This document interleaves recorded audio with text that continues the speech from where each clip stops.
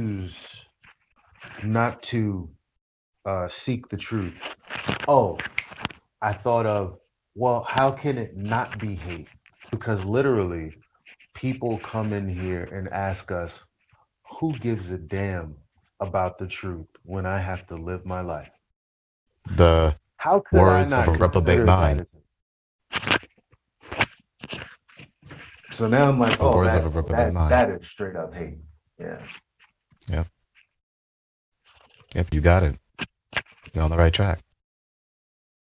So that's why they do that, because of this corruption of humans, because of sin. Sin corrupted us, corrupting our flesh, making our flesh have an intrinsic lust for evil, hence, quote, quote, the fall of man.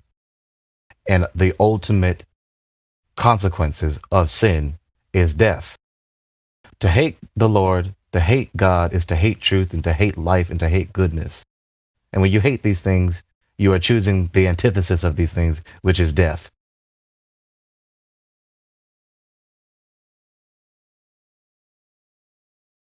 Which is why the Apostle Paul says, death came into the world through sin.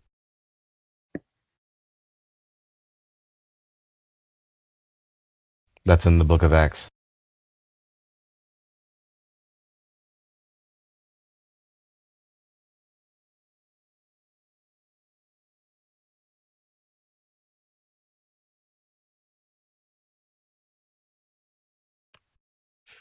Incredible conversations this morning. Incredible. I mean, even the Bible was saying that, you know, when they say those seeing they don't see, those that hear they don't understand, because it was prophesied that they wouldn't, because their heart is, are closed, their ears and eyes are fixed. They're just, and that's why he said, blessed are those that can see and those ears that can hear, because Let not all those who will have ears, understand. let them hear. And that's when you said, why is it that's people don't, some don't even think about it, they just accept it. All these things, all these critiques that we're making about what we humans do, these are all the consequences of sin. Maybe it's a Sin desire leads to thing, sin, and leads to to sin, know and the leads to truth. sin unto Maybe death. this, something within ourselves is searching Say it for it. again. Say that again. What was that?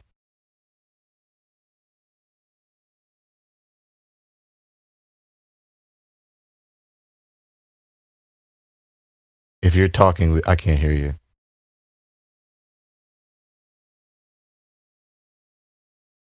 Yeah, maybe he cut out.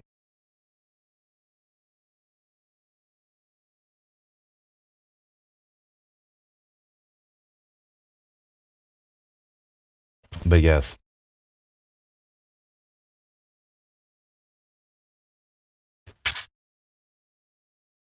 it will be.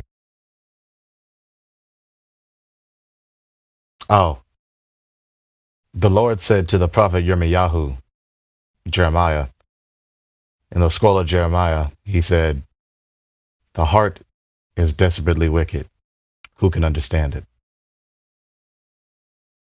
And that was in the context of the rebellion of the Israelites in the days of Yirmiyahu, which was during the time of uh, the Babylonian captivity, when the uh, Babylonian kingdom conquered the southern kingdom of Yehudah, which was the curse that the Lord afflicted upon the Israelites because of their disobedience and their perpetual obstinance and obduration against the God's law, his instructions.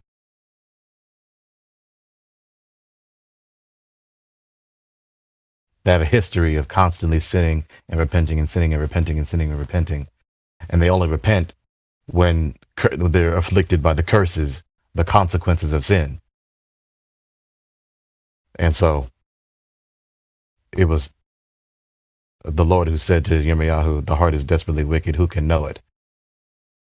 And this is not only applicable to the other nations, but applicable to also his chosen nation to be ambassadors and examples and evangelists for the way of righteousness. That's why all the critiques you made, that you said, that's why that happens. The heart is desperately wicked. So when you look at pop culture, look at the TV, look at the mainstream entertainment media, and they're all going on and on and on about this rhetoric of my heart says, I feel, my heart, what the heart wants, right? Yeah. All this rhetoric. It's all an appeal, and a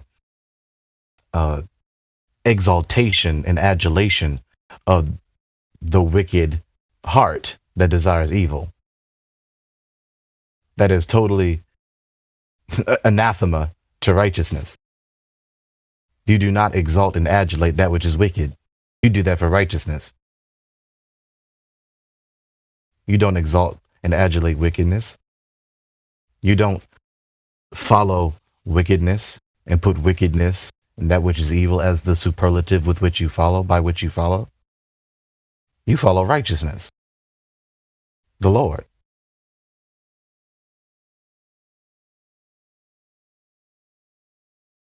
And you wonder why folks walk around so narcissistic, which is what the scripture calls lovers of themselves. Again, that's the Apostle Paul in 2 Timothy. In the last days, men shall be lovers of themselves rather than lovers of the God. I. And of course, the logical end of this sin is I am God. Both Globers and Flat Earthers are going into that deception, into that error, unto their peril.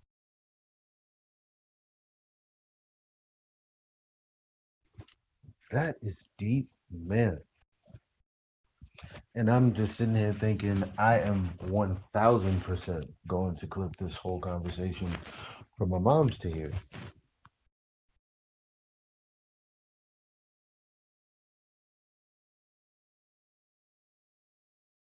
Have it to tell the truth.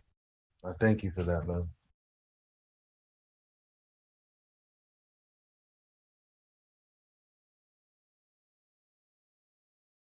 So for the live stream chat, you'll see it in just a moment.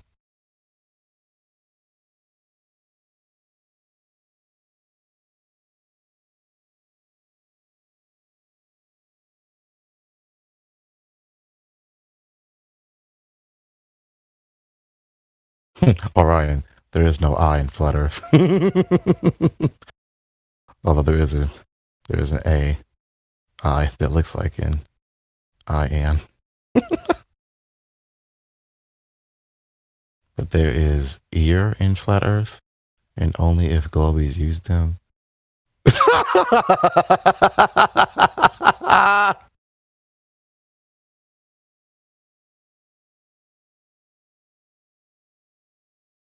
Elijah.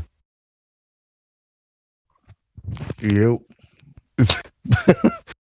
The Cartoon Globe Indoctrination said, but there, first he said, no, I'm not gonna say it. I'm not gonna try to figure that out.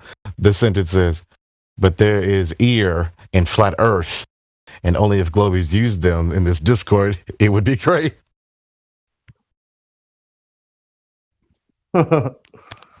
Because earlier he said, earlier Orion said, there is no I in Flat Earth. I guess that was in response to what I was saying. There is no I in Flat Earth, although there is a I that looks like an I an. Then he said, but there is an ear in Flat Earth, and only if globies use them in this Discord, it would be great.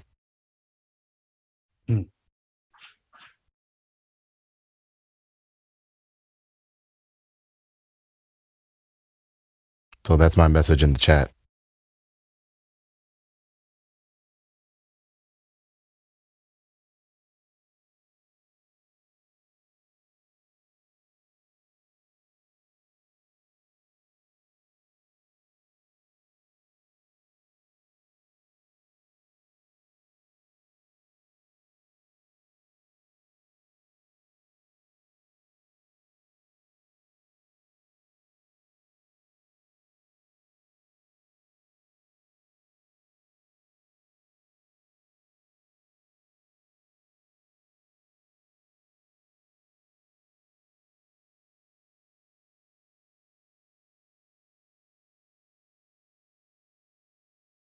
Boy, it is silent.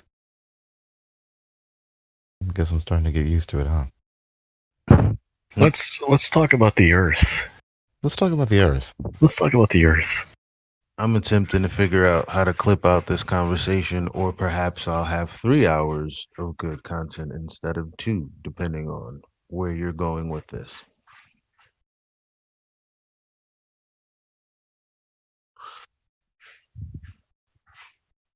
Okay, talk about the Earth. That molten core, or lack thereof, don't they say it's hotter than the sun? The core? Mm-hmm. I thought it was a rock. Like in the middle. Yeah. I mean, I didn't know. I forgot that they said it was hotter than the Earth. But a molten core to the supposed ball Earth. Yeah, but we're on the crust. You know, like the little part on top, floating on all the lava. See, why do people make the? Because they don't say they don't say lava comes from the core. They don't say that. But why do people think that when the core is solid, supposedly? That's contradiction number one. It's like straight off the rip. Yeah. Why is it magnetic when it's so hot? There's another one. When's the last Straight time? off the rip. When's the last time you seen lava be magnetic? And why does it even come shooting out the surface anyway? If mass attracts mass. Well, hot stuff tends to lose its magnetism, but there was another glober, George Nashik, saying that magnetic. What was that last part? Chopping. What was that? Your microphone cut out the end there. We couldn't hear what you said. Oh, they're saying that the Oh, there it goes again. push to talk thing is just very frustrating. Goddamn technology. Yeah. The Glober said that the magnetic fields were still able to flow through the hot molten lava. So they said that it's still not a problem for like the Curie pointer or whatever that says that, molten substances like that lose their magnetism, but I don't know if I'm buying it. I think that magnetic fields can still flow through it, but it's not going to be organized. It's just going to be too hot. It's going to be a mess. You wouldn't have a In the conclusion, high.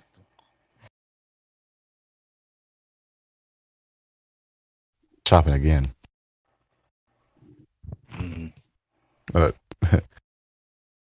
Elijah just posted in the chat.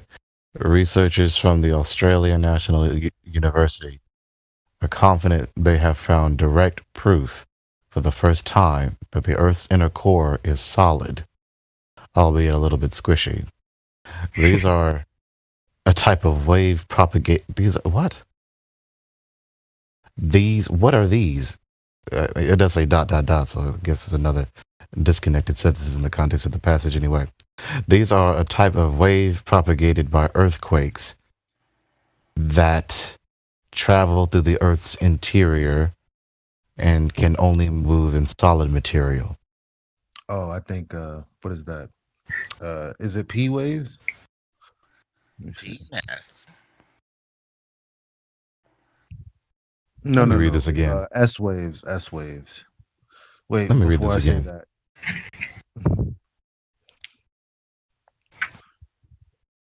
Yeah, S waves. I think because they got to be talking about PNS waves. But that's what India was talking about last night, about them using that hyperbolic geometry where it's not even actually yo. Sometimes I'm trying to put this shit together and it's like I could feel my brain melting.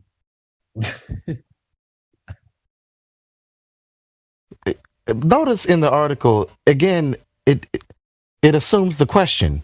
It begs the question. These are a type of wave propagated by earthquakes travel through the Earth's interior and can only move in solid material. You just you assume this molten core to prove the molten core.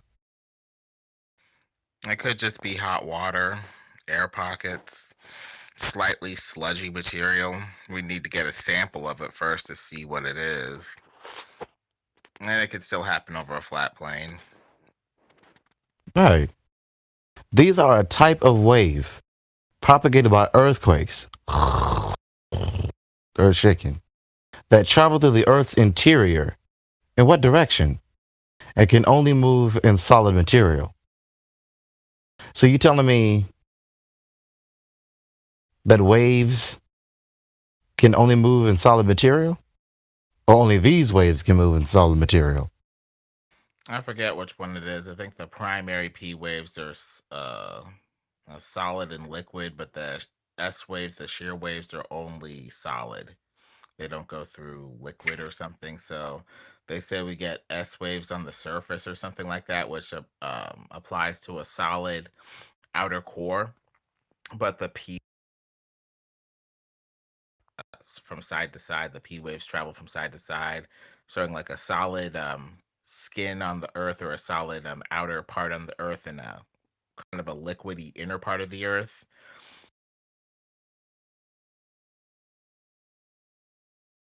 It fans out in this sort of way where there's shadow zones kind of to the side. So they say that can only travel on like a curved surface or something. I don't quite get the reasoning that they use, but they say something like that, the way the waves travel. They basically say it can only be a sphere for it to go from one side to the other and skip parts. The only shape that they think that that can happen on is like a sphere. But I think that Yeah. it can fan out like on a flat surface too. I don't think that there's a problem there. I think they're assuming that the wave would go out in all directions, and they say that there's the only way that you'd have shadow zones like that is on a sphere, but I don't think that's the case. I mean, waves do travel in all directions, do they not? But that the fact that Usually they travel in do. all directions doesn't prove that we live in a ball Yeah. So for the benefit with of this molten iron core. Yeah. for the benefit of anyone listening, I'm gonna read this whole article, but I've Go ahead. posted screenshots of the first three bits that I could because I realize it's not too long, but it's longer than I care to give screenshots. But so in a paper published in the journal Science, It's a okay, black chick. I don't know whose name that is, and Thanson Pham, Thanson Pham, both at ANU describe how they detected so-called shear waves in the inner core. These are a type of wave propagated by earthquakes that travel through the Earth's interior and can only move in solid material. The inner core is a planet within our own planet. Another okay, buried thousands of kilometers beneath our feet. Told Newsweek. The progress on the studies of Earth's interior has been tremendous, but we're still in the discovery stage. We found the inner core is indeed solid, but we also found that it's softer than previously thought. Okay. It turns out it turns out if our results are correct that the inner core shares some similar elastic properties with gold and platinum, he continued. The inner core is like a time capsule. If we understand it, we'll understand how the planet was formed and how it evolves. Shear waves traveling through the inner core are thought to be so weak that they can't be observed directly. In fact, detecting them has been considered the holy grail of global seismology since scientists first predicted the center of the earth was solid in the 1930s and 40s. I'd That love to metaphor get is a more little bit applicable and more. appropriate than they realize. The waves generated by earthquakes that propagate through the bulk of the earth could be divided into two categories: compressional P waves and shear S waves. Talkic said. Incompressional. To Calchic. In compressional waves, the ground particles oscillate in the same way in which the waves propagate, like in sound waves, but in the shear waves, the particles oscillate perpendicular to the direction of wave motion. If we measure the speed by which they propagate, that can tell us quite a lot about the physical, elastic properties of the rocks through which they propagate, he said. We can measure these properties in rock physics labs at crustal or mantle conditions, but it gets extremely tricky to simulate the formidable conditions of the inner core, and without that knowledge, it is challenging to calculate the exact temperature, composition, or even the age of the inner core. So they're speculating about something they know nothing about, basically. To find these waves, the researchers used a global network of pairs of receivers which measured activity in the Earth's interior. After major earthquakes, the team measured the similarity of the observed signal collected by thousands of receiver pairs in order to construct a global correlogram, a kind of fingerprint of the Earth. The results contained evidence of shear waves in the inner core and indicated the speed that they were traveling at. Both P and S waves can reach all the way down to the Earth's liquid outer core, but shear waves won't propagate through it, Tkalkic said. Instead, P waves continue their journey through the liquid outer core, and if the inner core is indeed solid, they will partition their energy at the inner core boundary in a way that a fraction will keep propagating as P waves and another fraction will be converted to S waves. Hold on. Let me see how. Okay, it's not that much longer. I'm like, how long is it? When does it end? Let's see. Okay, it's getting good. The S waves make their way to the other side of the inner core where they will again be converted to P waves, he said. The simplest manifestation of shear waves in the inner core and so-called PKJKP waves. Oh, they just threw a whole bunch of other letters in there. These have been mysterious and difficult to observe. Yo, wow. The first indirect proof that the inner core is solid came in it gets progressively worse. The first indirect proof that the inner core is solid came in the 1970s after a paper published by Adam Ziewanski and Freeman Gilbert. However, PKJKP wave observations in the inner core that are mysterious and difficult to observe, by the way, would be more direct proof, the holy grail that seismologists have been searching for. There have been several attempts before us, and a number of papers have claimed that they observed PKJKP waves in the seismic wave field, Tkalkic said. However, a recent study showed that these results were likely the observations of scattered energy, and thus the scientific community stayed divided and generally unconvinced. This work hopefully concludes a quest for the Holy Grail and provides desired constraints on inner core solidity. However, I expect that refinements of our measurements will follow in the near future. Now, that's the end, but before you guys say anything, what gets me upset is that every single time the end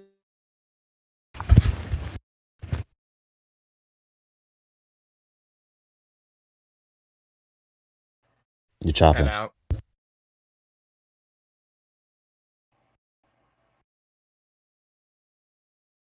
The government got him. People don't know the truth about this earthquake nonsense. Pull the plug. Pull the plug now. He was about to spill the beans too, and just like that, gone. Well, the thing is, they came up with an alternative theory to go against the scriptures that said that the world was called out of water.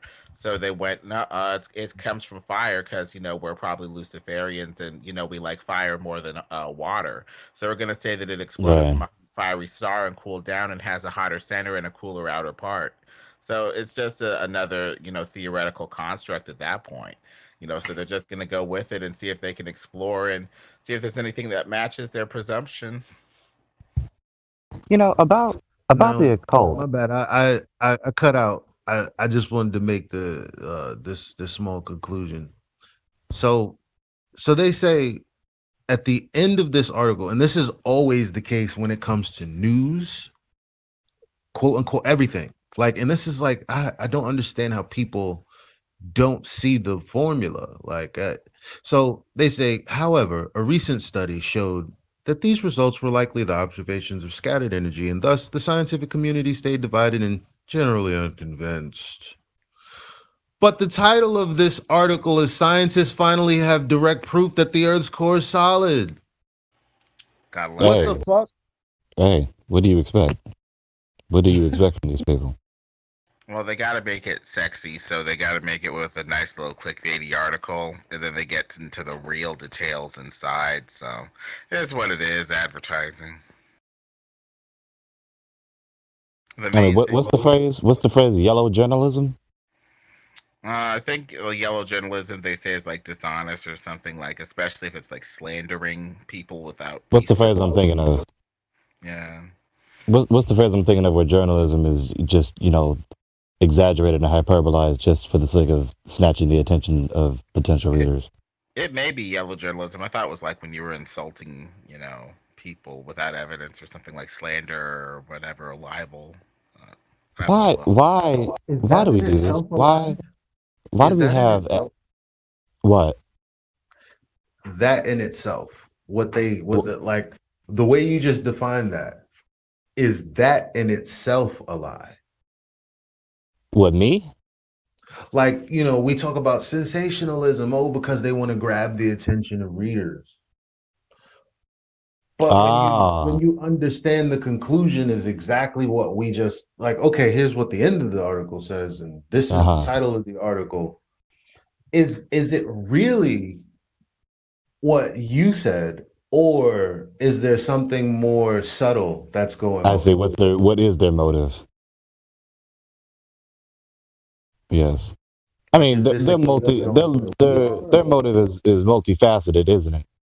I mean, the most sinister and deepest level, esoterically, is to Like, bring people away from the real God. Right. Based off the definition, it appears you're right. Yellow journalism. Sorry about that, but I think I was right. Yeah, it says it's based off of sensationalism and crude exaggeration.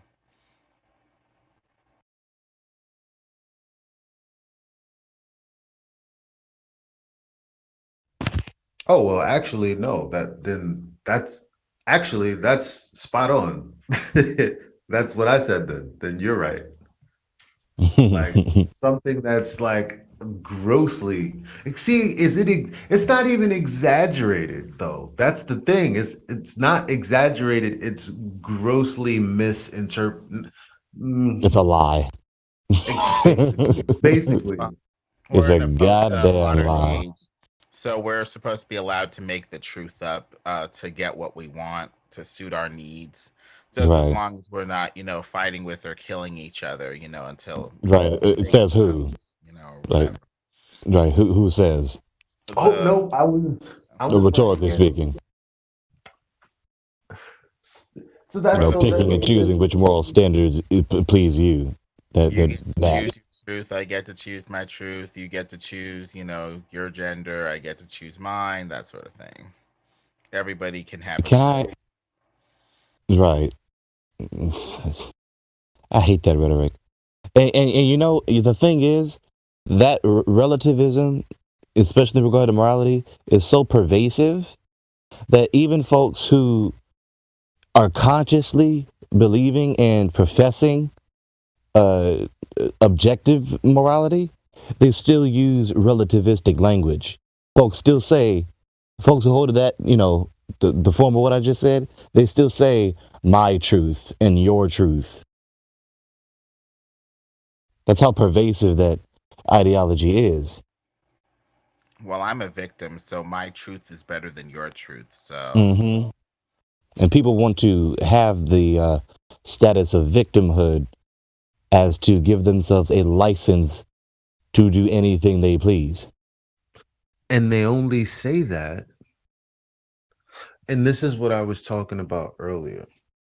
when I was saying because people can lie, something that is also metaphysically true, something we can't prove, which is what we define as beauty. People will say, well, no, it's not defined, but it kind of manifests in the way we praise what beauty is. Like it's just evident in behavior itself and what beautiful things are. And so, yeah, there is a truth even on the metaphysical level, but because people can't prove it, they allow themselves.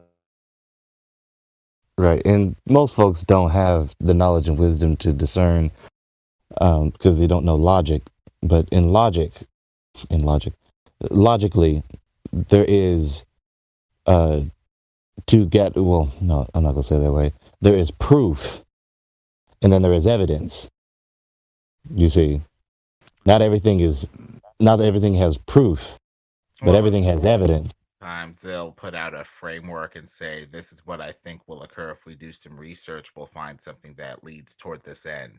But when you don't find evidence of, say, a molten core or gravity after 500 years, at that point, do you have a gut check and say, are we going to keep this framework or throw it out for something else that's a little different, that allows different exploration, or are we just going to run with it?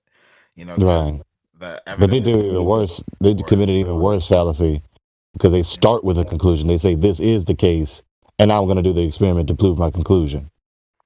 Yeah. Because a lot of times science needs a way forward, so it needs something to guide its exploration. So it'll come up with Well, science doesn't need anything. Science doesn't need anything. It's not alive. Well, you need to guide people's actions. People are like, what the hell am I doing? And so you give them a story to be like, oh, okay, I think I know what I'm supposed Yeah, to with do. the scientists. Yeah, not science, but the scientists. The ideologues. Well, they need a framework to guide them forward. So they say that, objects just, stick together and clump together because of gravitation. We're going to look for this special force. We're going to look for this on this end, or they changed it to space time now. They're going to be like, okay, we're going to look for this gravity force out there in the air, all around us, and stuff like that. But people are getting confused. Yeah, they need to get. Yeah. Yeah, they need to try to substantiate their ideology. Yeah. So that it's justified, so that they don't have this they don't have this mental trouble of, I believe it, but there's no substantiation. I want to believe this because I don't like the contrary, which is what many of these supposed as it were, what patriots or saints of old in the religion of scientism, that's what they did. They just refused. The story pushes them forward. They're like, 100 years, 200 years, 500 years. We're going to find this gravity force either inside the object or in the air of space time all around the object. We're going to find it somewhere. We're going to keep looking. So that right there, I heard that a couple times. Scientists making predictions of discoveries. What don't prophets do that? Don't prophets foretell the future? This is a religion. And where did the prophecy come from? Where did the revelation come from? Who revealed that to them? Well, materialism has its roots back in India. They liked materialism, this idea that everything is material, particulate, pebble like matter, because it helps them look for stuff like chemistry and elements and, have things combined in the right proportion. And it's a guiding principle that guides their math and their theory in some ways, but constrains it and hampers it in others. That's the trade off with some of these just so theories. Do we see everything breaking down to a particulate pebble in like quantum mechanics? Not quite. You can't even observe what's going on at that level. So it's very woo woo, kind of theoretical anyway. And you can have multiple theories to explain the same thing. So you have all these different schools trying to compete for their, pet theory, more mysticism, less mysticism, stuff like that. Mm-hmm. That's interesting you say that. Materialism from India. It's funny, India. It's funny, Hinduism. And Hinduism is a British English exonym superimposed on them that they then identified with, the same way so-called black people identify with the, they assumed the word nigga.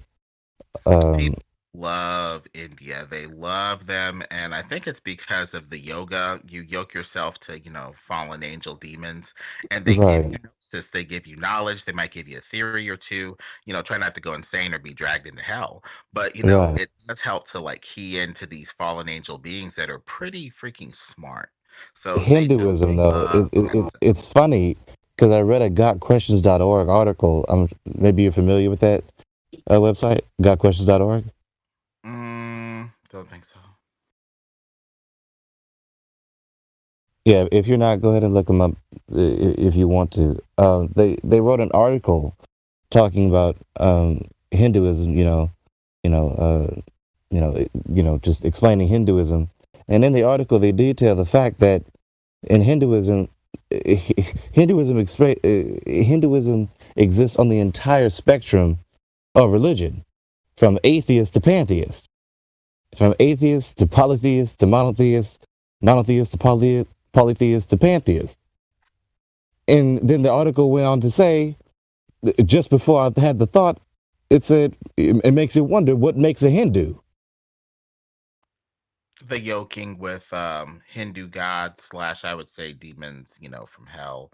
But they say that the Nazis went kind of Hindu. They loved those Vedas, and they Hmm. got some of their science by the Vril Society from some level of occultic, seance summoning and stuff like that to give them their Hmm. UFOs and their advanced tech and stuff like that. And that made them go explore Antarctica and different things by different anecdotal accounts. So it does look like they're getting some sort of knowledge from some source, as it were, occultic or otherwise. Uh, what what what's the word? What source of information are you referencing? Uh, Telling you that materialism, uh, more so than not, originates from India. Materialism goes back to like ancient Greece and India. The idea that everything is this matter. Well, atomism in particular. If you talk about atomism, that goes all the way back. Because people are like, what is the fundamental nature of the world? Are we going to find a pebble particle that makes up everything or not?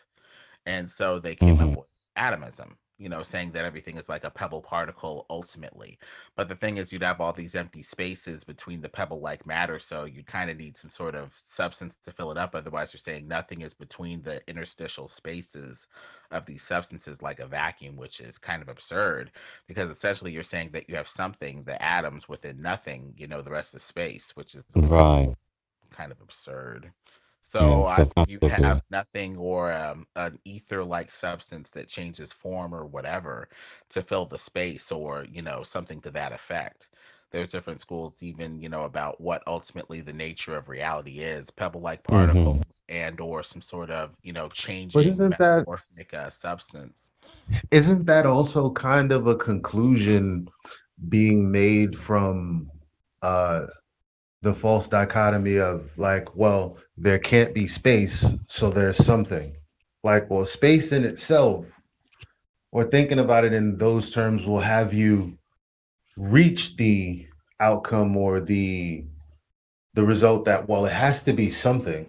So where I will consider this space to be, I will replace that with something instead of nothing, which is always something, because you can't think of nothing, even when you think of it. Yeah, but I guess the Wait, wait, thing wait, wait, wait, wait, wait, wait, wait, wait, wait, Elijah. what was that? Yeah, yeah. Help me understand your argument. Well, well, well, which part do you want me to? The Maybe whole just thing? repeat your meaning. Yeah, maybe just repeat your meaning. Okay, so I'm saying, like, of course, well, I can't think of nothing. Like, even when we think of space, we have a visual of it in our mind, right? Hmm. And so Yeah, what I'm nothing is in saying space. Yeah, is, space and nothing aren't the same thing. if you're already thinking of that space and you're replacing something that could never have been what it was as defined and Hmm. replacing it with something. So you're replacing something with something, and that's a Mhm. necessity from the conclusion that's already been made. Mm-hmm. So, okay. What is the presumption that there's nothing between the fundamental components of reality, or that there is With the space? Epicurean vacuum of the Greeks, yes, it was assumed to be a void of nothing. And you had Okay. particulate matter being the something that was separate from the void. But then, scientists came along and said space appears to have waves, it appears to have a lot of stuff in it. And then people said, well, maybe space is like a substance like water or an See, so ether the or common some sort denominator of here, substance. the common denominator here is space, because we're Mm-hmm. stuck there. Like, so Yeah. everything we're And you can't thinking have of, we're space thinking without in terms of. something. So every time we talk about it is, well, they thought space was this, and they think space was this, but Mm-hmm. space can't be that, so it's this. Right. It's the Deductive same reasoning. thing. Mm-hmm. And they do appear to be coming back to space being some sort of substance with like space time. They abandoned the ether the moment it went against Copernicanism. But people Mm-hmm. Basically, I'm count asking space with Lemon, what property. space? What space is the question? Like, because we keep reaching this conclusion of, well, it's not space, but the space that I'm conceptualizing is something else. But I'm saying, no, what is space? Yeah, Oh, well, where space. in the air and Space the is the air unoccupied, volume. that thing that the air is mixed in that's not a that we would normally call a vacuum. I would say that vacuum in that evacuated chamber We is wouldn't. actually a substance called ether. So I would say that there's no such thing as an evacuated nothingness. It's still a substance even then. It's just a purified evacuated ether. So at the heart of everything, Mm, or at behind everything else, once you get rid of the air, get rid of the stuff, you have purified ether that is always there, floating Yeah. around. The stuff that we call that's space or a that. vacuum is more accurately a substance of some Mm. solidity or whatever, some sort of somethingness. Well, when you talk about a vacuum, you're not talking about the vacuum everyone's thinking about. You're talking about taking air out of an area.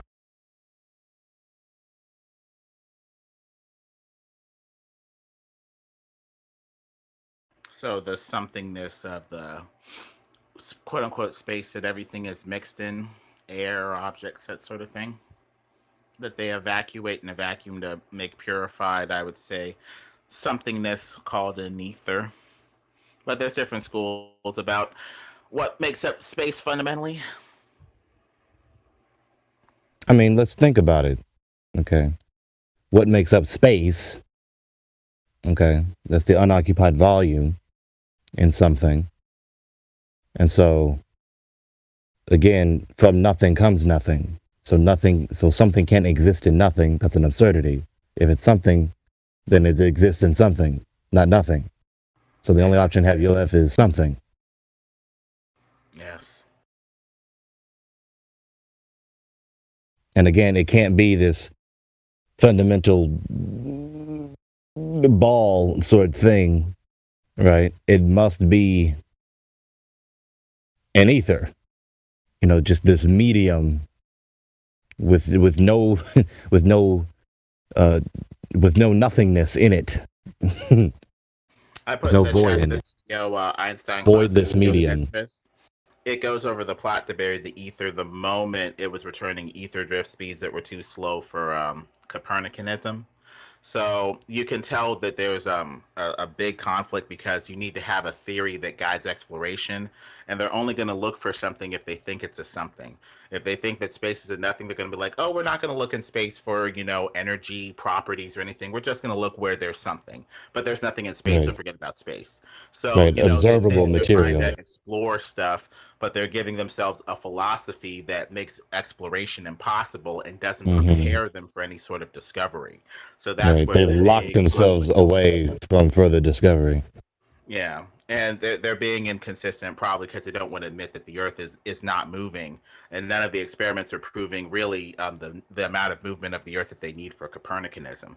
So they're like, let's abandon the ether, call it space time, and go down another track. No, we do not want the God of the Bible to be real. No. Hell no. We'll go a Hindu mystic. We'll go with something else. We can go Jack Parsons and call up a demon, but we're not going to call it. Right. Just saying. Just saying. Just saying the truth. It's the same people it's these same people. I got the atheists in my mind right now, who constantly preach open-mindedness, be open-minded, don't be bigoted. But you are the same folks who will consider any and every option except this one, the God of the Bible. Yeah, it's appealing because you like that Luciferian gnosis, that unauthorized knowledge, maybe sacrifice a baby here, go to CERN and call up a demon here. It's very appealing, to people. And you don't have to be concerned with loving your neighbor as yourself. You just be self-interested. Oh no, let's do human experimentation. Let's, do an abortion or two. Let's have knowledge of us, even if we have to, destroy everything and kill each other. But and at this rate, let's just become God. Let's just be God. Yeah. How you gonna do that? I'll figure it out. Don't you tell me I can't do it. Do what thou wilt shall be the whole of the scientific law. What did that man say? Today they call them demons. Another calls them angels. Tomorrow they'll call them something else. Aliens. Extraterrestrial. 40% of those extraterrestrial encounters end when they cry out in the name of Jesus. Kind of making right. Those beings are kind of demonic. Which only adds credence, which is just something else that just vindicates and corroborates the God of the Bible, even though Jesus is not his name. He's still listening, like a caring father separated from his child.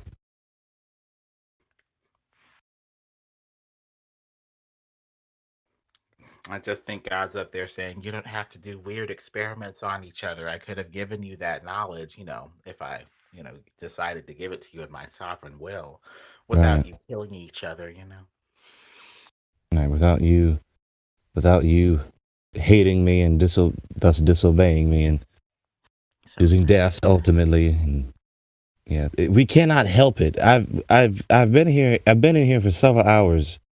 And you just cannot avoid critiquing and thus talking about the real reality of existence in the universe and humans and life and morality, because all that is just related to this grand deception about the structure of the universe. In addition to the origin of life, the origin of humans, the origin of existence itself. And the origin of everything immaterial, including morality, especially morality. People are smart. They connect the dots. They're like, okay, if this is created, that means that there's a creator. If there's a creator, then, morality changes from a relativistic gobbledygook to basically whatever this being says. So, if you want a population of atheistic, debauched, demoralized, easy to control citizenry, you just put out this Pythagorean globe lie, and then the rest of the pieces, fall in place. God, the erudition is on point. Fifth Assist, it's you. These people are nothing if not smart. If not diabolical. Fifth Assist, Die Slow recommended me to you, bro. Oh, Die Slow is too kind. He's hip to the ether as well. Yeah. Yep. He referenced you because I was asking him about the ether. Yeah, Die Slow's got some good stuff. I gotta read those books that he sent me about magnetism and stuff. All this talk about the ether, it just snatches me right back to the documentary by The Truth is The Truth is Stranger Than Fiction on YouTube. Are you familiar with that one? Don't think so. What they say? His documentary is called Ethereal: The Battle Between Heaven and Earth. I think the ether holds the key to spirit and this world that'll be unlocked spiritually, pointing to angels, demons, and God as well. I think that's another reason why they suppress it with the quickness. They don't want to open up that door. I don't know. I personally don't subscribe. Yeah, Because every time I attempt to define ether in the way that I think I experience it, it's not what everyone else is saying. And I'm like, well, how do you know that? And they tend to have replaced space with it. And I'm like, but why are you doing that? Like the sky is not any of that, and we don't know what it is. What is in the space? There's something there. No, but we're in the space. Right. We are in the space too. Right. Right. So that's what I'm saying. Like we're in the space. There is no space. Space is only. Space is only. We misunderstand space. Space is the unoccupied volume, but of course not on the most irreducibly fundamental level. Like my hand is moving through space right now, and if I get up and go to the restroom, I'm walking through space. But of course, the space that I'm walking through is not unoccupied by the medium, the ether.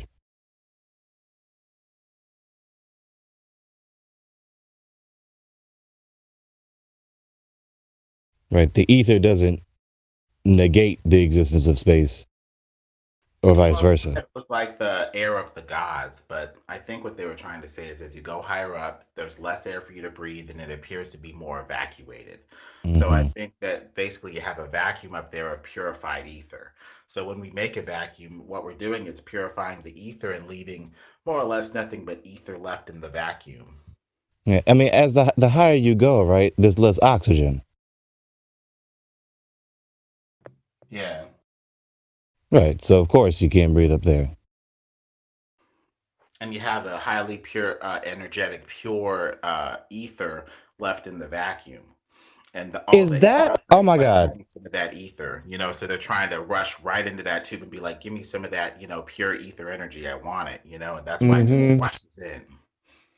Is that? Have you seen the footage of the uh, amateur rocket that reached the highest reaching amateur rocket? Have you seen the video?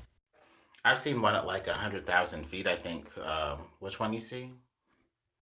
I wish I could reference the videos I remember, but it's a video, and it's a video of the amateur rocket that's reached the highest height, and it's you know flying. It's going and gone, up and up and up, and the footage is showing, pointing down at the ground, and it's flying fast, and all of a sudden, after a couple minutes of flight, going straight up,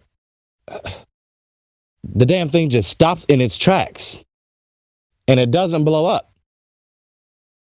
I know the one you're talking about. It goes like 70 miles up, I think. Right. So It's the dome or something like that. right, but if it hit the solid dome, right, it would have been fucked. We wouldn't have had the footage unless the footage stayed intact and it was recovered on the ground. But it didn't. But there was some sort of like ka-thunk sound, not like, but a ka-thunk. Yeah. It's like, and not just that. It didn't just stay still. It slowly moved as though it was in a much more, what's the word, viscous substance. And it was just slow. Yeah, that's why I'm saying the water's above. Or like some sort of thickened ether sky pudding or some sort of thick, soupy substance.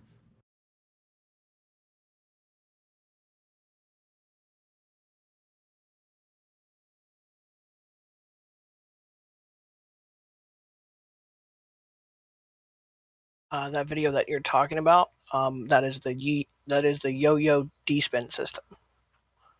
It engages to help the rocket not spin anymore. So that's why you hear like the winding sound and the chunk. You can actually, if you slow the video down frame by frame, you can actually see the black yo-yos disconnecting off of the rocket fuselage itself.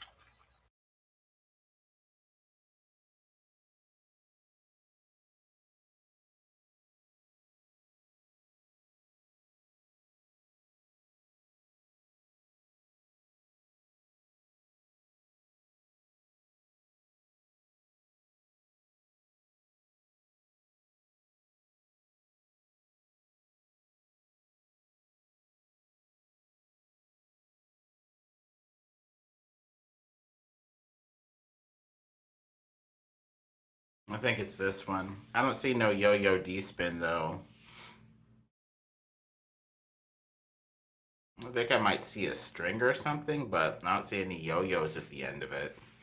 But yeah, there's a small black circular object along with the string, like a yo-yo. I've heard of the system, but I don't know if that's what they actually use. It's a yo-yo D-spin system. It's very common in amateur rocket launches. Because I know it's because you need to find a way to get the rocket. You need to find a way to get the rocket to stop spinning, so you actually have some good ability to take photographs or see what you're looking at. And the way to get the rocket to stop spinning is the yo-yo D-spin system.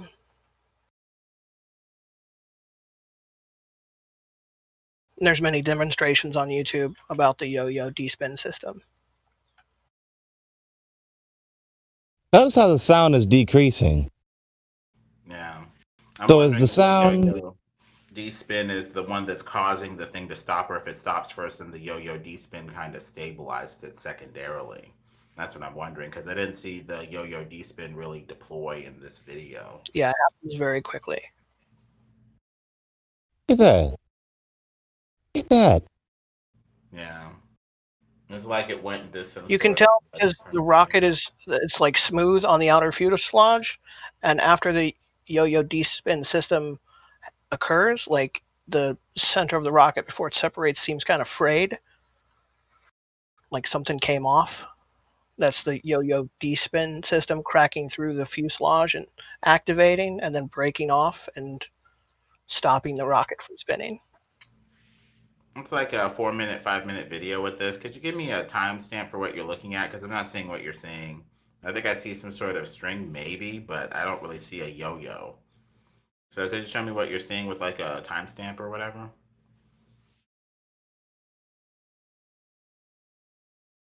Because I'm familiar with the theory, but I'm trying to see if the theory actually matches fact.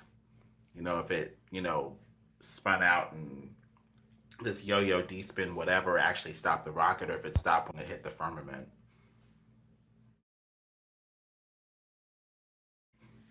Both, neither, just trying to double check.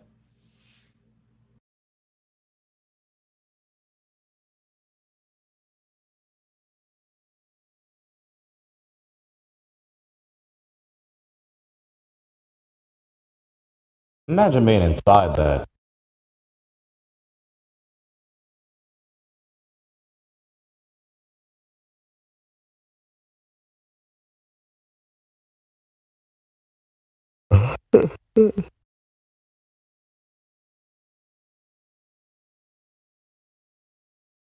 That's why I was thinking that there's some sort of waters above or soupy, substance of whatever up there. That's exploding. What was that? Well, I can see how there could be a logical inference to the waters above, because helium, when it gets very cold, turns into a liquid that actually climbs walls. So, but it's a zero viscosity fluid, which means it has no friction. So if you were to go up into it, you would continue at the same rate and speed uninterrupted. So it wouldn't stop or slow you down. Thus, this thinking of this rocket going into that and stopping spinning makes no logical sense to me. If you could rationalize it logically, I'd appreciate it, but that's just how I see it. Yeah, you'd think that it could, break through the water, as it were, but maybe it's so thick and syrupy and viscous. It's like the brine pools that we see in the But ocean, but in reverse. It's zero like, nope. viscosity. Zero viscosity. Right. It's Or it could be frictionless. something else, maybe. Who knows? Because we got those brine pools in the ocean that you bounce off of, supposedly, and it's like, bloop, oh, you're not going down any further. Maybe this is it. Yeah, what's up with You're not that? going up any further.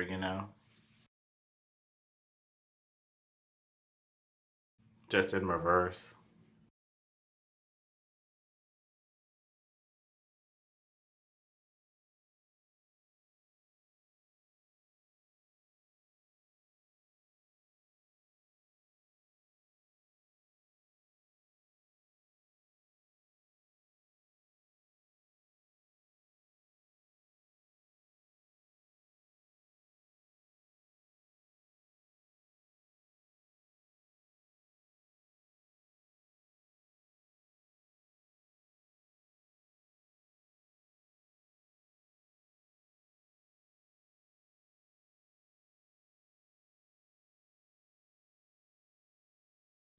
Very interesting.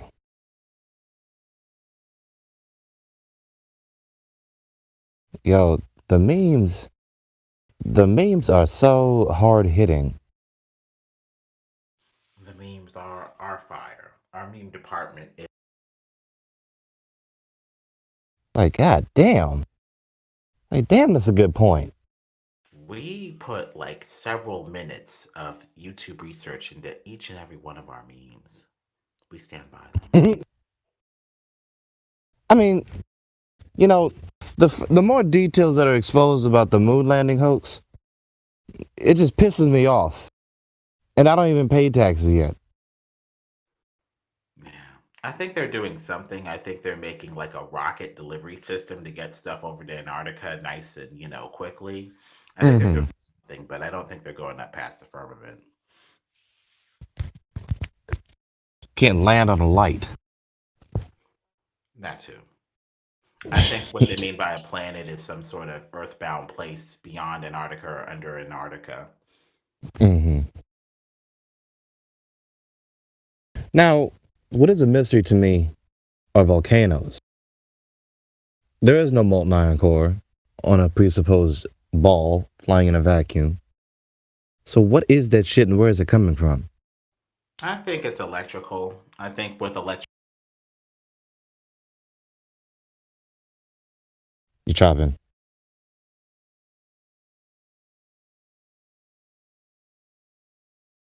You cut out, brother. Ugh, this freaking thing. I think that we're dealing with electroplated rock in an electrical system because electricity can melt rock into slag and stuff.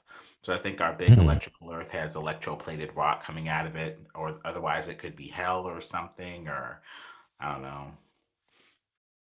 I Are you familiar with Feed Your Mind on YouTube?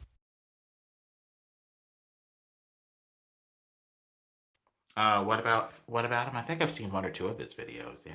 Hmm. Have you seen his video regarding volcanoes and how um given the scriptures teaches that the the underworld is the lake of fire and or the abyss, and of course the grave, which is where all humans go when they die, not to heaven, not to hell, which doesn't exist, but there's the grave where humans go, the lake of fire, and then the abyss, right? And so, I mean, when you look at lava, I mean, hell, what do you look at? What are you looking at? A lake of fire. Yeah, a burning lake of fire.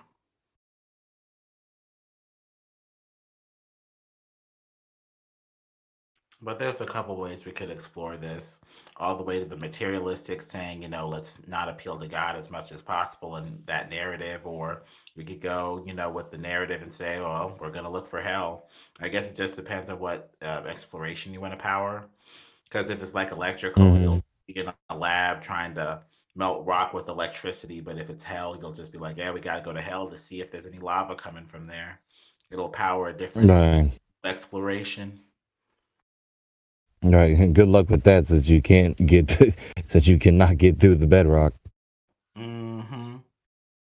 I don't think we're supposed to be down there. God's like, It's you're not going down here like, or you're gonna die. why are you trying to go? Why are you trying to go to your punishment?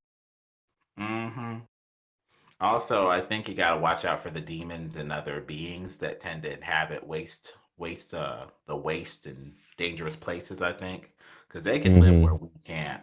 You know, we can Yeah, get the fly. remote, yes, yeah, like these places on the earth where they have these, these terrifying names, like, the Devil's Mountain and Demon Valley and Death Valley and all this stuff here. It's like, gosh, what's going on here? God's like, look, you can make up some sort of scientific story if you must, but you're not going here. You are gonna stay out. It's too cold, or it's too hot, or it's too deep, or there's no oxygen. Stay in your lane. I mean, good grief. Um, Me learning about the deepest hole being drilled. Are, are you aware? You aware of the workers reporting back? Hearing voices and hollering. Mm-hmm. Screams from the pit of hell. Something going on down there, or some sort of underground civilization or something. I've heard some weird accounts, conspiracy or otherwise, saying that there's all sorts of underground civilizations and stuff. I think his name was Nathan Reynolds. He talked about being from an Illuminati family and being pimped out and abused at a young age and turned into an assassin. He said that they have gladiatorial assassination games down there where they pit children Wow. against children and watch them fight to the death. Who knows what's going on down there? Nathan who? Nathan Reynolds. I'll put his testimony in the chat. Are you aware of John Todd, who has a similar story? Oh yeah, he disappeared after he spilled the beans about the satanic music industry. Yeah, the music industry and the banking cartel and witches, wizards, magic. He said to be a musician nowadays, you've got to be a third degree witch. Unless you're initiated, you ain't getting those billions. You might get a Right. couple, thousand, but you ain't gonna be in the sky high club of Hmm. finance. Plus, we got Jay Z, exchanging energy with Marina Abramovich. They're just staring at each other and just like circling each other in this weird occultic looking ritual. Wow. Give me your energy. Let me feel your energy. I mean, what is the belief? What is that? They're doing that because of what? What do they believe? At the darker parts, basically human sacrifice and stuff like that gives you energy No, no, or no. Like specifically what you were just mentioning. oh. Marina Abramovich is supposed to be like one of the high adept witches or something like that. She talks about Hmm. spirit cooking and stuff like that. And supposedly she's Uh, high up. She has these weird parties where there are cakes shaped like humans, drenched in what right. appears to be a brownish, molassesy, blood like substance. You'll see Lady Gaga and other people, there at those parties and stuff like that. Hmm. Um,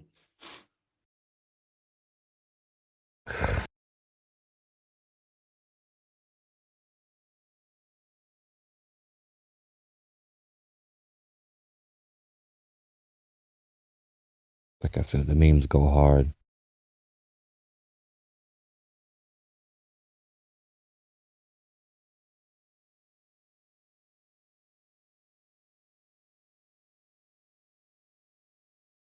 Spacesuits kept these astronauts warm in the cold vacuum of space, but on Earth they need a blankie.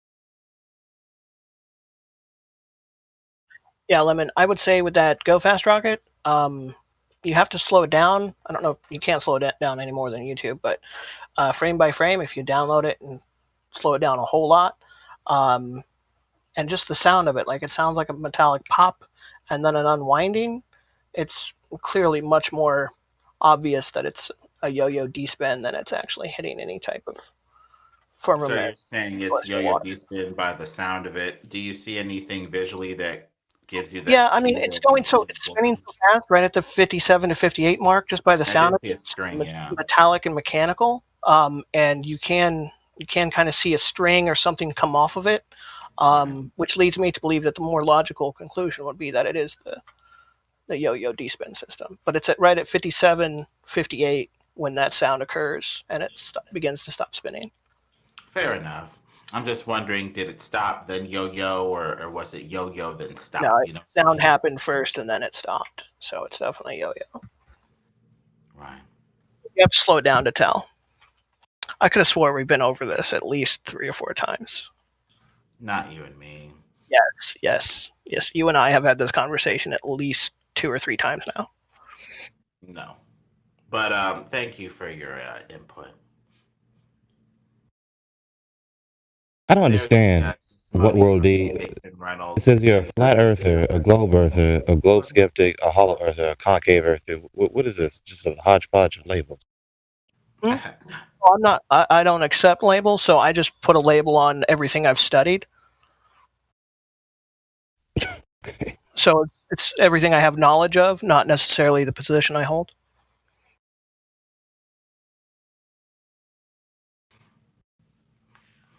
I put the interview in the chat. Nathan Thompson interviewed Nathan Reynolds. You'll find a couple Nathans in this movement. I think that's not a coincidence, since Nathaniel is gift from God in like Hebrew, so it's like this gift from God, these Nathans and stuff.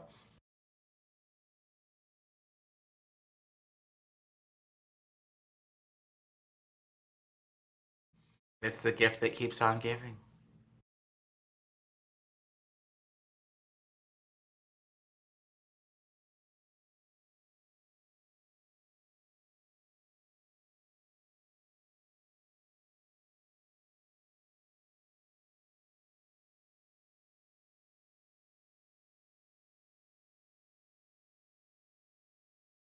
What was World D's argument to you about? I was saying that it's a yo-yo D-spin instead of the rocket hitting the firmament. What is a yo-yo D-spin? I'm saying it stops first, then yo-yo, but he's saying it's yo-yo first, then stop. So I guess we'll have to explore this further. What is a yo-yo D-spin? It's a system where you have 2 counterweights attached to the inside or outside of the rocket. So as it spins, when it gets to altitude, you have a mechanism that releases those 2 counterweights. And the way the rocket is spinning, they use their centrifugal force to spin out and then bounce back and stop the rocket from spinning. So it's to counteract that force. You can look on YouTube of a yo-yo D-spin system, like that one that Meadowlark just posted.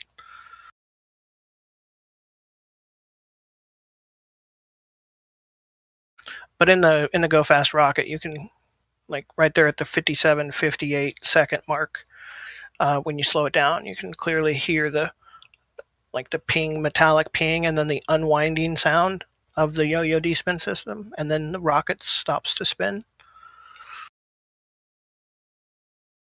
You can kind of see a string come off of it if you go frame by frame very quickly.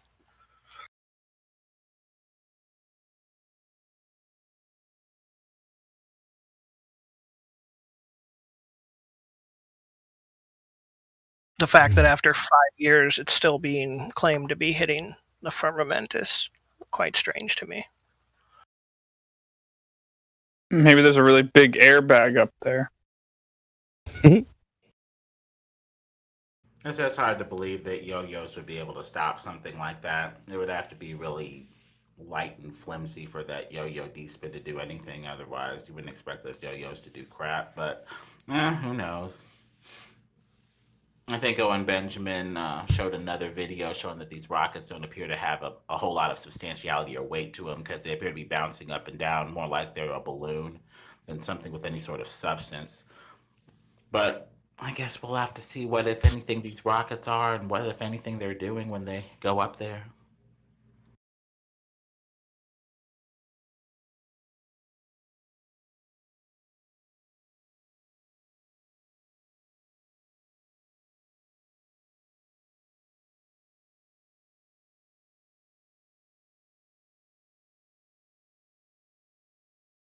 I'd kind of go with what he's implying. They're probably these very light, kind of hollow structures with not a whole lot of stuff in them. Otherwise, they'd get too heavy and too unwieldy to rocket around. Now, what are um, the space shuttles? Because I see a rocket such as the one in the video, and it's zooming, but the space shuttles, they slowly ascend. Yeah, there's Uh, clearly a difference between like the NASA rocket launches and the amateur rocket launches, right? Because the amateur rockets are more like a firework. They zoom straight up, right? But the NASA ones, because they appear to be so big and bulky, right? They take off much slower, and it looks like they use a lot more, you know, lift or thrust. but if they're using adequate thrust to lift up, why don't they also just zoom? Right, because because they're much heavier, or because they're using a different type of propulsion for lift.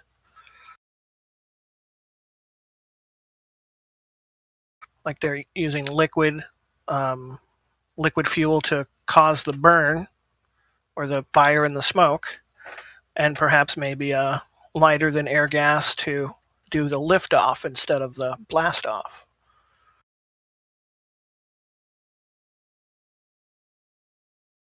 Is there any other device that slowly lifts up off the ground the same way a shuttle does? Other than, a helicopter, of course, or some sort of, jet that can hover.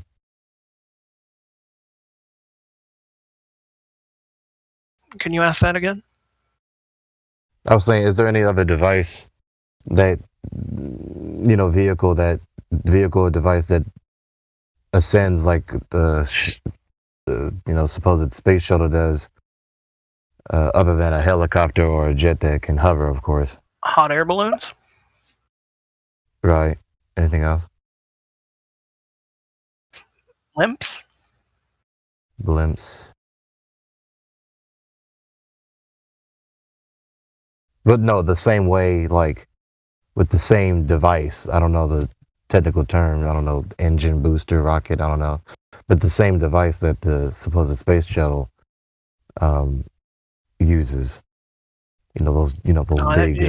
Use just a really big, allegedly really big fuel tanks, and they just burned a lot of fuel to get up there.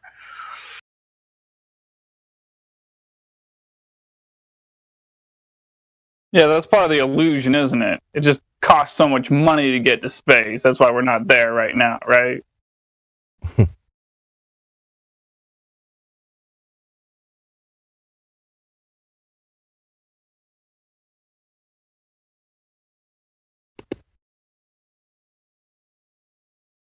If satellites existed, you wouldn't need an airplane for pictures. Dr. James Mack, Department of Defense.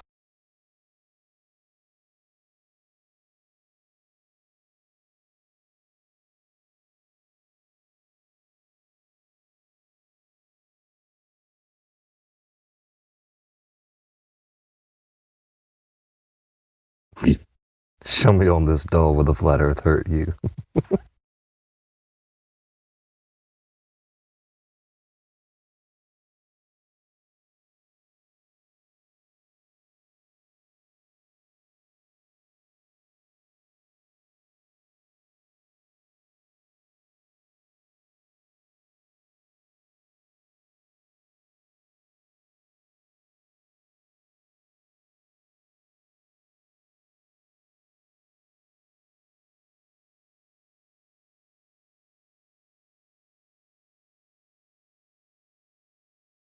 Physicist?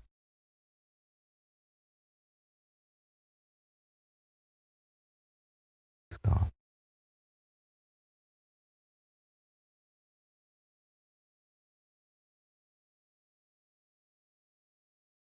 Elijah?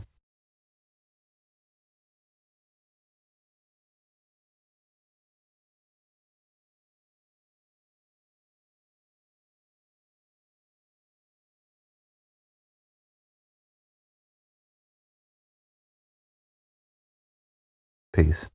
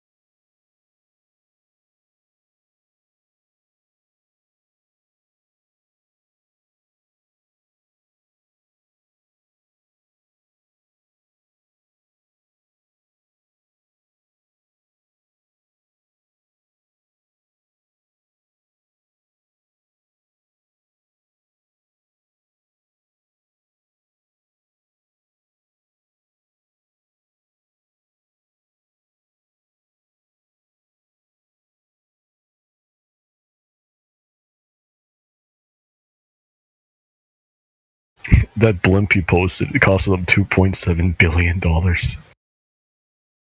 just get shot down by the local police. Oh, what a fuck up.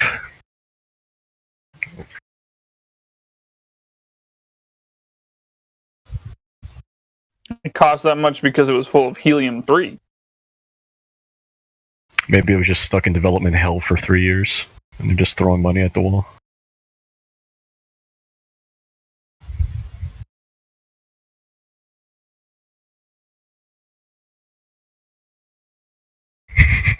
Trying to make the point, if they can use blimps like that for radar, couldn't they use that for other radio signals as well? Even low location and GPS, perhaps? Well, didn't they say themselves it was unreliable? And the fact that it got shot down in a wood somewhere because it untethered itself. You know, I wouldn't really want a blimp floating around at 40,000 feet where we got jetliners going around. No, they wouldn't be at cruising altitude. They'd be much higher than that. They'd be up in the stratosphere, out of commercial flight range. Yeah, but at that point, you might as well just use a satellite. I mean, sure, if you want to have the argument, that makes sense. At that altitude, that would be a satellite. Satellite just means a repeating station. All right, but why would you put a blimp in the sky if we already have a system in place that we use for GPS? Well, the GPS system was based off of towers with the Loran system to start. Well, they can stay up for an infinity. Pardon me? They can be solar powered and they can stay up forever. Yeah, but what happens when we decommission a satellite or whatever you want to call it, something orbiting the Earth? Well, In just your push it model, off. you just leave them floating there. What are you talking about? No, we got Supposed to other be a whole satellites that pile go up. of junk out. There's Pardon supposed to be a whole pile of junk still out there orbiting. Yeah, but you got different space companies going up there and just like shooting a tether at it and then just ruining its orbit so it burns up in the atmosphere. Jesus. That's a mistake. Look at that.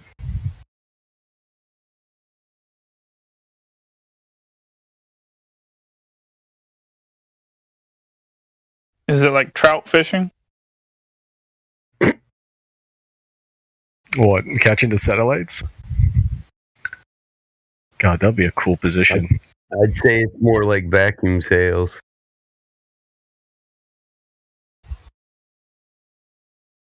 Again, I don't know where the footage is, but there was a video of a jet pilot just shooting out one of those like low orbit, whatever you want to call them.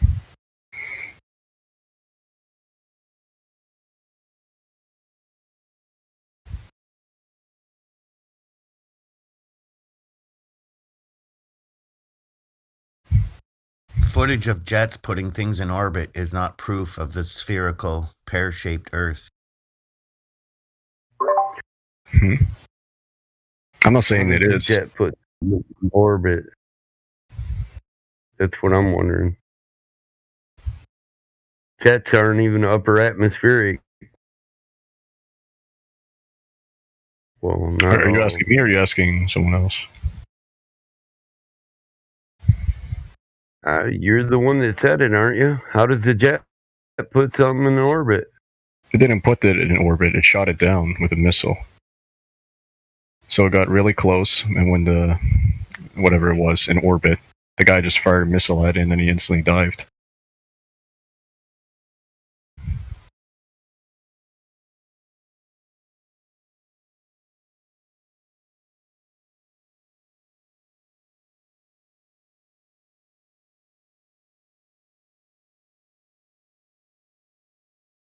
In order to have orbits, you got to have a sphere Earth with a radius of 3959 miles, which there's no evidence of curvature. On top of that, you'd have to show how you can have gas pressure next to a vacuum without a container, and that can't be done either. So it's pretty much the globe has been terminated. Yeah, I'm not arguing on the shape of the globe. I'm just saying that there's something in the sky that we use for GPS systems. Yeah. Because the stuff on the ground, it doesn't work out. Like half of them, they're subject to errors. They need other systems to help it. Really? Well, when you Google it, they say they only use that shit for 2%. 98% of all information on Earth is transferred via land cables. 2% satellite adjustment. You think we can't triangulate a signal from the ground? Really? Relative to an aircraft? Well, I mean, if they were floating them, why is it we lose signal in the mountain, which should be closer to a satellite? Mountains, you always lose signal. Cell signal, GPS, all that. I'm closer to damn satellite. Aircraft. We have aircrafts that are flying through northern Canada right now where there's nothing. Yeah, and they don't have any shit in the southern hemisphere. In the southern hemisphere? Their online nav systems in their they can't use their online nav systems in the southern hemisphere. They got a different system entirely. In North America, we got a much better system. So basically, what we're taught is the satellite tracks your position, sends it to a radar station, and then it sends one signal to you that you receive. And that just tells you everything about your position and where you are. But even with that, I know what nav is. All right. But even with that, it's so off that like you need assistance from the ground too.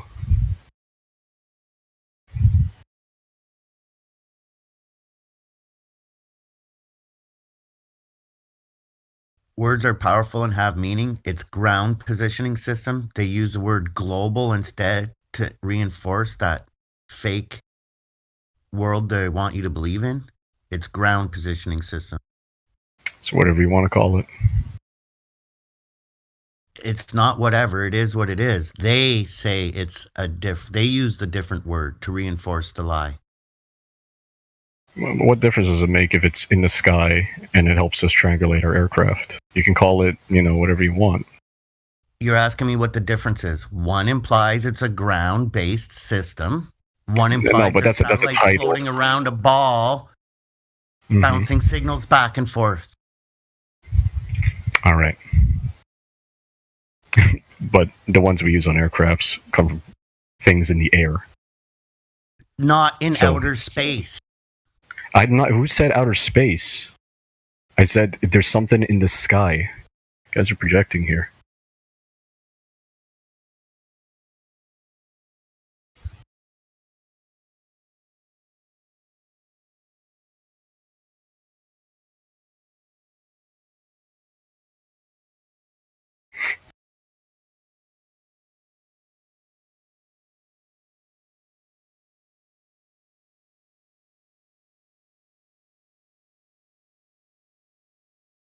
I wonder if they can shoot down that pesky flying spaghetti monster.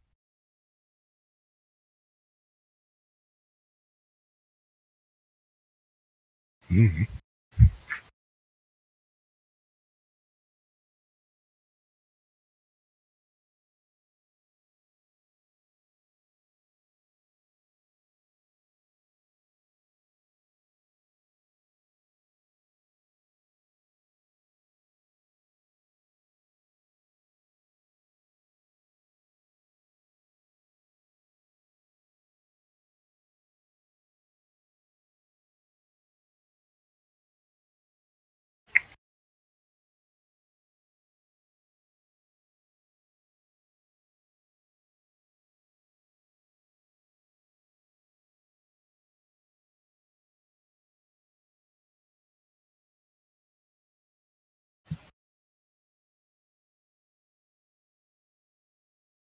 What shape do you think the Earth is, Pooh?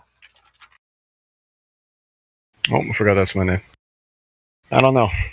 General aviation is typically like below 40,000 feet, so from that altitude, everything looks flat. And I don't like that my instructors are telling me to not tell something if I see something, so who the hell really knows? You going to flight school right now? Yeah, I'm in flight school.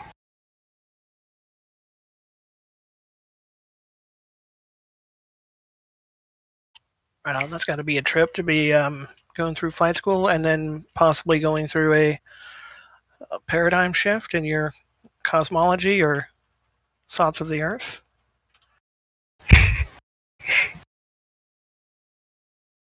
Watch out for the flying spaghetti monster. Yeah, I might get caught in the engine.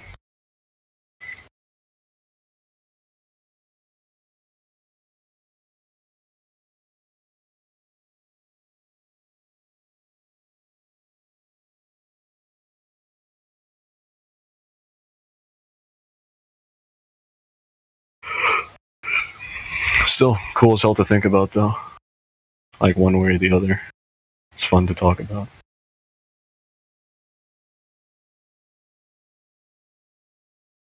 But at some point, though, you've got to come to a conclusion. Do I? There's one thing I am. Suppose not. I guess if you want, you can believe whatever you want or think whatever you want, but wouldn't you rather be informed, not influenced, and know rather than assume? Well, there is one thing that makes me on the fence about, I think I was talking to you, What World D earlier about this. It's mostly like weather and how that sort of relies on the Earth to be spinning, or so I was taught. But do we have any evidence that the Earth is spinning, or? Well, like I was talking to What the World D earlier. So, like, because you can go outside and feel this, right? You don't need, a rocket ship or, millions of dollars. You just go stand outside and you can feel the wind shift. Yeah, but it goes in left, right, then back and forth. So the Earth's supposedly spinning one direction. So that's no, but there's a pattern with. No, it's not a pattern that's consistent in a singular direction, though. So right. What am I wind is powered by pressure, high pressure and low pressure. Mm-hmm. That's powers the wind, not.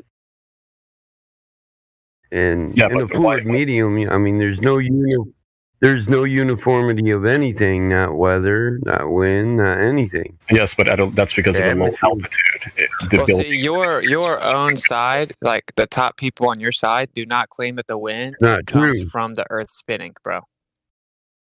Well, I got textbooks that say otherwise. But No, you don't, my friend, because they say that the Earth spins, has axial rotation east. It's spinning 1,040 miles per hour east of the equator. Right? We have wind patterns moving consistently in all different directions, just like Battlemod said, used because pressure equalizes. Right. So, What about Ferrel Only cells? for children that they tell them that spin has anything to do with any of the Curvature. things. How does a Hadley cell or a Ferrel cell work on a globe Earth that's rotating? Tell me. a fairy cell? I want to know what that is. Or Ferrel. Ferrel. Ferrel cell or Hadley cell or a polar cell. Explain it to me. Well, the directions of wind. Right. You're the one that said weather and wind was dependent on the globe. Well, You should know I why. didn't You say should- specifically the wind, and I couldn't get a word in edgewise, to be fair. my friend, did you hear? Can you respond specifically to what I said? Like, hold on. your What- model says this Earth spins east, but the wind doesn't just blow a single direction, so it No. isn't derived No. from the Earth's movement according to your own model. But I didn't say that, did I? So then, just say the It wind actually, comes from the on the spin. equator, it actually blows against the rotation or assumed rotation. So, I mean, actually, they say you can't feel the Earth spinning. That's what they say. So what I was taught with all this aviation crap was basically highs and lows. You already know what that is, and then high pressure goes to low pressure. But due to the curvature of the Earth, you get cyclones and anticyclones, and then in the southern hemisphere, different scenario. Yeah, that's been debunked. So you're basically about talking the about jet the Coriolis effect. Well, I Yeah, like the fact Coriolis. that you said. I like the fact you said what I was taught. So that's a good start, buddy. I give you that. Well, cheers to that, I guess. Did you know the Coriolis effect is defined as How an does the jet stream imaginary movement? equate that? Pardon me? Go ahead, Battle Mom, my bad. No, you're all right, man. Go ahead. Well, it's just like Coriolis is was defined to just- be imaginary anyway. So, I mean, Has it it? isn't real. Yeah, like Google it. Yeah, we went through that earlier. Apparent. deflection, It's apparent. Yeah, it's apparent deflection, while the cyclonic action, either clockwise or counterclockwise, is an actual rotation, not an apparent. And it's apparently Exactly. selective. It's also, there are cases where there are, the opposite in each area than would normally be expected with the quote unquote Coriolis falsely applied. Uh-oh. So it's not all the Then you got trade winds too. I don't know how trade winds work in there, or the jet stream. No, but jet stream is just like difference of pressure at high altitudes. I'm not too sure what trade winds are. Actually, it doesn't. It doesn't?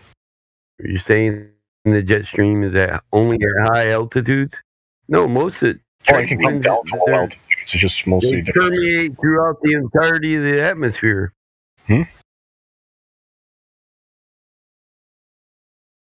What'd you say? I can hear that last part.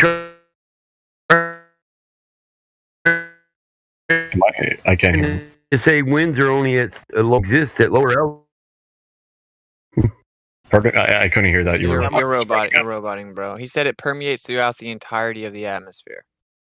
The jet stream? The trade winds. So Mhm. we got it. You see a consistent reoccurring theme here is that we're having to correct you over and over. And I'm not trying to disrespect you, man. I'm just trying to explain that we were all in your position at one point where we just had these inaccurate presuppositions that we make. I mean, it's kind of hyperlogical. You would think that if the Earth was spinning, you would actually see an effect of it in the wind. That's hyperlogical, but that is actually antithetical to what they claim in the model. That's what you're going to find out the whole time, bro. Like, so no, we don't feel any movement, but they say it is moving, you just don't feel it. We see the sky moving, they say it's not moving, but it looks like it's moving because we're moving, even though we don't feel Sorry, it. when I was referring to the wind moving, I was referring to like you would feel it veer, especially if you're like at high altitudes or anything. You would actually feel It the would wind. veer in one single consistent direction. No, it would shift once, and then it will stay on that for a while, and it would shift again. But typically, the higher you go, the wind veers. But the Earth is spinning in one direction, bro. Yeah. So you wouldn't see a change in direction if it was, derived of the movement of the Earth. Like the deflection would be consistent. What? Also, there's no actual deflection of the wind. Here's a quote from your alma mater, Vicky. All major discoveries about the general circulation and relation between the pressure and wind fields were made without the knowledge about Gaspard Gustav Coriolis, who created the Coriolis effect, which was, by the way, known and used as a flat Earth proof long before Gaspard Gustav Coriolis ever was born. The Coriolis papers, by the way, do not deal with the atmosphere or even the rotation of the Earth, but with the transfer of energy in rotating systems like water wheels.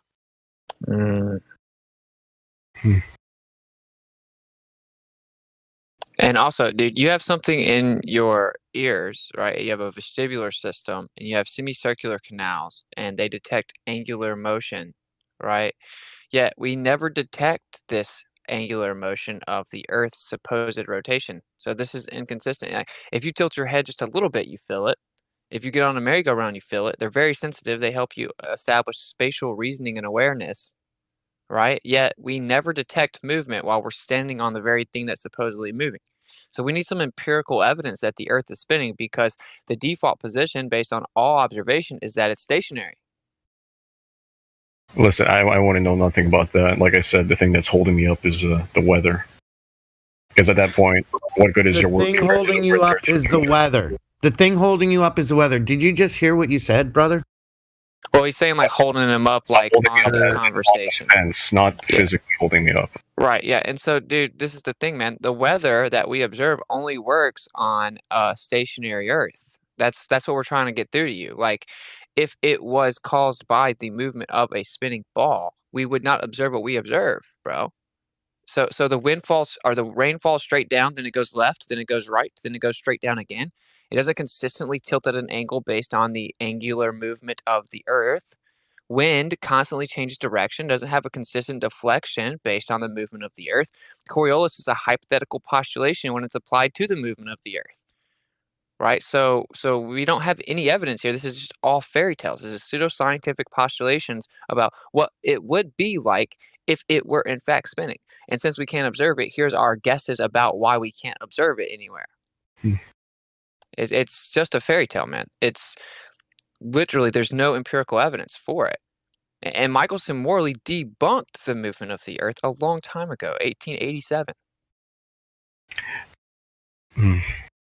Right. Have you heard of Michelson Morley? No, I haven't. I just came to this Discord today because of a friend, and I'm just listening to the conversation. No, you're good. So they shot perpendicular light rays, right? And they wanted to measure a fringe shift, a movement within, a deflection of the light, assuming the Earth is spinning 1,040 miles per hour east while revolving around the sun 66,600 miles per hour. And then assuming an etheric background medium. What they found is that there was a change, but it was very slight and in no way consistent with those movements. So they had a choice to make: either throw out the heliocentric model and the movements presupposed, or throw out the background. So of course we know what they did. They threw out the background, and now they say that there's nothing beyond what we can perceive in the material world. There is no etheric medium. Right? But it showed that it was inconsistent with the assumption of the Earth spinning and revolving. This was in 1887. It was actually redone by the Air Force in 1981 or 87. I think 1981, with the same exact results. So, this is where you then get special relativity in 1905, and then in 1915 it's updated general relativity, because it had to be messed with to even try to continue to explain the heliocentric model. And they say that concepts bend and warp. That space and time, two conceptual abstractions, have physical properties, bending and warping. Concepts can't have physical properties, but they had to go to such an extent of lunacy to say a reification fallacy was true to even try to hold up the heliocentric model. So, it's literal pseudoscience. All observation is antithetical, meaning opposite to, contrary to this heliocentric model, bro. There's no evidence that the Earth is curving. There's no evidence that it's moving, right? So they just have to make up stories of why we don't observe it anywhere and we can't validate it. We can validate every single one of our claims, though. The Earth isn't moving. We can validate that a million different ways. You know what I'm saying? Like for a plane to work, it assumes a flat, non-rotating surface, right? I saw that earlier, so I don't know who posted it, but wasn't that just used for general aerospace? Like when you get down to the mathematicals, like typically when you're doing math, you would just neutralize one thing to make it easier on you. But if you're actually trying to fly over terra firma that is convexly bending in any and all directions while spinning, how can you do that? You wouldn't be able to fly efficiently. You fly assuming the Earth is level and not moving, and we're able to fly all over the place. If we assumed the Earth was a spinning ball, we couldn't fly anywhere. That's actually why it's called a plane, bro. So what I'm saying is that's every time that a plane works, that's physical evidence, right? The efficacy of the use case of a plane is physical evidence every time it works that the Earth's in fact a flat, non-rotating surface. So where's the empirical evidence to the opposite of that? Well, I can't really say, can I? Check this out, bro. So, like I said, the Earth doesn't feel like it's moving. They say you just can't feel it. It's actually moving. The sky looks like it's moving, but it's actually still and not moving. It's static. It just looks like it's moving because the Earth is moving, even though you can't feel it. So, effectively, what happens when you go and see the sun set, quote unquote, is it goes off into the distance and disappears. And they say, well, it's not actually moving. The sun's not moving. You're just falling backwards and can't feel it. And it looks like the sun is setting. So, have you ever seen a sunset? Did you feel like you were falling backwards? No. Right. Have you ever seen a waterfall? Does a waterfall look like it's tilted backwards going upside down? No. It's starting to sound pretty preposterous, isn't it, bro? Well, this is kind of like a crash course into flat Earth theory, so forgive me if I didn't retain everything. But fair enough. It's a lot of information, yeah. Yeah. Because you have to re-look at everything, right? Because this encompasses all phenomena that you observe. So, I mean... About the jet thing, when you take off, you're just riding the air or wherever that air mass takes you, right? So if the air mass is strong enough, you can actually watch the aircraft start moving backwards through the sky. So would that have anything to do with it? You can watch the aircraft move backwards in the sky. Mm-hmm. It happened to me. If you go up high enough and the wind is strong enough, it'll actually start pushing you backwards. What we're giving you here is flat Earth knowledge, not flat Earth theory. Yeah, so like you're saying if the wind blows really hard, then the plane goes backwards? It can. Okay. Yeah, especially those little aircraft. Your ground speed does not have to match your airspeed. Mm-hmm. Your airspeed can be negative in relation to your ground speed or your airspeed. So if the wind blows really hard, right? Like I don't see how that has anything to do with the Earth spinning, bro. Because the Earth. It is actually a flat Earth proof, because if you have Earth rotating, and you are, free from the Earth, so you can be affected by the supposed Coriolis, then you should not have that effect of you go with the Earth. Or you don't go with the Earth, but you cannot go slow in backwards. You go either fast backwards or you don't go backwards. That's on a globe with Coriolis, but on a flat Earth, you can go slow backwards. Dude, if I let a hot air balloon go up in the air and then I come back 24 hours later, it's in the same place, bro. And if I come back 12 hours later, it's still in the same place. So if the Earth is spinning underneath it and there's Coriolis, why is it not affecting the hot air balloon? No, I'm not advocating for Coriolis. What I'm saying is... I'm talking to the Glober. Okay. Glober.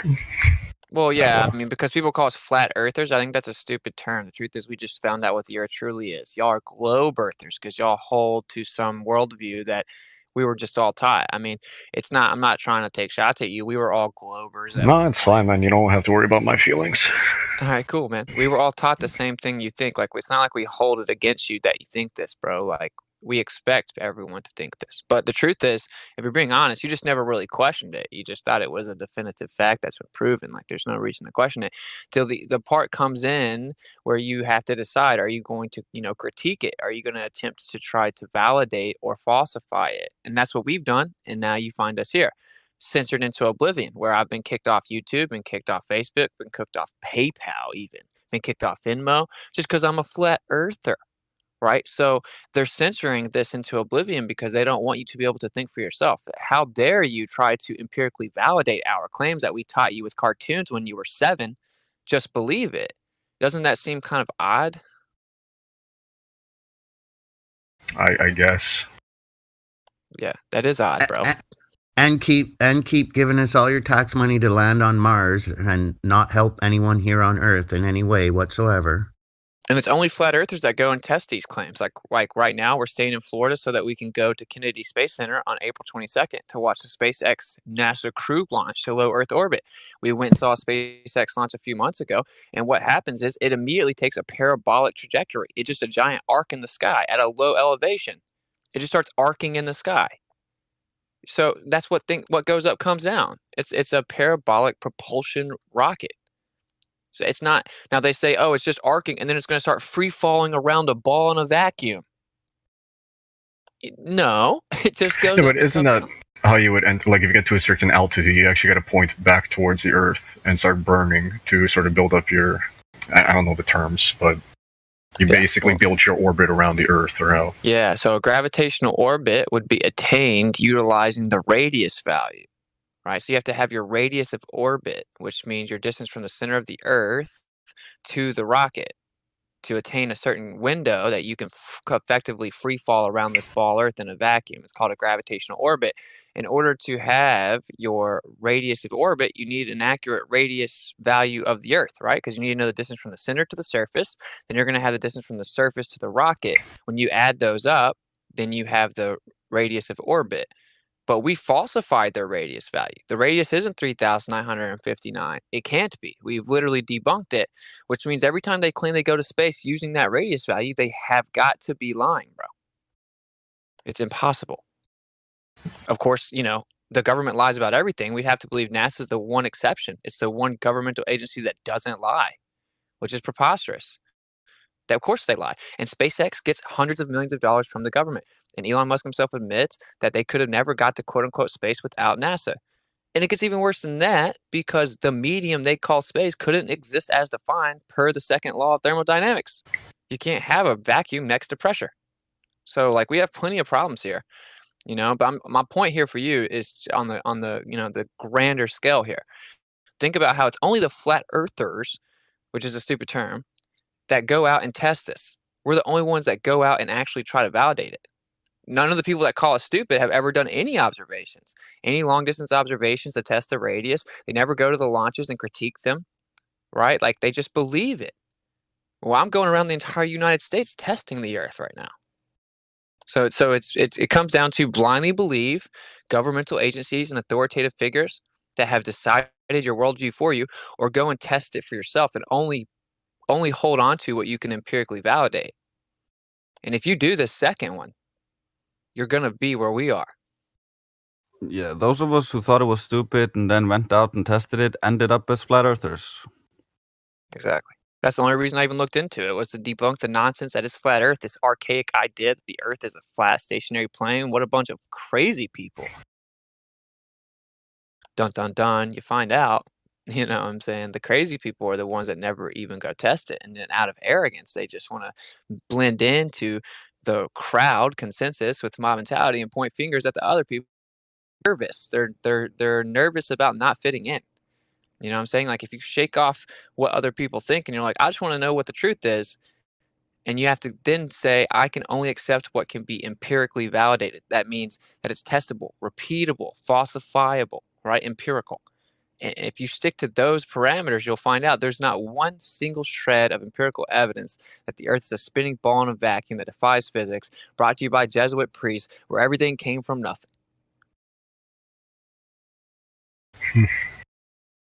I know I'm overloading you, but I'm just trying to There's just so much to take in there. Yeah, sorry. But the thing is, I can't trying to break through the bigger picture for you, man. Right. But even then, I still can't just take it at face value just by hearing you say it. I don't want you to do that. That would be very discouraging. Like, if you were just like, oh, the Earth's flat, then that would be just as lame as thinking it's a globe, bro. The only thing that's left for you to do is to test the globe. You know, see how far the horizon. Yeah, but and How can compare I it test to the globe? Like, I world. got an aircraft, so I can do something with that. But how the hell do you go out there and test the globe? The aircraft It's doesn't help simple. you out. Isn't I mean, that hold on. Isn't all right. isn't that the question? Isn't that the question? Like you should be searching for a way to validate the story that you've been given. And if you find with all of your capabilities that you can't, it might be a little sus. You know what I mean? So like the real question is, damn, how do I verify what they say? Not, you know, And that's the thing, bro. The government will tell you that they know. The government will tell you that they know what this existence is, that we live on a globe, and they'll paint this huge picture, but do they really know? Or are they just trying to tell you that they know in order to get you to do what they want you to do? Mhm. That's what it is for me, you know? Yeah, but The way typically, you like, test- no, Sorry, no, go ahead. continue. Well, the way you test it, the aircraft doesn't help you out too much, right? Because you probably have a smaller aircraft. I used to work at an airport with smaller aircrafts. They don't even go to the commercial height of 35,000 feet or 40,000 feet. But even at that elevation, you can't see the curvature based on the actual No. model itself, right? Like according to Neil deGrasse Tyson, like the top propped up scientific communicator from your side, the way that you test it is you go and measure the surface of the Earth because it has to curve at a certain rate. All right, they made a dimension claim, a circumference of 24,901 and a radius of 3,959, which means that's roughly 7.98 inches per mile squared of curvature. So you should be able to see the curvature at 1.225 times the square root of the observer's height in feet. This is just geometry coming from the radius. That's how you test it, because you can go and test that because you live on the surface. You have access to the surface. They can't prevent you from going and making measurements. They just know that no one will. So the way that you test it is you test the dimensions claim and you see if the Earth is actually bending convexly at the rate that it would have to if what they claim is true. What we get a lot is, what about the moon? What about this? Everyone wants to point up and make up stories. The way that you test this model, my man, is you go and test the Earth, the actual surface. And it's easy to do, you know. You can, if you're able to go to a place where you have a view, you know, you have a long distance view for like 10 miles, maybe 20 miles, you know, you got a seashore or you got Great Plains, anywhere where you have a long distance view, you can test it. Yeah, can you see the voice text, bro? Yeah, I see it going by, like the oil rigs. Yeah, the oil And rigs. then some guy- Has someone talked to you about them yet? No, but when I always saw that, I always suspected that you can't see like the bottom legs that go into the ocean. Yeah. Like, that's is that cool, the but- curvature? No, see, this was taken, and we have the video, but this was taken from 1 foot off the surface of the Earth, like really just sat down on the ground, right? And Mhm. at 1 foot off the Earth, you should see the curvature of the Earth at 1.2 miles away, right? Do you see the horizon in the image? Yeah, in the far back. Right. The horizon's further back than the furthest platform, right? Which is at 9.4 miles. So that means the horizon is a minimum of 10 miles away. And it's supposed to be at 1.2 miles away. This would require the radius value be 264,000 miles, as opposed to what they claim, which is just under 4,000 miles. It's not even close. Axwan. My man, what's up? What's up? What up, my G? Yo. Also, I wanted to ask him. What up, What up, what's up? chocolate? I wanted to ask him. So, what makes you say that about the? I know we don't always talk about the oil rigs, but what makes you say that you always thought, or you just thought that the legs weren't visible? Like, what makes you say that? Not the whole legs, just like the tip of it. Is because I Some of them, remember right? A little bit of it. I remember a long time ago. Wow. I saw that. Well, I saw this video. I'm not trying to be disrespectful, but I'm kind of short for time. I just want to know why. Oh shit! It's because I saw a video a long time ago where they put a flag on a boat, go out to sea, and basically see the little lines of the flag slowly dip behind the sea the farther they went out. National Geographic. Okay, no, so why? I'm asking you, why do you think that happened? Well, you'd think the curvature of the Earth. Right. Well, just like in that National Geographic video you're talking about, the horizon was behind the boat and the flag. The same way it's behind the oil rigs. So if the horizon is supposed to be the point at which things begin to descend on a ball, in which it would be obstructed from your view, why would you make that conclusion looking at this photo where the horizon is not the thing that's causing what you think you're seeing? So it cannot be Earth curve. Well, I can't really say again, can I? So you understand what he's saying, right? Like Yeah, when I he understand showed what the he's saying. flag- Yeah, that's- I right. see. Yeah, the horizon's actually beyond the flag. Like National Geographic presented a flat Earth proof, knowing that if they told you how to interpret it, people would just run with it. They didn't even realize that they were actually showing a black swan. They were snatching their own wigs off, basically. Exactly. What up, homie? It's actually kind of funny that they did that, right? They're trying It's to convince you that, oh, look, this stripe has disappeared because of the curve of the Earth. Meanwhile, the horizon's in the back of the whole thing. Really? Seems legit. Yeah. What's good, What's It's been a minute, bro. I know. What up? Good to man? hear you. Thank you. What's good, fam? Hi, What's It? Hi. I am so mildly happy. Yeah, I'm mild because I'm kind of sleepy, but I'm so happy to speak to you because you have been so edifying in my walk with the Lord, and especially in regards to my enlightenment regarding the true cosmos. So please let me thank you and commend you for your work. Oh man, thanks for the kind words, bro. Much love, my man. Now, here's my question. I don't know if you're familiar with a Discord user named RC. He's in the Flat Earth versus pseudoscience debate room, server room with, Meisty? Yes. Magnetic him. West? Yeah, I know all about it. Yeah, we know. You know all our about him. Meisty. Okay. Is is there any footage? Is there any footage or recording of you debating him? Yeah, probably somewhere. I've dismantled him in the arena quite a few times. Okay. Yeah, You- he's been I around already for a know while. why you and I are laughing because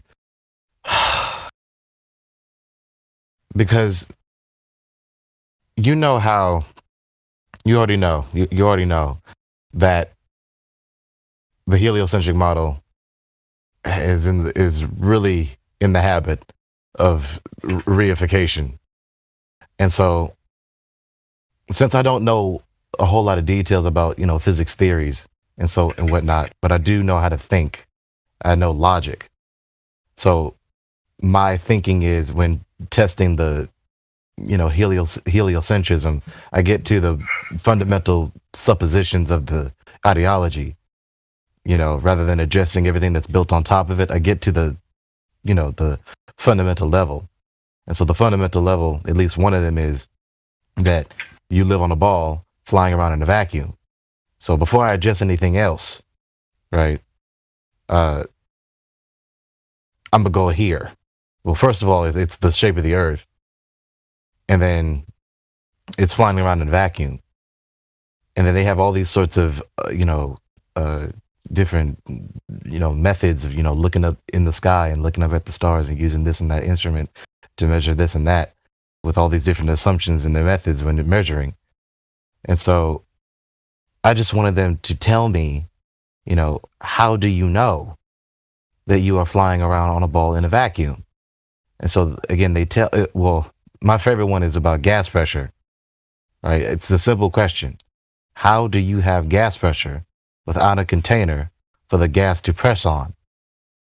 Isn't that just gravity? See?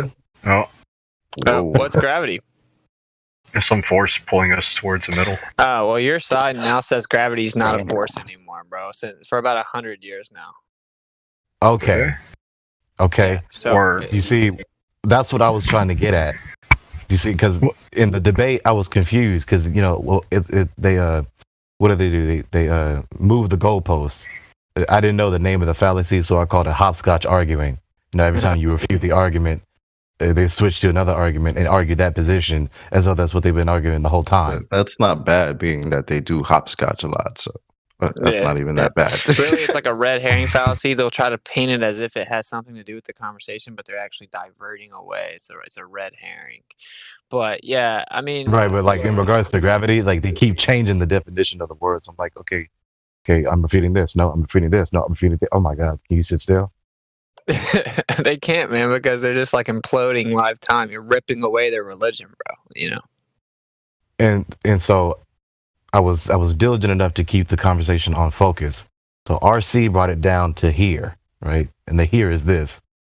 He was so adamant on trying, and he's in the habit of reasserting the argument as though that's a valid rebuttal to the counter argument being said to him. Oh yeah. Yep. He does that a lot. As if he says it enough times, it becomes true. Yeah. All of a sudden, oh, okay, well that makes sense. Just because he said it 100 times, like, nah. Yeah, like the spell isn't working, bro. It got down to I said space-time curvature. Okay. This is a fallacy because you are reifying that which is immaterial into matter. And then he said, no, space and time are descriptors of material. It's like, like you can see the smoke and the whistle coming out of my ears.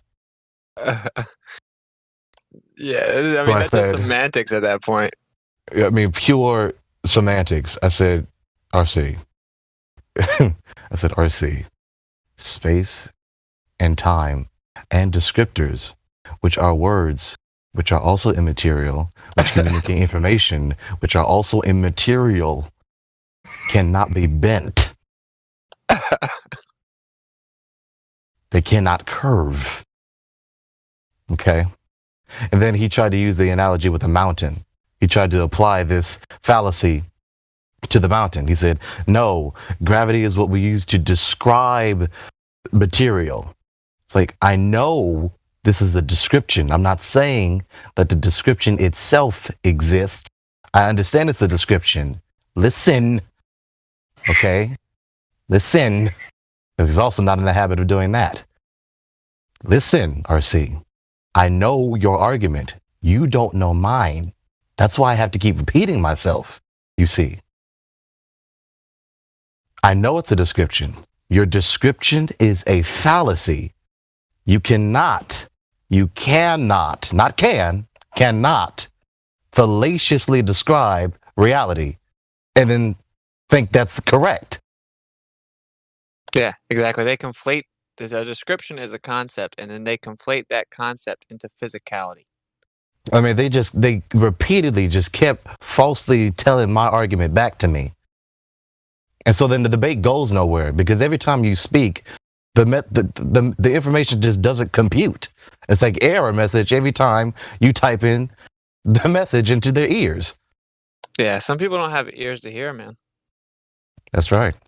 And it's kind of a tough pill to swallow sometimes, especially whenever like you're good-hearted and you really just want to wake people up. You just don't want to accept that. But I've had to reluctantly accept that over the course of time. Like some people literally can't compute it, bro. Like they're just not supposed to, I don't think. Giving over to a debased mind. And try to understand that some of these people are here literally to make the argument go nowhere. That's their purpose. You know, at one point, I was convinced for a couple minutes that he was a troll. I thought he was a troll. I think he genuinely believes his nonsense, though. Yeah. The reason I thought that is because there is a troll in that room. It's called the Lamb. Sometimes he's in there. He's called the Lamb. So because I did experience a troll, I thought I was experiencing a different breed of troll. It's actually you just being optimistic, right? Like, yeah. You're like, you can't be this dense, but trust me, my friend, they are, bro. And that's why they never go to space, because they're so dense. Dude, one time, RC Micey, I said, so the necessary antecedent to pressure is containment. And he's like, no, I'm like, yeah, the container, right? It has to contain the pressure. Do you agree that pressure needs to be contained? He said, no. I said, well, according to you, gravity is acting as the container. That's what your model says. So do you agree that gravity is acting as the containment? He said, no. And I said, okay, so gravity isn't containing the gas. He said, no, it's just keeping it there. Yeah, maybe he thinks gravity It's is not like containing it Velcro. there. It's containing it there. So funny, man. Like, it's just wild, man. They're gonna go down swinging. I mean, I promise. the same amount of time I've spent, vibrating with heat and in frustration, I've also been knee slapping and gut busting with laughter. Yeah, that's how you gotta look at it, man. You gotta just like take the entertainment value on his face. Because I what are just they did so. swinging? What are they swinging at? Are they swinging at you or their own paradigm? Me? Well, I'm genuinely asking because Whitsitt knows like the deal. He's had enough to do with it, like because it's a fight, right? So, like a flat earther, for want of a better way to put it, can have his paradigm broken, but he's also got the balls enough to start from scratch and then investigate reality and where he finds himself.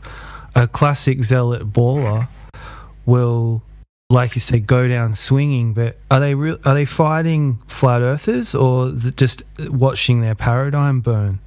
Yeah, the latter. They're effectively ping-ponging within themselves. Like they're like shutting down temporarily because they realize the absurdity in their stance, and they're then fighting against themselves to try to bring back some resemblance of logic in their own mind to justify their worldview, right? So it's like, that's why I say some people don't have ears to hear because they're actually busy fighting themselves. Yeah. It's like a robot that's a servant to a master, but the master and the robot is programmed to do whatever the master tells them to, but the master keeps giving orders to the robot that harm the robot. I mean, this man said it's not containing the gas; it's just keeping it there. I mean, like at that point, you have to just wash your hands with someone. That's a bug. That's a bug in the system, Yeah, exactly. and there's no patch for that other than the Lord.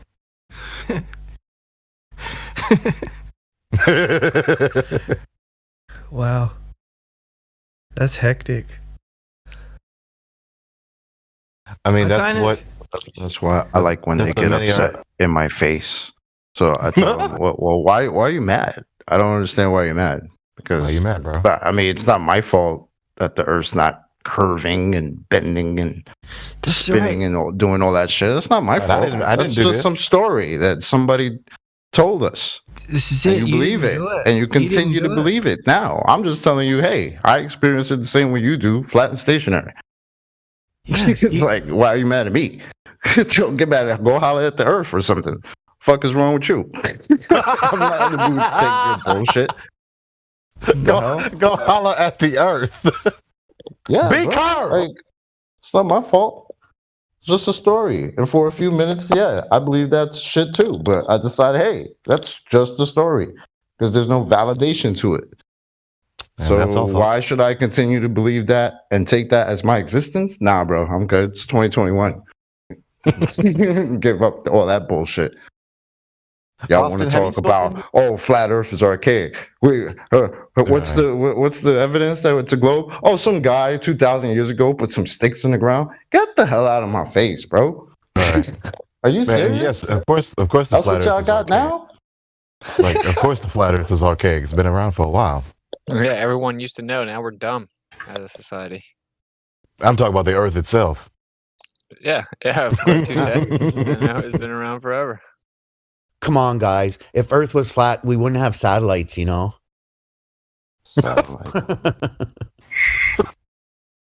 That's the only I way you see can have the boats- balloon satellites. I see boats disappearing bottom up, guys. Come on. So are you saying the giants whose shoulders we stand upon weren't real? No, I'm just saying they're midgets. You know what I like to say? One of the arguments that they tried to make right? This dude was serious. Like he meant it. He has a serious, serious voice. He referenced. Okay, I'm someone who knows little to nothing about physics. I got a C in physics in high school. Okay, this dude who knows a whole bunch of jargon, he's sitting here saying to me, look at these containers with gas and pressing on the container to prove that you don't need a container to have gas pressure. That's the beauty of flat Earth, bro. Classic. How their logic does not work, eh? Are there any ballers in the room? I guess I could be considered one. He's recovering baller. Nah. You just think it's a ball. You're not actually a baller. It's just, because you need a ball, and we don't have a ball. That's why we're all here. Oh. The only But it's ballers alright. are indecisive. But isn't what I always taught was that like the gravity? Yeah, it's what I always thought was a force. I don't know what they call it now, right? But it just sort of squishes all that atmosphere below 18,000 feet, and it just keeps it there. Yeah. Well, they say But, it's a force that's not a force. It can be thought of like a force, but it isn't actually a force. It just kind of looks like one on occasion, where conceptual abstractions actually bend, warp, and dilate, having physical properties, even though they're just concepts that we can't come up with. Sound like a sodomite vacuum salesman. But what else could be the reason for it being I'm there? gonna put it in, but I'm not actually gonna put it in. But you think it's in? Now you see, if you have to explain your theory that way, is that not indicative enough of the erronicity of it? You would think so. When you research all these different things, especially conspiracies, it's like in my research, I come across some evidence or some proof, and I'm like, wait a minute, is this not enough right here? You don't need to know any more. Everything else after this right here, that's extra. Right. It comes back to the eyes to Let's see and ask to the hear. Glober. What's the Glober's name? The guy who said, I'm What's sorry, I me? didn't. What's your name? I'm not Just looking at the list. they changed my name to something a little friendlier. It's the Poos. Whoa. Okay, Poos. Do you think it's a bit of a problem? Like if they were to call it a force at one point in time and then change it into, oh, now it's not a force? Do you think that would be sort of a problem? Well, it's a little, inconsistent, sure, but they've done that tons of times in science. Like what That's a you big learn. problem. Yeah, but you have So- one so how- idea, how and then should down the we line they trust say, this "Oh, we were a so-called- mistake." Hey, do you How agree should we science? trust the so-called science in quotes if it's Like this is supposed to be the inconsistent in result that of a way? scientific method. Right? If it's that inconsistent, why would you trust that as science when And science? it's supposedly the conclusions after the scientific method. Right, exactly. Like there's this misnomer on your side of this argument that science is just purely conjecture, but that's antithetical to science.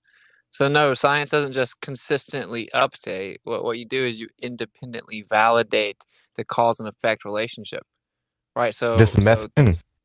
yeah, like it's not just This- like, this- oh, we changed our mind, let's change it up because now the model doesn't work anymore. A model isn't science. This method to substantiate our objective claims is pure subject to conjecture.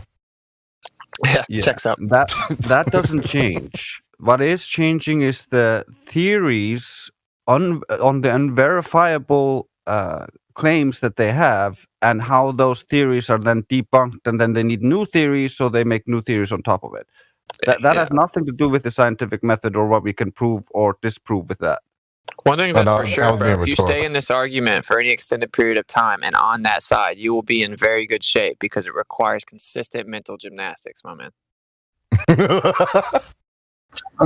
There is another thing you can look at for gravity. So we get taught gravity is an acceleration, and it is also a Yes. force. So yes.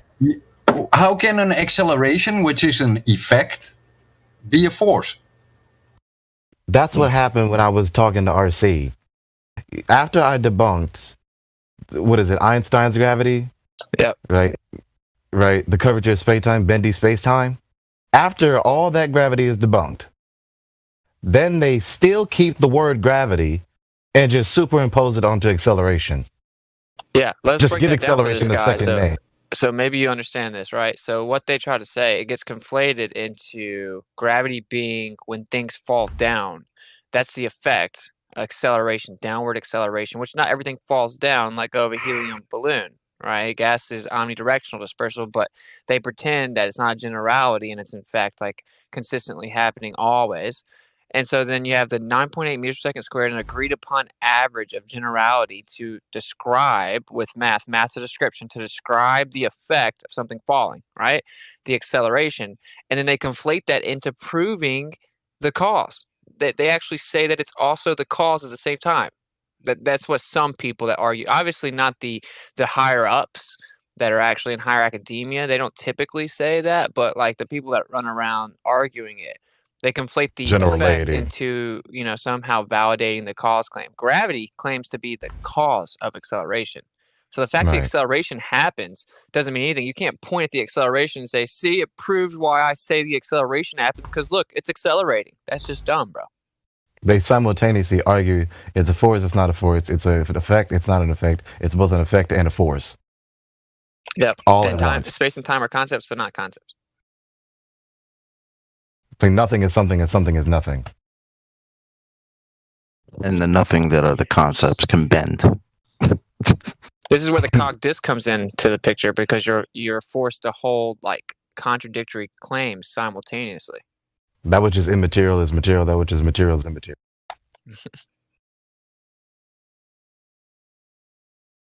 And I And on explained and to on you and on why and they off had to and off come and up with on. that, right? It was a responsive measure to Michelson Morley. So like they couldn't just hold on to Newtonian physics anymore. So they came up with general relativity in 1915, saying that space and time bend and warp and dilate. You know, like when your eyes get bigger, they dilate, right? Bending and warping, you know what that is. Those are physical properties. You cannot attribute physical properties to conceptual abstractions, to concepts. It's impossible. Can you bend freedom? Like it's that simple, bro. It's that simple. It's called a reification fallacy. I mean, I can get real technical for you. You know, you cannot attribute physicality to conceptual abstractions, one of which is a privation. A privation is an absence of. This is called a reification fallacy. But it's simple. You can't bend concepts. You can't bend concept, you can't bend that which is immaterial. You can't touch it. Unless you believe politicians, they can ban freedom.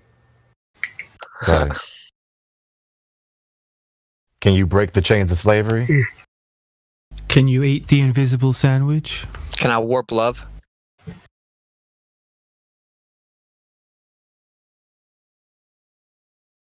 No, sir. Although there is actually a physical phenomenon attributed to love because of the exchange of electromagnetic frequency, but that's for another topic. You can Would that be abuse love or would that be an emotion? Because love isn't an emotion.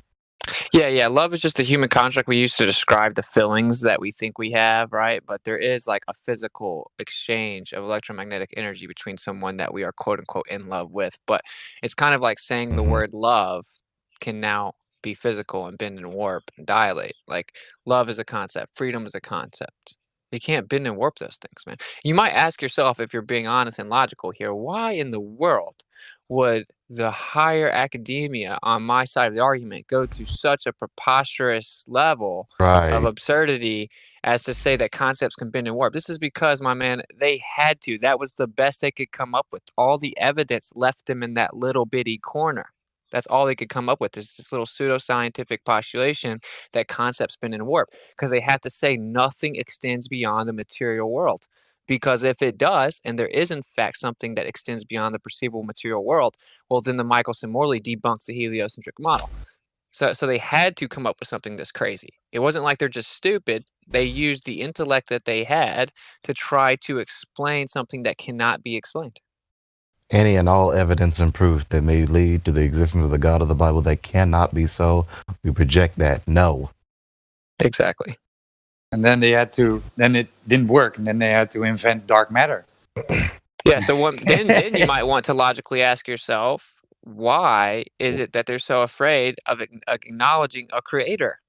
Right? Like why is that such a big deal? If it's created, it's created. Whatever. It's cool. Just accept truth for what it is, right?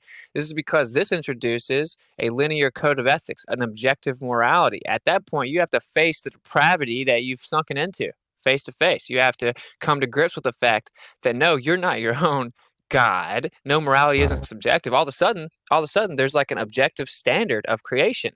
So no, as opposed to that, we'll literally go into the absurdity of saying concepts spin and warp because we cannot acknowledge the necessary antecedent to creation being a creator.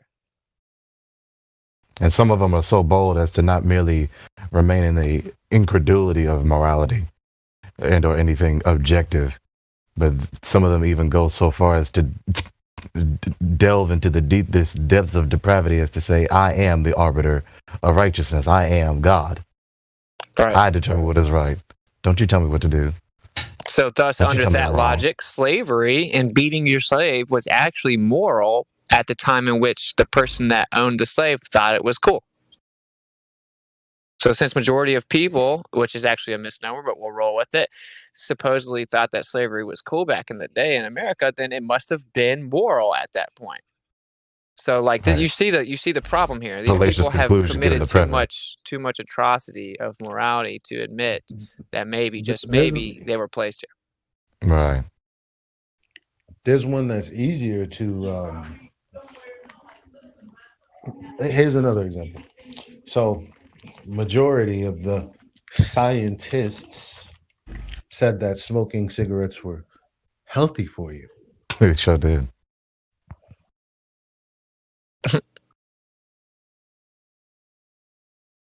Wait, are you saying That's- smoking rat poison isn't good for you?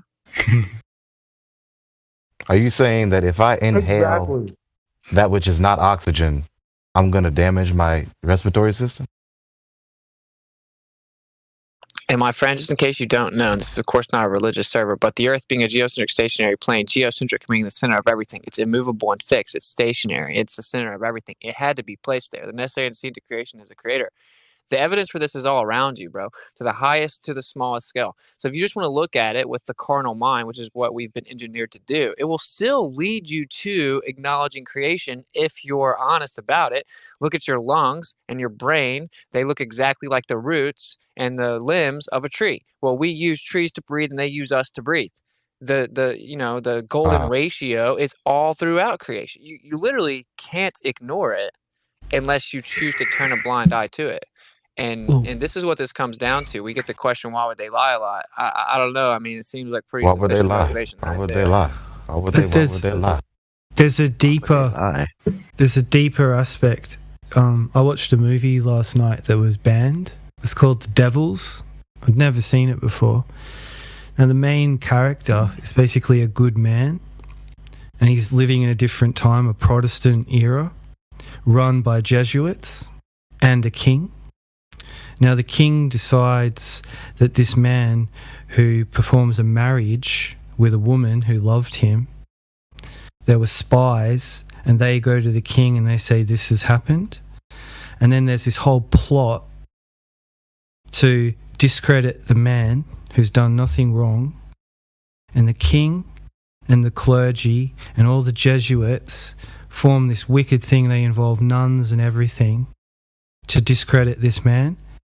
They torture him and they burn him alive.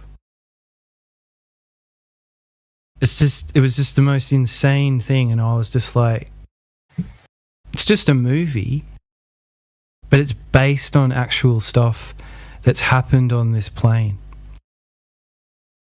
Hey, if the In arbiter face- of truth is in the the creator, face it's not the of the government, earth. bro. It's that simple. So, like, if you have to answer to not the government, but rather the creator of all things, that makes them a lot less powerful. Maybe people wouldn't be so scared of oxygen if that were the case. Yeah. So, power corrupts, bro.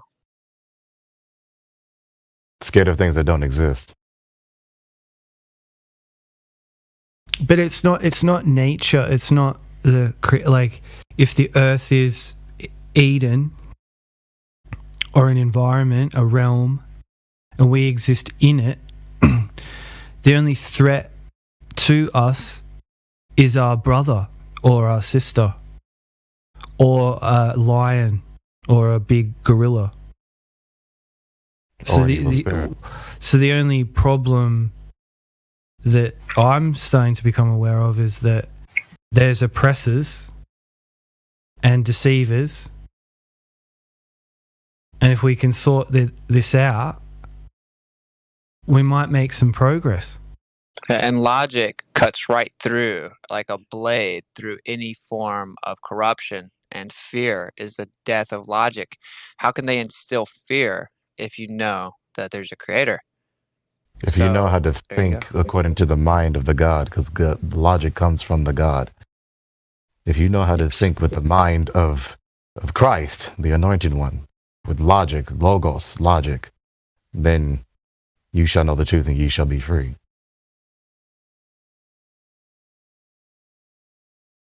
Not only will you know the truth of logic, you can know how to learn the truth and know how to distinguish truth from falsehood and good from evil.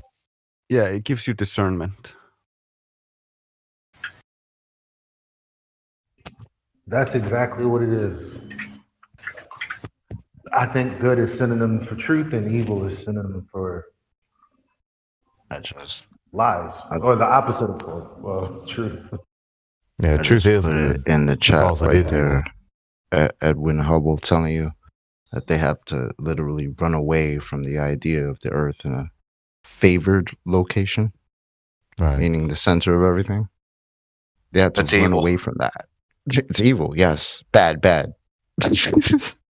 Yeah, and Stay of course away. they Stay away. did what they called the cosmic microwave background radiation test, where they found out that the Earth clearly is the center because what they call galaxies are centered right over what they also call the equator.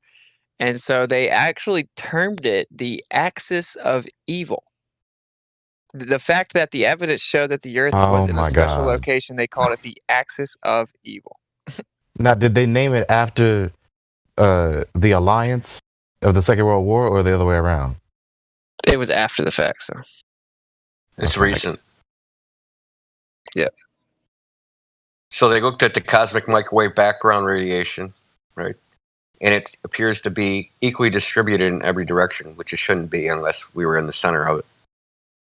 Unless their little Big Bang started at Earth. Bad. I love the Big So Bang. You should not speak such things, man. I love the Big Bang.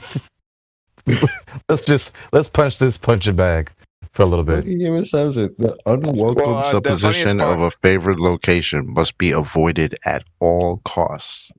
Yeah, the funniest part of the Big Bang Theory Why you is scared, actually bro? You still- scared? It still doesn't answer the question, bro. Like, it's that dumb. Like, it just kicks the can down the road. It says that there's a pre-existing energy. So it doesn't even answer the question of creation or origin. And in that universe, the material is God. Because that's the very characteristics of a God. Eternality, infinite power, infinite energy. Yeah, and they've effectively Eternal replaced presence. the creator with gravity, right? Because gravity That's is like right, the but no causal agent knowledge. of everything. Like no that's knowledge, the no thing. mind, no personality. Is there a possibility if we all collectively realize that we're part of creation together, that we're all gonna power up? Yeah, absolutely. You could even support that scientifically. What do you mean by Depends on what you mean power by up? power up, but Yeah. Well, that's we would the, increase the EMF. collective- So if there were more of us that were capable, like where do we think creation, like the ability to create things comes from? Like they could deny the creator, but they know he exists by the way that they create and do things. Like, because you're tapping into that, you're listening to the creator in one extent and rejecting him in another. And I guess they'll have that. They'll deal with that later. But the thing is, like, Imagine that. it all comes from the source. right. Anything in creation, Imagine- including the things that we imagine- create. Exactly. If not, tell a Acknowledging baby, which tell a baby the to build source it. gave you. Holy Imagine shit. using what the source gave you to try to debunk the source. That's In pretty other cool. words, I forgot. Oh yes, Ravi Zacharias, rest his soul. He said, "Those who deny the Creator, the atheists, They sit in God's lap to slap his face. Dude, imagine the By level the of way, depravity this Edwin Hubble dude lives in, that he's so scared that the Earth was Right. created. He said we have that's to why I avoid love it at this all quote, costs. bro. What did this dude At do, all bro? costs, run. We can't So be. imagine Yeah, the like a sheep criminal. realize the truth of all this. Like I can't even imagine what kind of world that would be if 99% of the people that are sheep just realize truth. Because once they did that, like this world it would have to be different. Well, Because in ancient everything in times, this world is like so fucking fake. after the Great Deluge, all humanity did unite. They united against the Lord, though. Right. And that's why, but they also acknowledge spirituality, right? Like only in modern times have they convinced humanity to sink into such stupidity that they actually don't acknowledge the metaphysical. And in my opinion, this is speculation, but I think that is to create the void that they can come and then fill, right? Like via Hegelian dialectic, they're going to come That's exactly what Albert and Pike fill said. your void, bro. Like they're Exactly. not, the great deception is going to include the acknowledgement of spirituality, right? So like they had to get Isn't us all that empty. evident? Atheism is Isn't just that evident utterly in? unfulfilling. But that's evident in their creation story, because all they've done is delude themselves to think that it's not a creation story. And their creation But it's story the same is what? thing. Their creation story is what? In the beginning, nothing. Our creation Well, actually, story, the real it's even creation a story. misnomer. Like in the beginning, a pre-existing energy then resulted Right. in. Like it's like what? Right. What are Right. you doing? You're just we're back where we started, bro. Is it really a pre-existing energy? Yeah. Like the little Jesuit priest Lamonte that postulated it. He said there was a pre-existing energy prior to the Big Bang. So that the majority, see, I've been hearing from the atheists the majority of my life. In the beginning, nothing. So the majority of atheists still got it wrong. Yeah, they don't even understand their own pseudoscience. They're not even That's really what atheists they taught because in that school. nothing is their creator. Right. I was about You to understand say the concept, bro. Like nothing doesn't exist, bro. Right, but So the you people guys that made see, whether it there's be a meme on the this, energy, there's a- be it the pre-existing energy or the nothingness. In regard to the nothingness, if the beginning of your world is nothing, in the beginning nothing, then yes, you're going to be not fulfilled. You got nothing in the beginning, nothing. Therefore, in the end, nothing. Therefore, in the middle, nothing. Yo, what's up, man? What's up, bro? What were you gonna say? What up, bro? Yeah, I don't. Can you guys hear me? Yeah, you said there's a meme. Yeah. Can you guys hear me? I don't know if I'm robotic. Yeah, we hear you. Yeah, you loud and clear. Oh yeah, there's a meme on this on here. I don't know who's got it, but it's like it's got 4 levels. It just says nothing. Then the next level is bang. And then the next level is monkey men and spinning balls. Yeah.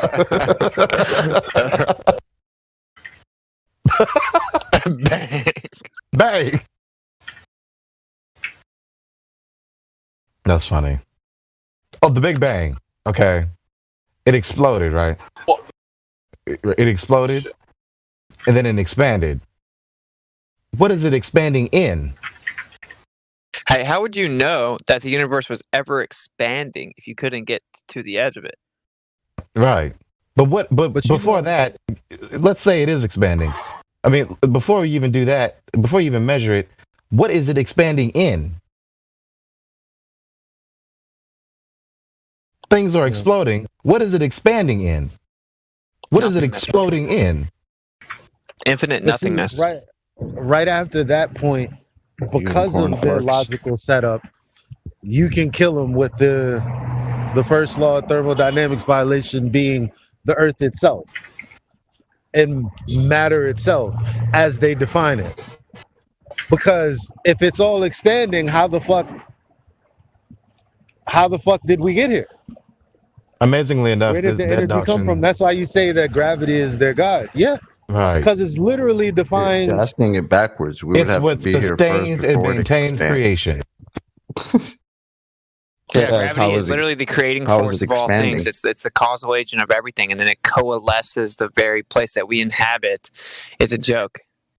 Gravity is an antichrist. It substitutes Straight up. Christ. Yeah, dude, literally. It imitates and substitutes Christ. So, and the sun in this vacuum is like what? Because they say the gravity is so massive, but at the same time, it's expanding and going to run out of energy at some point. Dude, are y'all ready for the current? How does it do both?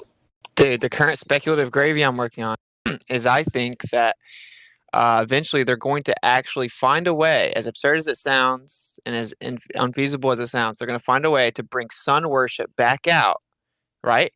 And literally that will be the one world religion, in my opinion. It'll be sun worship. So how do they do that? Well, they're going to say, well, we've been telling you the sun was 93 million miles away and it was this and this and that. What we've come to discover is, in fact, it isn't solid. It isn't physical. And it seems to actually be this metaphysical entity that gives life to everything. And whenever they bring that out, I mean, that's true, right? It does give life. Of course, that's worshiping the creation, not the creator. But in my opinion, they're going to drop a bomb on how they've been wrong about the sun. And that's why I say flat Earth is opening the door, but we got to keep going, bro. But some of these clowns want to blot out the sun, though. So they might have a fight between themselves. They want let's either worship this thing in the sky or let's blot it out so it can't blot out the sun. That's exactly what the Lord is going to do. Yeah, and you can scientifically Bill Gates is trying to do that, and he's definitely not the Lord. So it doesn't appear the sun is physical, right? So you can probably actually back that with science. They can actually come out with real science finally and show you that, well, here's evidence, not necessarily real science because they can't manipulate the sun, but actual evidence that at least holds the water of logic, where they can say, look, this points to the sun not being physical, and all of a sudden they'll actually be telling you some truth. And then that's why I said they emptied us out. That's where I would jump in and say, well, what do you mean by it isn't physical? Yeah, they'll say that when they explain it's not material because we can't measure to it, and then because of all this shit, I can say, well, that's how light works when it's reflected. Although I can't make any conclusions that's exactly what happens when light's reflected. You can you can't triangulate that now. Well, this is a little bit too much gravy for the unopened mind, but the original One World Order but it's not. Was Atlantis, and they were known to be sun worshippers. So that was actually the most advanced civilization because that was antediluvian, and then Babylonian was actually quite primitive relative to that. So the next one will be much more akin to the first one.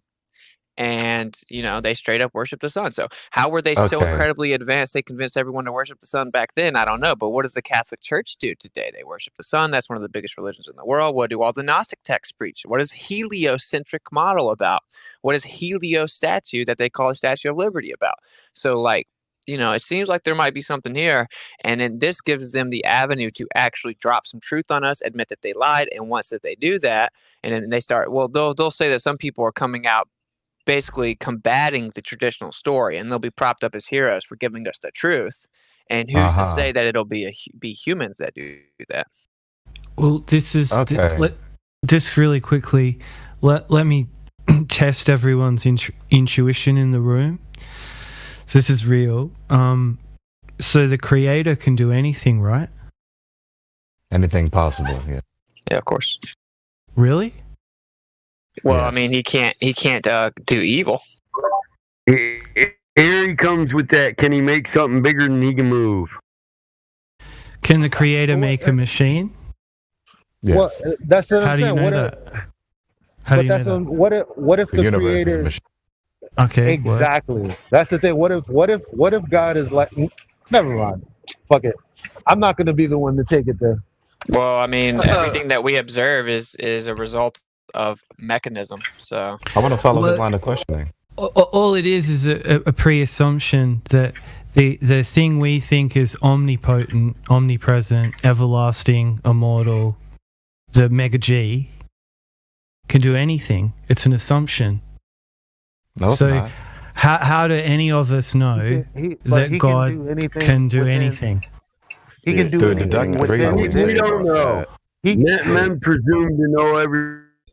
Well, I am going somewhere. I am going somewhere with this. What we assume is God is the cause for consciousness, and through consciousness, all things can be done. Okay. Well, all I'm saying is. Am I low? Or are you going to stutter through? No, I just wanted to be heard. All I'm Cool, saying, Mike. I know you haven't said anything like for the majority of this time, but are you going to yield at all?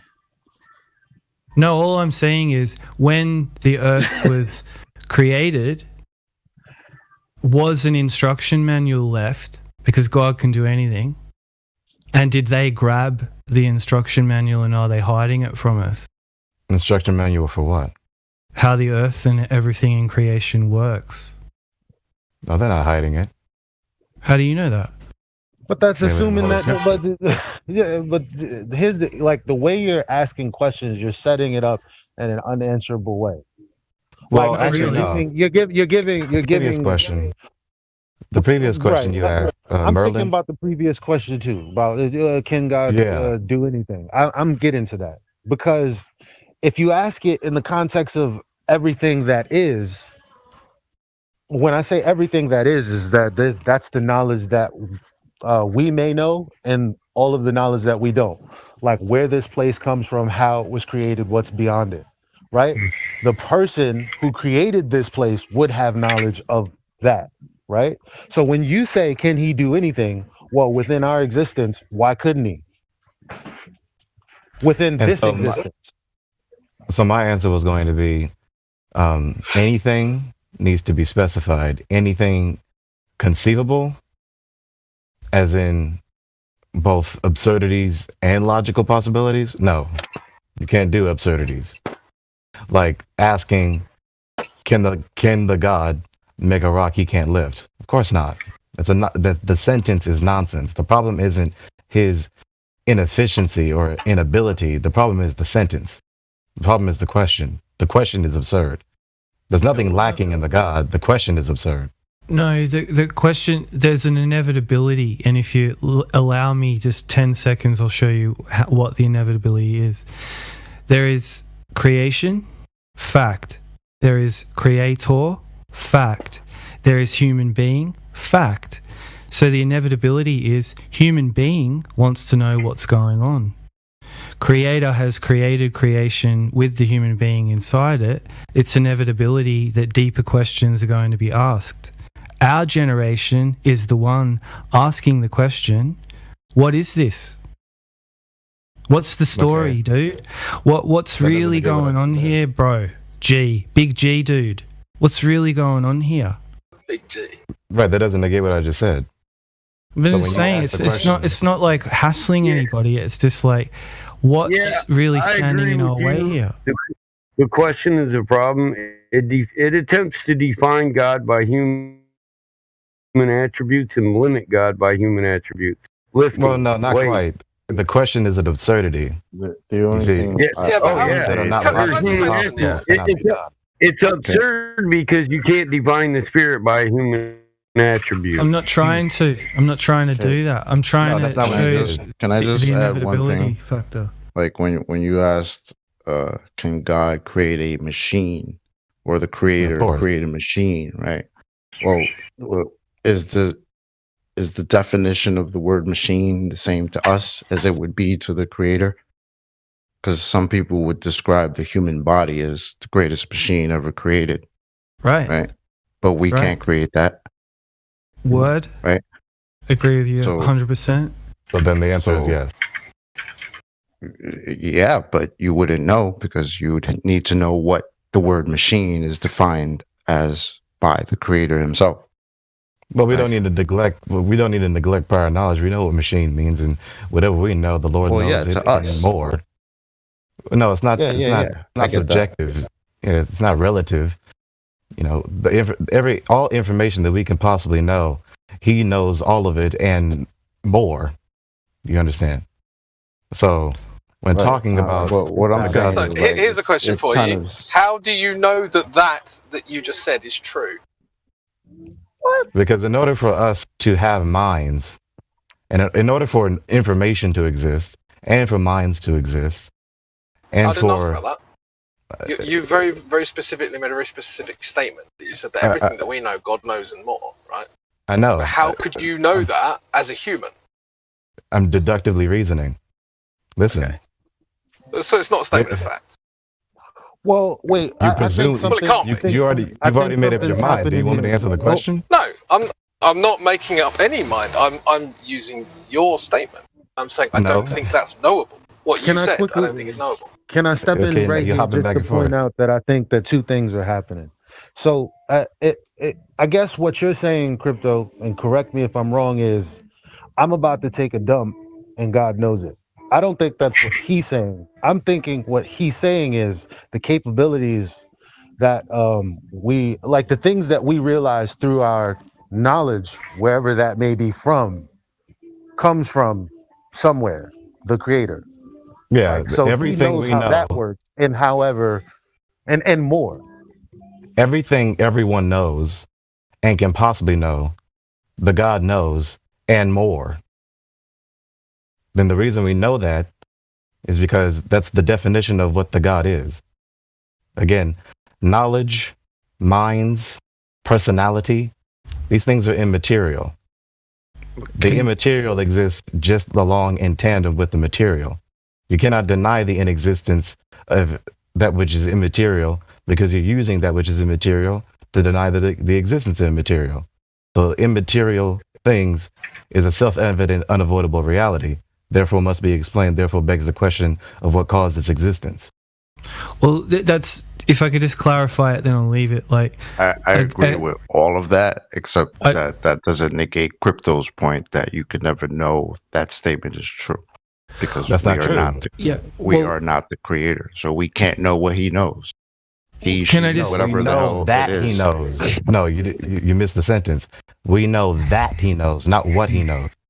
We know we know that he knows everything. Can I just bring some clarity though to the original question, which is, when we're children, we play this game called hide and seek. So what I'm getting at here is inevitability, which seems to Inevitability of what?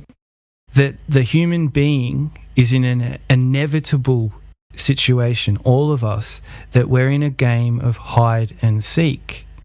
That's what it seems like now. That's not what it was like in the beginning. But it's like God's there and everybody knows that. Well, not everyone knows that. But where and what this is all really about, everyone's like scratching their head going, I don't know, do you know? And the next Yeah, person's now- looking at like, I don't know, do you? And that's the situation on Earth. I've been Yeah. around long enough to know that now. Yeah, that's the situation we've been in for a while, but that's not how it's always been. It was No. not like that in the beginning. Yeah. I just think there's an inevitability about this that we want to know though. And I we're kn- I kind know. of, there's like a I know. curtain and it's like, here we go. Are we I know. ready for the next step here? I know you keep reasserting the inevitability of us seeking knowledge of the God. What I'm trying to say to you is that I concede. So that's correct. So is that the totality of your point? Yeah, it's like there's no trigger, there's no offense. I'm not trying to troll. I'm saying I am you, you are me. We are the same. We are the humans. That's not true. If It you and I fucking are the is. same, there is no we. It fucking is. It's all one. If you and I are the same, we're not we. It's just you or me. Is there not an interconnectedness? Just because things are connected doesn't mean they're the same. How do you know? How do you know I'll you're give you not me? How do you know you're not I'll very give you fact- one. The very Jesus fact that I'm said able to in distinguish Luke between you and me. 17 that the kingdom of God That is we're not within you, the same. and for that reason we're all connected because we all have the kingdom of God within us. right. Wait, what was that? But Of course, we're not all the same. Right. We're all of the kingdom of God, though, are we No, not everyone. not? That's individuality. Are we all? We're not all of the kingdom of God. No, the majority is not. So there are those that have fallen, chopping. are in the fallen state, but they're still of the chopping. kingdom. You're breaking up, brother. Yeah, I've heard. I forget what it was called, but Oh, someone I know, showed me I a know. thing that I thought it was really interesting, and it sort of feels like it's like right. But what if like every person is basically like another instance of you under different circumstances, you might behave differently, and like every single life is basically the same. It's just that they have different circumstances that react in different ways.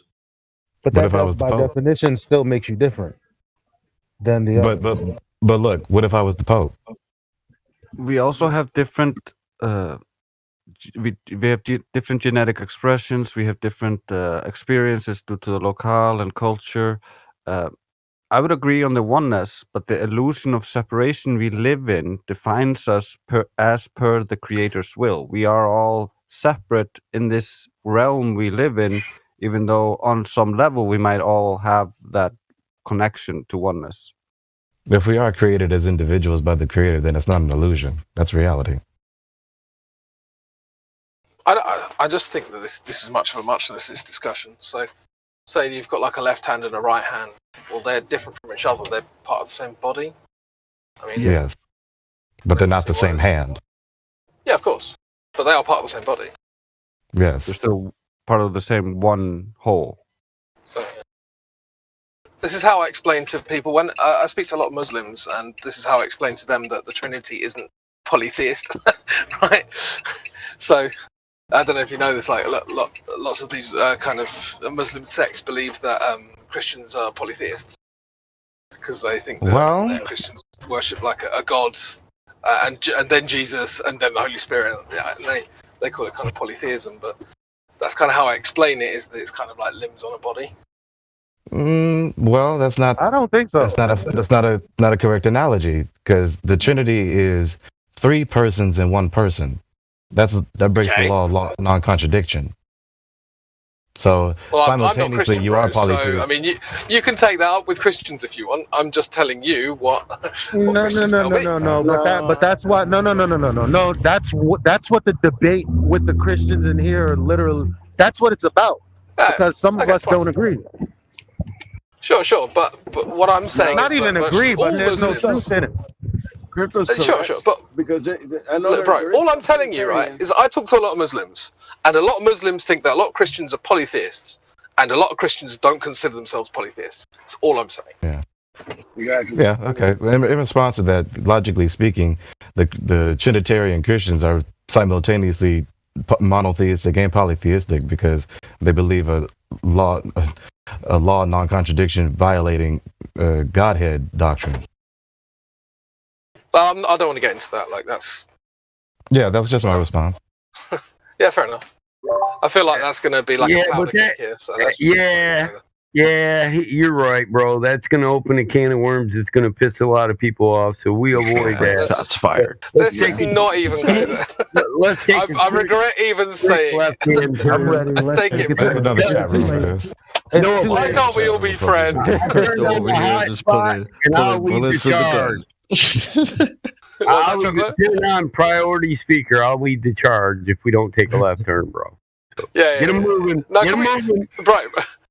We can't take a left turn. Can we take a right turn?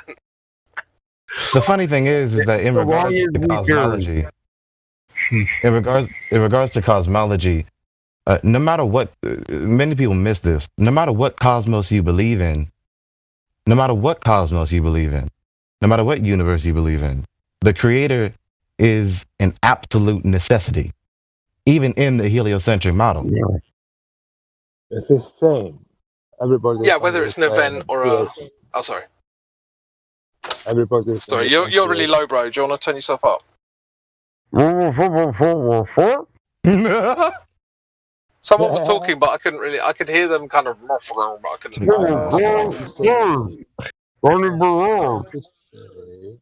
Is he joking or is he really muffled? I was joking I can about hear him. someone faintly in the background. No, not you, Mike. There's someone else who sounds like that, but half the volume. Yeah, I think Johnny Bernhardt was Johnny. Okay. It's these Icelandic people. They cause all the problems. No, we are the reality. Pump up the volume. Pump up the volume. Damn, Yeah, Johnny, mate, you are way too quiet. You need to turn up something. Turn on the amps. Adjust the meters. Where did Austin go? I'm outside. I'm outside. I'm outside now. Yeah, maybe wait till you get inside, bro. No one can. Well, okay. Austin, where are you? He's preparing for tonight's Why Would They Lie show because Austin Whitsitt is our guest tonight on the podcast. How's it? Hey, drop the link, bro. How's that doing, man?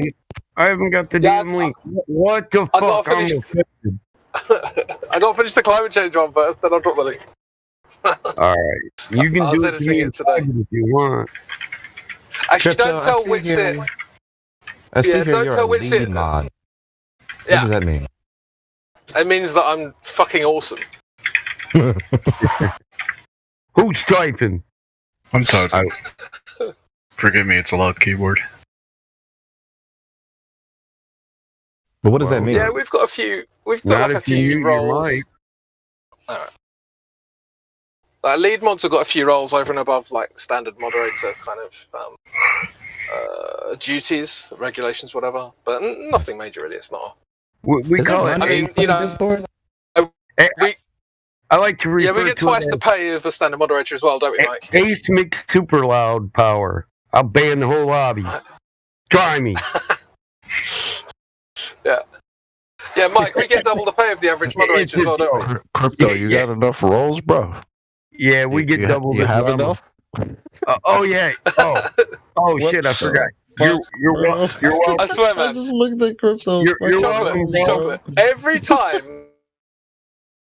Those are my Every time I have a spring clean and I get rid of half my rolls, they all instantly appear again.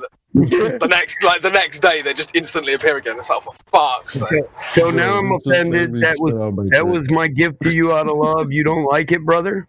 I mean, they gave it to me. I just thought I'd pass it down the line, you know.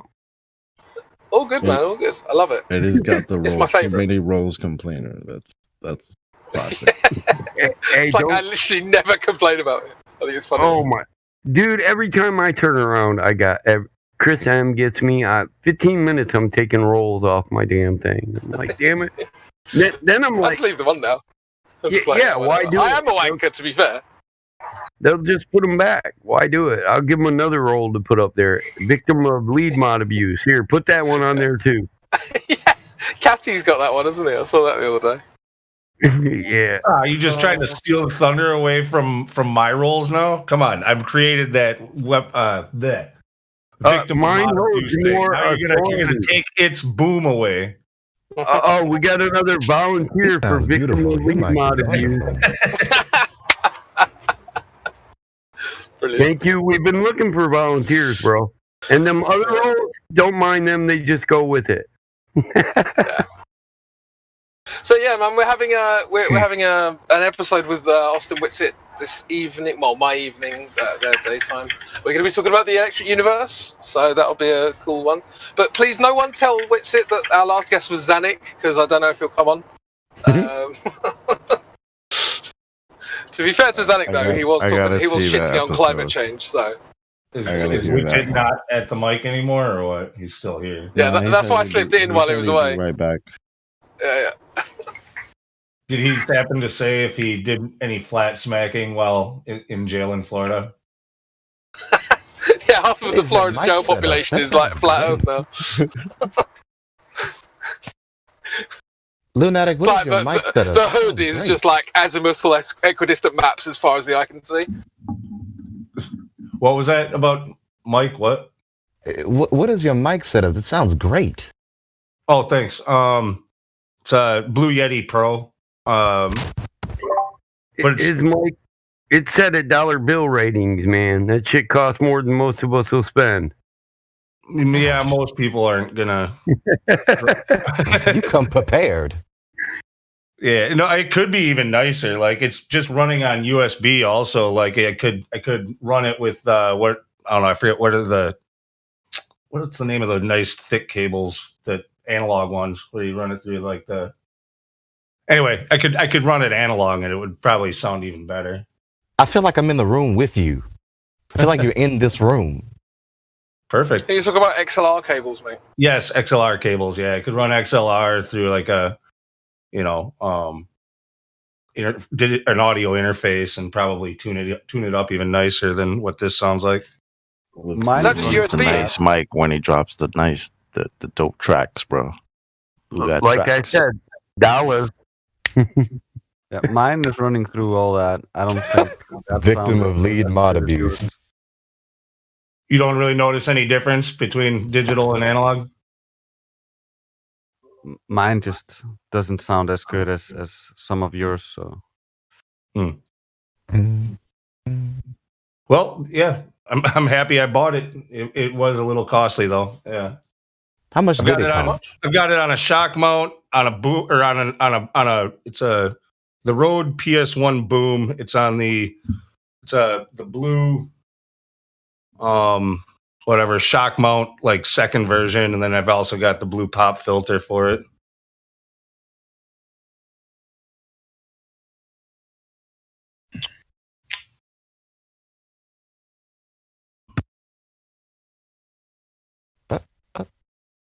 Oh, Jay Daughtery. I'm sounding fine now.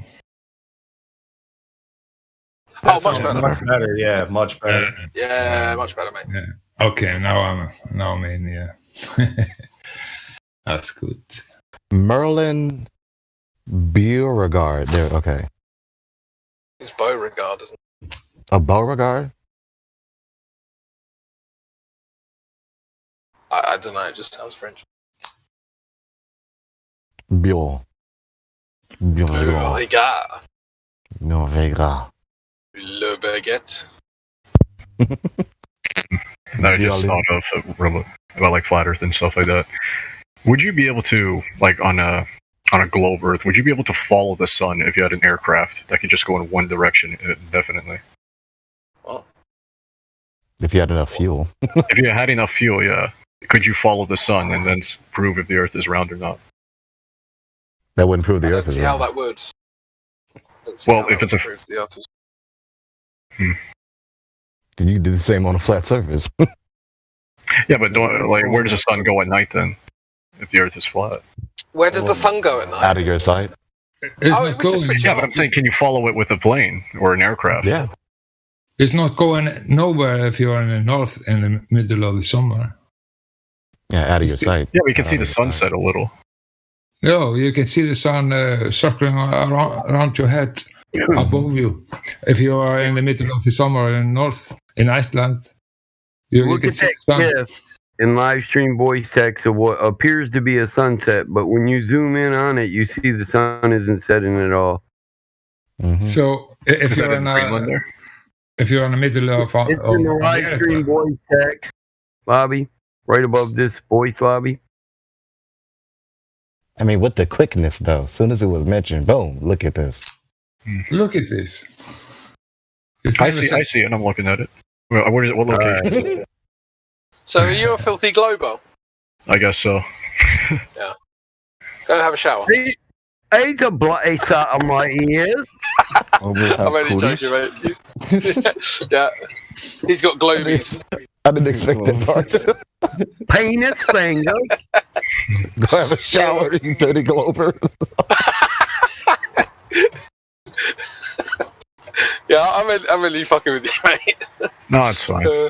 That's funny. That's just funny. That's just funny. Yeah. Upside down. He loves it. Bowls. No, but seriously, why do you think you live on a spinning pear in the middle of a literal, like, nothing? I don't believe it's a pear. So, do you think Neil deGrasse Tyson is wrong when he says that you live on a pear? I'm sorry. Let's be more pardon me. scientific. Let's be more scientific. An oblate spheroid. No, he says pear. Yeah. Neil deGrasse Tyson says it's a pear. And he says it's an oblate spheroid. I remember hearing that the Earth is sort of like, it's not perfectly spherical. It's kind of, rigid, It's bumpy. kind of chubby. Right? It's chubby in the middle. Below the equator. Yeah. It's a little wider at the equator and a little chubby at the South Pole. Just like So it's not really a sphere. It's a oblate spheroid. I wonder if that centrifugal force stretched out the equator. Why didn't it force all the land with the tectonic plates to the equator? How come all the land isn't around the equator? Well, Right. according to How do Neil, you have plates on a ball? eventually the pizza is gonna flatten out into a pizza, or the pear is gonna flatten The out into dough. a pizza as it turns. That's what he said. So I don't He know. also said about the magic speed. So But it's absurd for us to believe. let me ask this: is there any like Edward Snowdens of the flat Earth theory, or not? Sorry, not theory. oh, Well, like whistleblowers. Are you serious? Many NASA employees, yeah. Because you think like Like with whistleblowers. everyone on payroll, someone's gonna crack and just squeal. This whole like, oh, it's all bullshit. But is Are there? you asking if there are whistleblowers? Yeah. Yeah, that's pretty. Yeah. Hello. You're talking to them. You are. Yeah. Yeah, we're the whistleblowers. You So guys, you guys are are on no, but you guys are looking into it. But I'm just saying, someone that's on payroll and knows this, like they've seen, the dirty. Ah. Yeah, I mean, If you that's understand something we me. claim. what about- Why would we believe? What about Like, why would we replace? I mean, like, okay, astronauts, right? They got to definitely be on payroll then, right? So the they- last one that said we can't communicate from the launch pad to the tower got killed. So that's why they don't whistle blow. What about let's put it Mass this way, right? Powerland? Let's Mass put it this way, Powerland? right? Bush Alti said, he said, Crypto, go he's ahead, never man. been there. Am I cool, or am I gonna? I've Yeah. never been there. Yeah, crypto. Go ahead, bro. Why We don't believe. speaker, bro? Never mind. Don't mind. I didn't have anything to say. Do it. Turn it on. Yeah, I've never Is everyone been going to there. shut up so I can speak for 5 seconds? Cool. Yeah, so we don't believe the stories of NASA and all of their bullshit lies, so we're not going to believe their stories when they agree with this either. We're here for empirical proof. We want to see the evidence. We don't care about stories. But we will listen. Yeah, it's interesting, but it's not proof. We're always listening. Michelle Fowler. Who is? Someone has complimented my humor, calling me a lemon bird. What is that? You're not the lemon bird. No. You don't sound gay enough. We already have a lemon bird. I mean, do you take golden showers? Absolutely not. Oh shit. That's a passion. That is a personal Man. question, bro. Oh man. Well, he said he was a lemon bird. I was wondering how he got lemon eyes. No, someone. I thought wrong. I didn't. Shit. I read it earlier. Yeah, that was Reckonor, right? Yeah. I get the joke. Sure. You won't understand it till you've been here for a while. It's not Sure, even worth trying to explain He it. was peed on the chopper. Sure. Sure. Can we get a globe or two just say quickly, like, why do you believe in the globe? Like, why do you think it's a globe? Why Why do do I you believe in the believe the globe? Earth is a ball? Yeah. Well, Just tell us. Wait.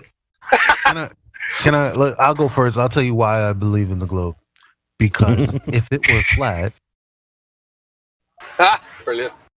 If If it were flat, Easy on the insert straw table. man. $5 on the table. I'm just. There's nowhere. Oh, there's that's nowhere it? else he can go. there was There's more. nowhere else. There's nowhere. Okay. Go on. Tell us your proof of the globe. yeah, listen. Who, me? Oh crap. Yeah. Well, like, first off, it's just like since you were a kid, you always heard this, right? And now this is something else that you're hearing, that the Earth is flat. But to me, it just, the amount of people that would have to be on payroll just lying and deliberately know of this lie, it just That's seems, not proof. and like, That's not proof. well, No, you that asked me why that do I wasn't the think. question. That's Yeah, not what you posed the yeah. question. That's just So Okay, what's the fair, question? Fair enough. I did ask, why do you think it's a globe? And do you think because people would have to lie about it, and you don't believe people would lie? No, I do believe the government lies. My family grew up under USSR, so I hear all about it. But the amount of people in the civilian sector that would have to, lie consistently to uphold this, and not one photo or nothing of their flat. Yeah, but It just they don't all makes know you that this is skeptical, true. doesn't it?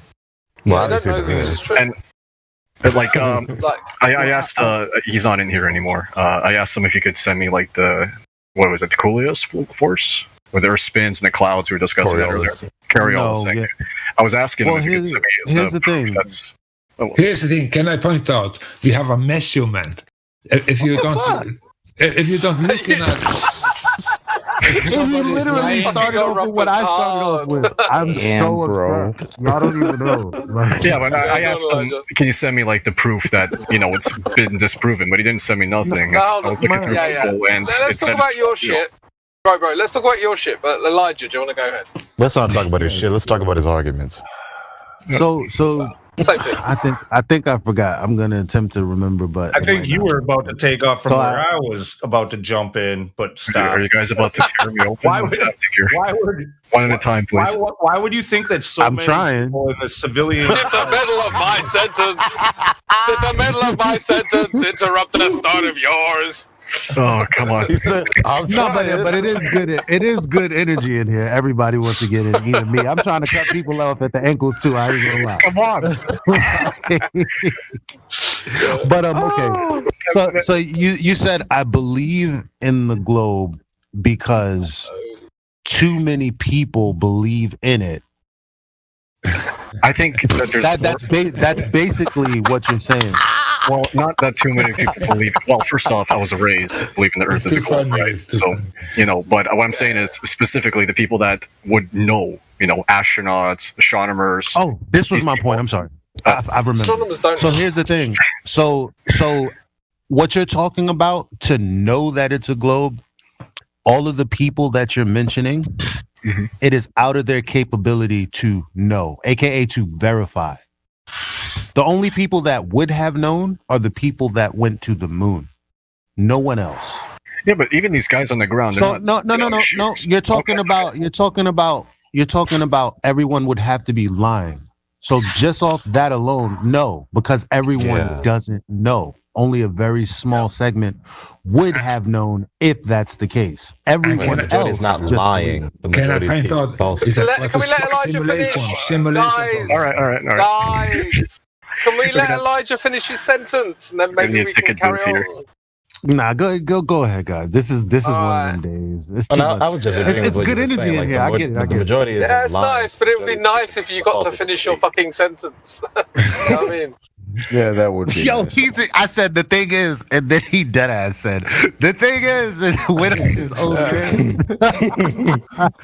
I'm not even kidding, Elijah. Like 5 seconds before that, I said the thing is, but then stopped because somebody continued talking. Then you did it. Then he did it. My bad. Well, The thing is, The thing is, You know, the thing. They're better than the podcast. So the thing is. do you know the thing? The thing is, that thing that is. Yo, if you watch The Zeta, Zoo, what's right? the The Zoo is a show on Netflix. Well, it's not. Well, I don't know who it's produced by, but it's on Netflix. And Right.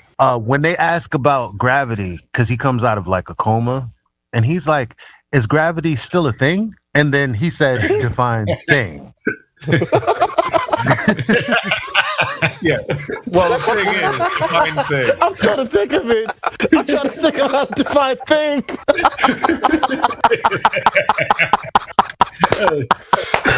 That would have stopped me if I was there. I'd be like, oh shit. I don't know how to define thing. I can define eschatology. I can't define thing. Oh yeah. I mean, that's Anyways. so fine thing, but it would definitely be hard to do it without using the word thing in the definition. Right. It's irreducibly complex. So, buddy, would you mind? Okay, so the rebuttal to everyone would be lying is no, because everyone doesn't know. Therefore, that That's not true. It's invalid. So, do you have actual evidence now of said belief? Do I have actual? I'm sorry. I've got the giggles the way he says shit. Well, I can't post pictures, but earlier someone sent me a picture of that. What was it? What was it? Those two oil rigs, right? And explained to me that basically the reason why the horizon looked different was due to a mirage effect in temperature over the water. Now I don't know. Yo, who told you that? some guy, like after you guys. All right, let's take the picture I'm not- out of the I'm not- equation. I'm not gonna- let's use a form of logic, right? Like look, if P then Q, not Q, therefore not P. So if the Earth was a sphere with a radius of 3,959 miles, then you could use the formula 1.2 times the square root of the observer's height to figure out where the horizon is. Q, the horizon is not there. Q, therefore not P. It's not a sphere with a radius of 3,959 miles. How would you address that? Well, I guess I wouldn't really know, but then again, I'm not the best at math, so I have to go about other means. Every No, time this we isn't get maths. there, it's like I'm not good at math. I'm not good at. That's the I'm truth. not Like, good This at. isn't this What isn't you're maths good anyway. at is being religious. Then, well, and it's not really. It's really more. Well, here's the thing, right? Like, you don't really have to be all that great at math to figure out what this is telling you, right? Because you could either figure it out, or you could just find one of those what they call Earth curve calculators, right? And you just put in 1 foot, and it tells you that your geometric horizon, which is the curve of the Earth, should be at 1.2 miles away, right? If you wanted to figure it out, I mean, 1.225 times the square root of the observer's height in feet. The observer's height of feet is 1 foot. What's the square root of 1? Tough question. What's the square root of 1? Are you asking me what the square root of 1 is? Yeah. Yeah. 1. Oh, geez. Yeah, Hey. yeah, 1. I didn't expect that. 1 times 1.225. Are you asking me to do this? Yeah. Yeah. We're doing it with you, man. We don't have to do it. Well, it's like women, right? Like you ask them a question. Hold on, and Eli. then instead of Give answering, me a second. Let's do the math. Let's do the math real Let's do quick. the math. just You say already said square root of 1 is 1. What's Alright. 1 times 1.225? That is 1.225. There you go. Right? So just based off the globe math, your geometric horizon at 1 foot is 1.2 miles away. So how come you can see other photos without the horizon in the background, but you can still see like boats dipping off? what does that have to do with? That doesn't exist. That What doesn't? does that have? Can I just can think we he's just going establish the logic? No. You know, Right. That's what I'm trying to. Go ahead, Crypto. Can we establish thing X has Y properties, and if it doesn't exhibit Y properties, it can't, right? You accept that as a logical statement. yeah, sure. Okay, cool. So according to your globe math, your geometric horizon is at 1.2 miles away. But I'm sure when you looked at the picture, you could see where the horizon was in the picture, right? Yeah, I still see it. Right. Did you look at where the oil rigs are and how Yeah, far that's- away they are? Mm-hmm. So the horizon was behind them, right? Right. Right. Well, if it's behind even the furthest oil rig, which is what, 9.4 miles away, safely say that horizon is what, 10 miles away? But it should be no more than 1.2 miles away. So why is that horizon all the way back there? Remember, we're talking about the curve of the Earth, right? Mm-hmm. The point where boats are supposed to be disappearing behind. Right. Right. So based on the globe math, should be 1.2 miles away. It's clearly not. Oh yeah, it's as you say. But what about the videos where you can see boats slowly going off into the distance and dip below the surface? What about them? Yeah. You tell me. Well, doesn't that mean there's a curvature? Where are they going? What does it have to do with the geometry? Which curvature? I'm not The discussing curvature the that geometry here. I'm the discussing curvature something that Well, that's what I'm was saying. supposed to be at 1.2 miles away. That's not anymore. I think I can help with this. Okay, so Sure. his question is, I why can't then? post. I can't post Why- images, so I can't show you like the video I found. We've all seen them. Your question You've seen now it. is why is it that they disappear bottom up if it's not going over the curve of the Earth, right? Yeah, that's what I'm asking. Well, okay, so that has to do with perspective, and your like angle of resolution that your eyes can actually perceive against a surface. So we can demonstrate things that we know are flat and things appearing to disappear bottom up. Like, for example, pay attention to live stream voice text. I'm seeing. What is it? Coin. So if you watch these, check out these GIFs. Like, so that's across a table, and as it gets into the distance, see how the bottom of the coin starts to be, you can't resolve it, and it appears to be disappearing. Mm-hmm. There it is. That's what's happening. So it's just because, but if you adjusted the camera a few inches up, then you would see it perfectly. If you zoom in, here, check it out. Coin No. there's coins I 3. did it. So, yep. I did it. You did what? So look at the new one. Elijah did coin 3 for the GIF. Pay attention. Is this the one where he zooms in, or is that coin 2? He's zooming in on it, and there's a little fog on there. It completely disappeared, but he's able to bring it all the way back just by zooming in. Yeah, but if that's the case, wouldn't we be able to just build a very large tower or even airplanes flying near the coast? You could just see the ships going for miles out. There's other reasons why there's still limits to how far we can see, but that's this coin one. This covers most of it. So like, there's also atmospheric light extinction. You know, just there's a medium that we're in, right? Light can't travel forever through a medium. That light has to reach your eyes. It's not like you're just beaming your vision to a closer spot. That light still has to reach you. So there's that. There's there's other stuff that's missing too, but so there's multiple things that go into why you can only see so far, or what you can see from. What's that last image there? I would say this before you get into that image. Like, I want my money, right? So there's services rendered, right? So we've told you something that is true, right? You're not going to ask me to pay you, are you? No. What I'm saying is everyone thinks, like, it doesn't feel good to not only debunk the model, but someone asks, well, explain this then. That doesn't mean that they think, damn, that's really good. Yeah. Wow. That's totally logically consistent. Therefore, well, would you happen to know why it does that? That's not what you're asking. Because if we don't give you an answer it doesn't matter if the answer is sufficient. If you deem it not sufficient, you'll just default back to the globe. And that's a waste of energy. Only until you can ask every question you can possibly ask, then will you concede. Well, if the Earth is flat as you say, that changes so much. That kind of brings me back to the point that I was trying to talk about before, which is the horizon itself, right?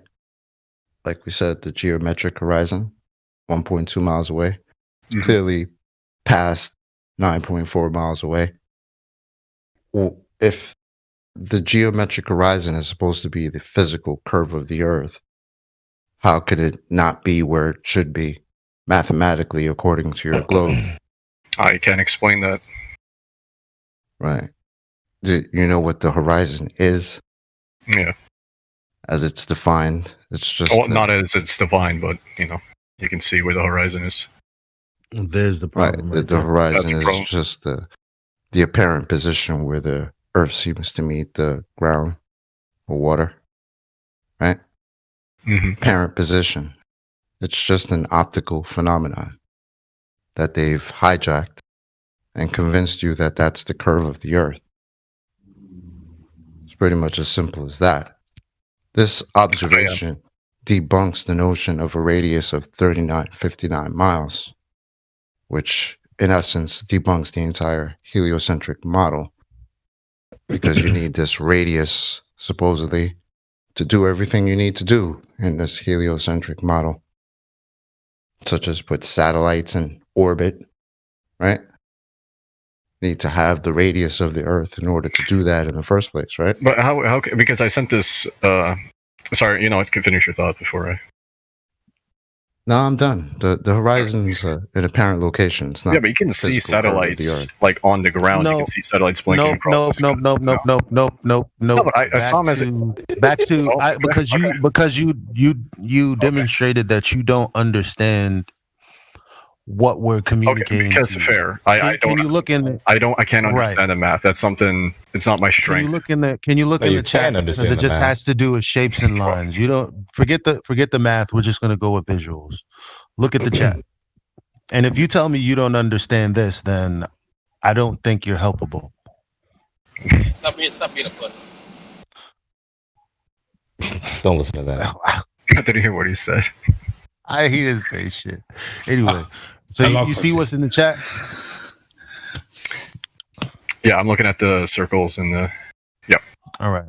Okay, so you see the Sajida, the S? On which? Oh, there. You see it? Yeah.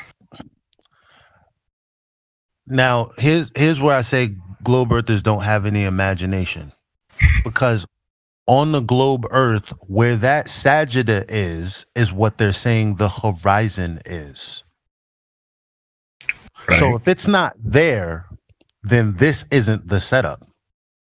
You That's don't not live on it. that. Okay.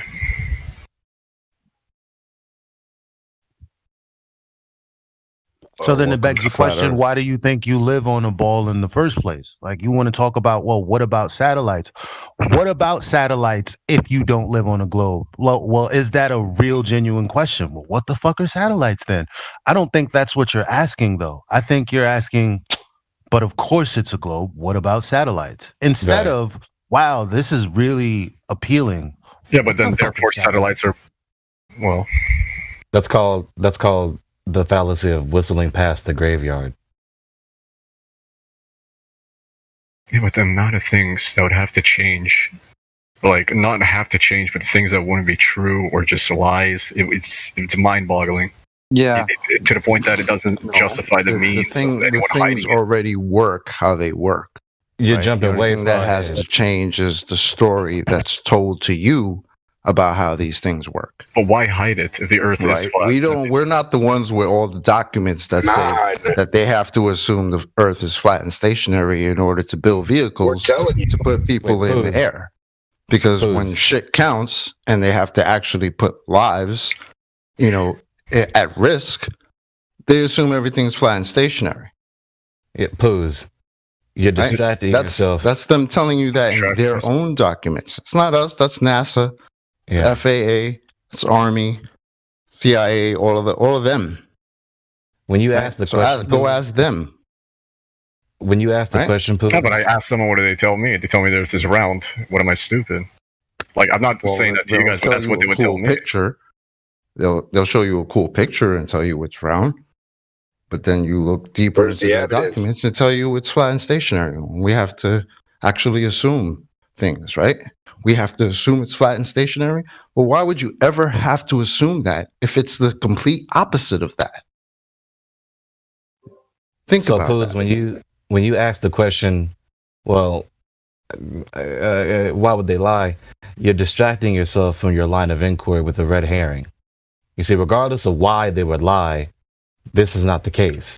You don't reject the lie because you can't figure out why they lied. The lie is the lie, whether you know why they lied or not. Yeah, when you find the lie, you dig deeper. For instance, if you look at the space agencies, they are the biggest users of helium in the whole world.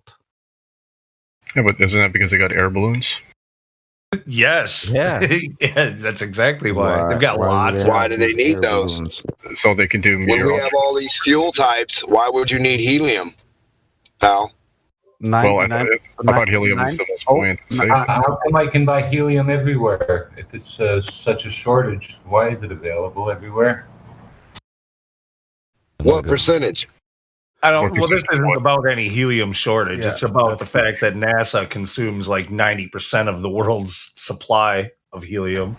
Is that They a need, Is that they possible? need it for their blend. Over How 90% much of all our Earth there is? communication Kinda goes to odd. undersea cables. We don't actually need satellites for anything.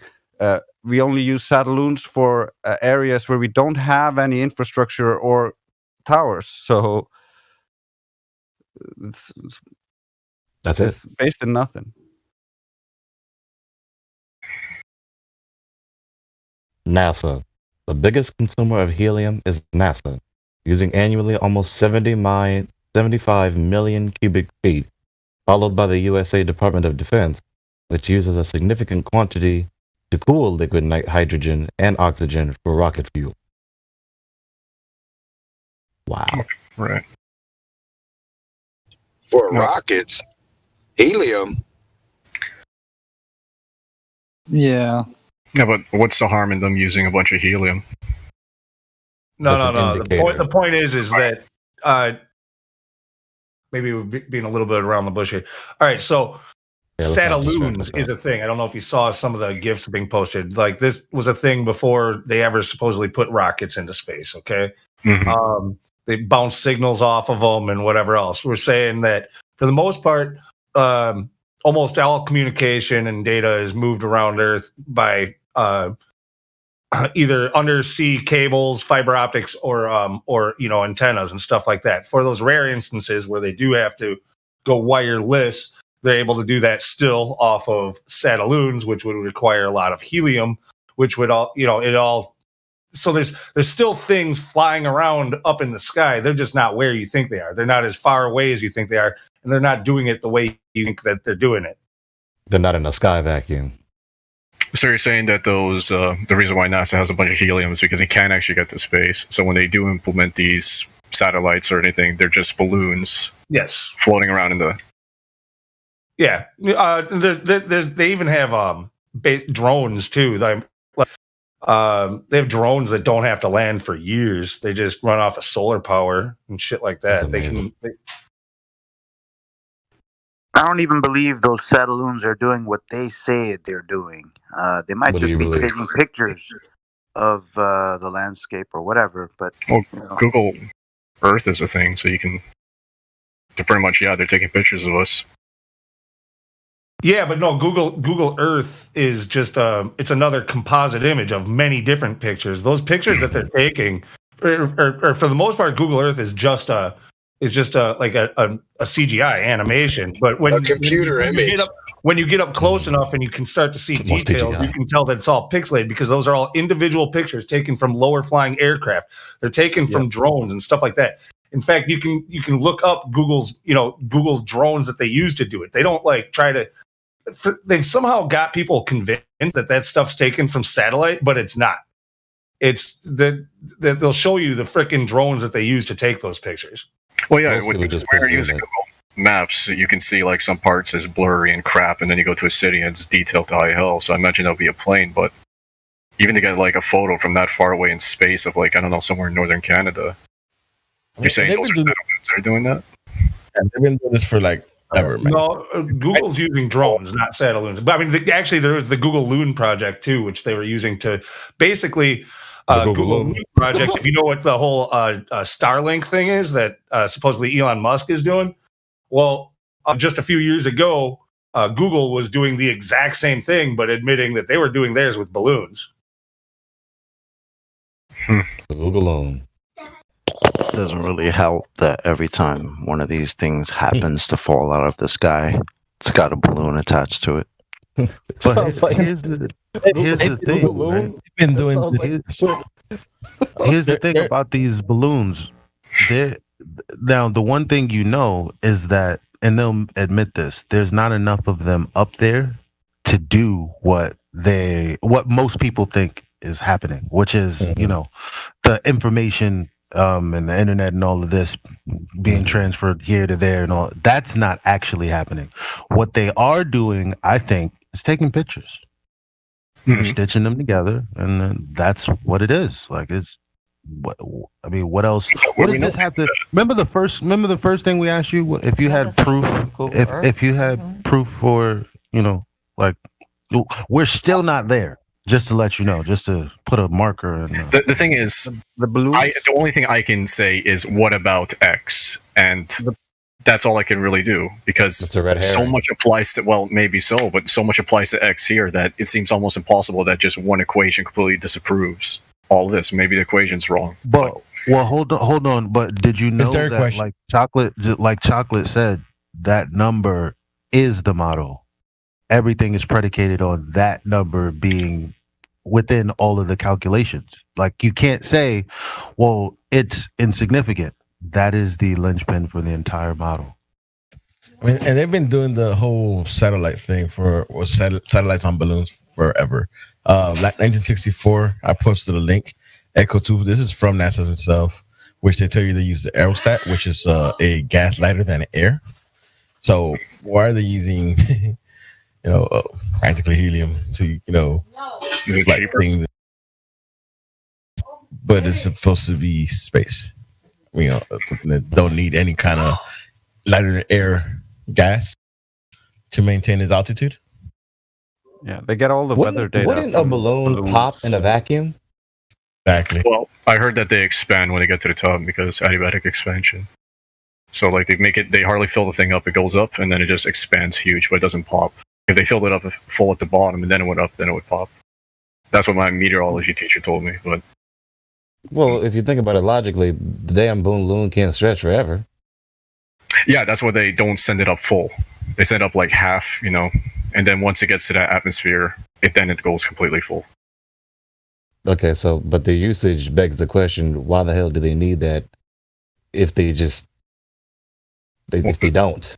NASA's been dicking around with like meteorology, sky studies, anything like that for years. Like we need like what It's is non it? sequitur with my question. All right. So ask it again. Maybe I misunderstood. If they need to use this, then that disagrees with their narrative.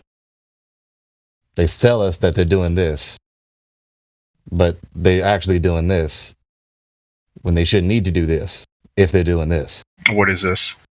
Like saying instead of going to space, they're just screwing around with balloons? Now, you don't need a balloon if you're going into space, especially if the damn thing gonna pop. Yeah. But why would it pop? Because that's what happens. No gas pressure. Yeah, but we can see videos of like balloons going. Well, videos. So yeah, you can see where videos there's of gas these pressure. There's also videos of them recovering these balloons midair and replacing them. So send me them. I wish to see. When a balloon goes too high, even in reality, you're observing when a certain balloon goes too high, the damn thing pops. Yeah, typically when it's full on the ground, though. Like if you take your little plastic balloon and you let go, that thing's gone. It's gonna pop, right? Right. That's the point. So if we live on a ball flying They don't around, fill it up full on the ground. They fill it up partially. It goes up and then expands up, and it fully expands up there, but it doesn't pop. If you were to fill it full on the ground here and then send it up, so fully.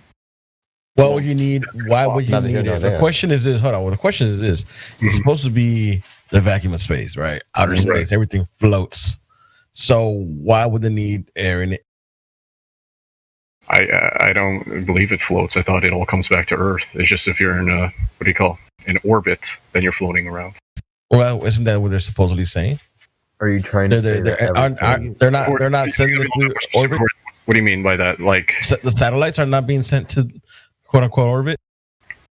Well, I believe they are, but you say they're not. So Right. Well, so what I'm saying, if they're not, if that story is wrong and they're filling it with, lighter than air gas, so why are we to believe that they're sending stuff to outer space? I mean, I believe they're doing both. I think they're both doing whatever they're doing with these balloons and also putting satellites in the sky.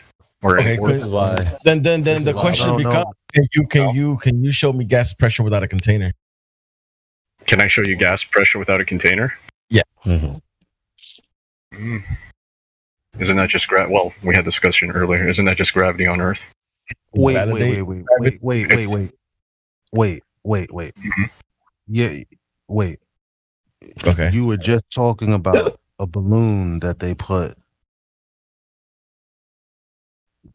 gas inside.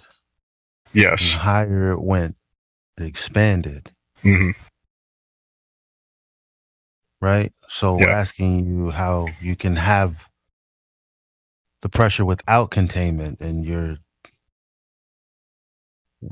saying you're saying what you're saying, but that flies in the face of what's happening with the balloon. Right.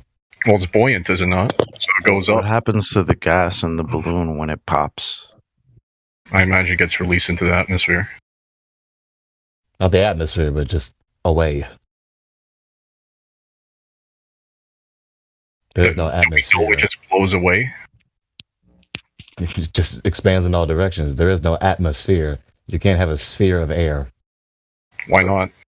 Can I ask a question? Go nuts. How something what is not proven can keep the gas? Something that doesn't exist contain gas. How is something what is not proven scientifically can keep the gas? Are you referring to gravity? Hold on a second. What's buoyancy? Hold on. What's buoyancy? Well, guys, what's buoyancy? If you're lighter than air, ain't it? Please give the formula for buoyancy. Tell me if there's a G in there. Yeah. I can't give you the. Okay, well there's a G. I want to know. There's a G in there. There's a G in there. There's a G in the formula for buoyancy. So we're not going to go with that because that which can be asserted without evidence can be dismissed without evidence. Okay? So we're not even going to consider buoyancy. All we have to do is consider density. So why does it go up? Can you guys consider that this the air is... around it? Pardon me? Because it's less dense than the air around it. Can you guys consider that this is a red herring after all? Because it is. I just told you that you can't put satellites up there without the radius. You can't So now you're saying, well, there's these things in orbit, and I'm like, well, wouldn't you want to prove that it's actually orbiting around the thing they claim? Because you would need to know that, the thing that you're referring back to your equation, right? Well, it's not me. The thing that you believe, it utilizes that. So it's a reification. You're taking something that isn't real and you're giving it life. But you're saying that, like, okay, try to put yourself in my shoes here, right? You're saying, look at this equation. This is how the world works. But you look at the sky and you see a satellite. That's not what we're saying. But you're saying because of that equation, I can't. No, what I'm saying is you're working backwards from your conclusion, because when I present that to you, you're saying, well, obviously whatever that is, that's irrelevant because obviously there are satellites that are flying around the thing that I know it is. Mm-hmm. But you're not critically thinking about it. Yeah, he debunks your conclusion. And then your response is just to reassert the conclusion. No, but I'm saying, what if we don't agree with ask the question, begging the question? It all goes back to where that horizon was, right? Right, but what if I'm saying horizon being where it is? But what if I'm saying I don't agree with that because of other things I'm seeing? You don't agree with reality? Yeah, you have because what we're showing you is a reality. I'm not agreeing with the equation, or maybe it's okay. You know whose equation that is? You know whose equation that is? I wouldn't know. It's yours. No, it's not. I'm not a mathematician. It's the globe equation. It's the globe math that debunks the globe itself. So I'm a part of like that. Therefore, I have to agree with everything the globe says. Well, you don't have to. We're here telling you don't have to agree with it because it doesn't match reality. Hence, why the horizon is where the fuck it was. Right. Get it? If you claim you're a Catholic, there's certain things you have to. There's certain things you accept out of hand. If you're a heliocentrist, there are things you have to accept. Let's go with his disagreement. Let's continue with that. Let's exercise this to its logical end.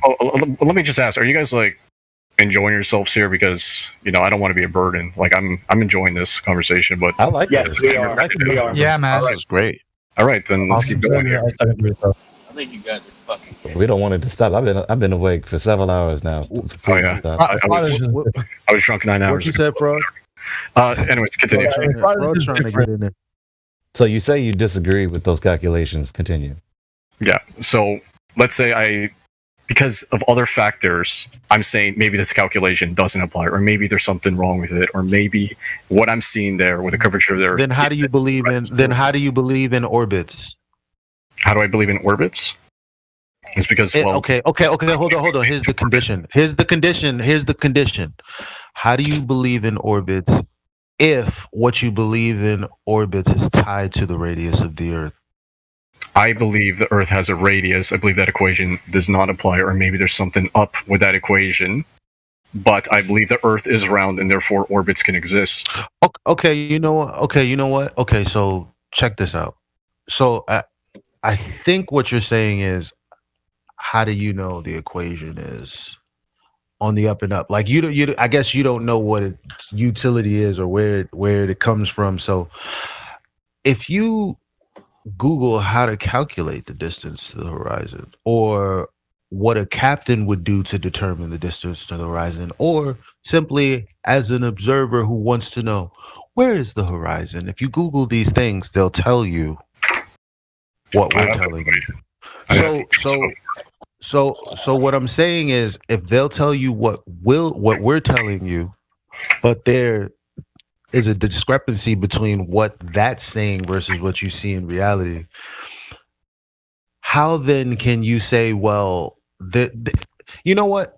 Because he's going to rebuttal it anyway. So this is exactly what I mean by people who are religious, but they don't even Christians haven't read the book. So as far as heliocentrism is concerned, you don't even know what it is and why it is what it is in order to refute it, because you're just like, oh well, I don't agree with that portion of it, but I like this portion of it. Okay, so but there's no foundation. Let me ask you this question: how do you do the scientific method? For what? Like just in general? Well, the scientific method for measuring a geometric Earth curve. I wouldn't know. I'm not a mathematician. Well, the scientific method in general, besides specifically for that, you ask a question, then you have a hypothesis, then you test the hypothesis, and then preferably you're seeking an answer. And then you make a hypothesis. Mm-hmm. Then you make a hypothesis. You have to and then you test observe a phenomenon. You're not asking. Oh a yeah, question, yeah. bro. Well, yes, you observe. I forgot that part. I misspoke. Yes. You observe, then you hypothesize, then you observe, and then you test, and then preferably you retest, and then you conclude. But the Globers, especially the lady, they do the whole thing backwards. And the lady? They conclude first. You know, the lady of the globe religion, heliocentrism. I am not a part of anything like that. No, it's just rhetoric. It's just rhetoric. So the Globers, you know, the most knowledgeable to the most ignorant, they do the method backwards. They conclude first, and then they always conclude first to the contrary of the method that they should be using, and against observations, what they observe, which is in the method. That's pseudoscience. You got to stop doing that. They're not using the scientific method to measure the curve of the Earth. I mean, it's not even a scientific question. And if you're going to start with observation, we don't observe that anyway. Right. Can I do a sound check really quick? Is this any better? Oh, you're louder. But I still understand you. Yeah, you're better, bro. Am I better? Am I like hearable now? You're louder. Yeah, you got a little background, but you're good. Yeah, we can hear you clearly. I had to turn off noise cancellation. I sound like I'm talking to a 50s radio. Yeah. Dateline, 1952. All right, cool. Oh my God. And it doesn't make it any better with that World War II theme in the icon. Oh yeah, it doesn't. It's not World War II. That's Warhammer. But it was someone that had the photo of the two oil rigs, because right after you sent me that, some other guy sent me a picture of the same thing, but minus the horizon in the background. Who sent you that? Well, I don't want to rat them out. Oh, you better Wow. rat him out. You better want me to him rat out a snake? I'm not gonna rat out a snake. Yes, rat out. Oh, so it's nakes. So you so just admitted that it's nakes, but you put an S on it. Okay, so it's nakes, guys. I Kick guess him out. it's- So he sent you a Okay. picture of the Can I just horizon in a Can I different just pull? place. Can I just So pull? he sent you a picture of a white swan, right? He Hold- sent you a hold picture on. of a white swan. Or Yeah. So he sent you a picture of the horizon in a different place. So which one of those is the curve of the Earth? well, isn't that the $1 million question? No. No, If- Isn't it? Isn't it? Am I not You allowed? tell me. So the $1 million question does- really is that line where it's predicted to be or not? Yeah, but do you see how the what do you call it, the oil rig on the left is like all distorted with its crane down? Oil right. rigs Look are at irrelevant. It's not Okay. irrelevant. Yeah. Oil rigs read- are so- irrelevant. How Go does ahead, that Roger. negate my question as to which one of these is the curve of the Earth? Right. Yeah, so have him explain why it's why it's Well, I remember you told me earlier. Let me I let remember me you told first me- address. I'd like to know how it's a rebuttal. Because all right, so we showed you one picture, he showed you another. So what does that mean? He's saying that he told me the picture on the left is simply a mirage, and the picture on the right is the same picture but without the mirage. Okay, so Yeah. we get the best view of things when it's a hazy freaking day. Is that Yeah. Well, the other one's got the sun bearing down on it, and it looks like there's haze too. So Again, Yeah. Roger, wait, Roger. going back to what the horizon is supposed to be, the geometric horizon, is that not supposed to be the curve of the Earth? The physical limitation that causes boats to sink behind? right, but what he's saying is that line or that horizon you see there is simply a mirage due to something that happens. Can I lied to interject you. here? Can I interject here Go really ahead, quick? man. Yeah, go ahead. Okay, so what he's trying to describe, but because he's a bumble-headed moron, he doesn't understand how refraction actually works. Now, refraction operates on straight lines. Things can appear to loom and things can appear to sink. But if you read the paper on refraction by the guy that he thinks he knows, he even says the percentage of the missing object will not reappear from looming. In other words, it will never make more than what is visible more visible, but it will cut things off from the bottom. Right. So it only works in one direction. It will never make that which is not geometrically obstructed unobstructed. Ever. It never will. There is no circumstance in which it will. So the dude who's sending you that is a literal retard who does not understand what he's read. Yeah, it's even worse, right? It's even worse, right? Because why would we lie about this and then some dude slips in your DMs and tries to pull you back into the globe lie, right? Think about that. Yeah, it's that's what I call- crazy. I think he was just watching from earlier. I also want to point one thing that's out. what a cult does. All wanna the make guy sure is we look doing at is this. proving our point by showing you the horizon in a different place. Right. Could he You look knowing at that that's a physical location can't be in a different place. So he's just proving to you that the horizon is optical. Right. Chocolate. Can he? Who are we Not talking to, by the way? The The poo. Okay, the poo. You see what Roger posted on Skunk Bay, the atmospheric refraction? It's the time lapse for the morning or throughout the day. The top one there. Yeah. Yeah. You see how you can see that whole peninsula out there normally, but because of the weather conditions throughout the day, the exchange of heat and cold, look what happens to it. You never see more of it, but it does disappear, doesn't it? Mm-hmm. I mean, this phenomena can be demonstrated on a flat plane anytime. I've this demonstration.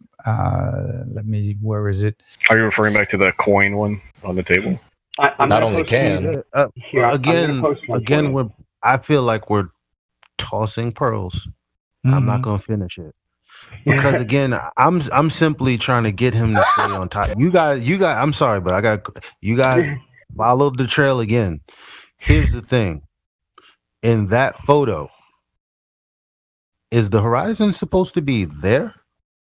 because last I checked, it's still supposed to be 1.2 miles, and where that horizon line is, though it's not defined, is definitely further than 1.2 miles. If you look at what I posted at 1242, that small circle, that's where 1.2 miles is. Hang on, I gotta find where you posted. Oh, there we go. All right. So that's where 1.2 miles is. That's where the horizon should be. Now, in the photo that you got, right? That's not where it is. It's just obvious because if you look at the video, because the same guy that did the video of the one did the video of that also, and so you can see him zoom in and all of this, and you get an idea of where things are, and it's obviously not 1.2 miles away. So again, and go ahead. Sorry. So if the horizon is the leading edge of the sphere, then why is it not the case in both examples, the one that you brought up and the one that we did?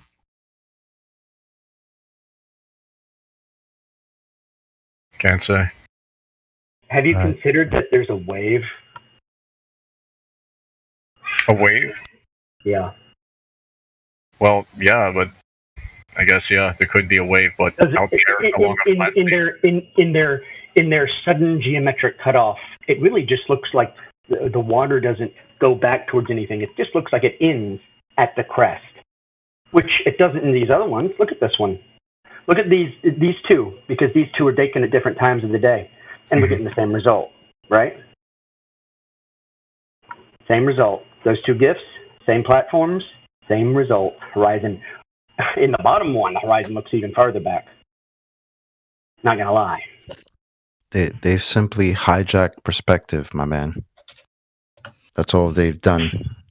They've taken optical illusions, optical phenomenon, and given you a cool story as to what's going on behind those optical phenomena.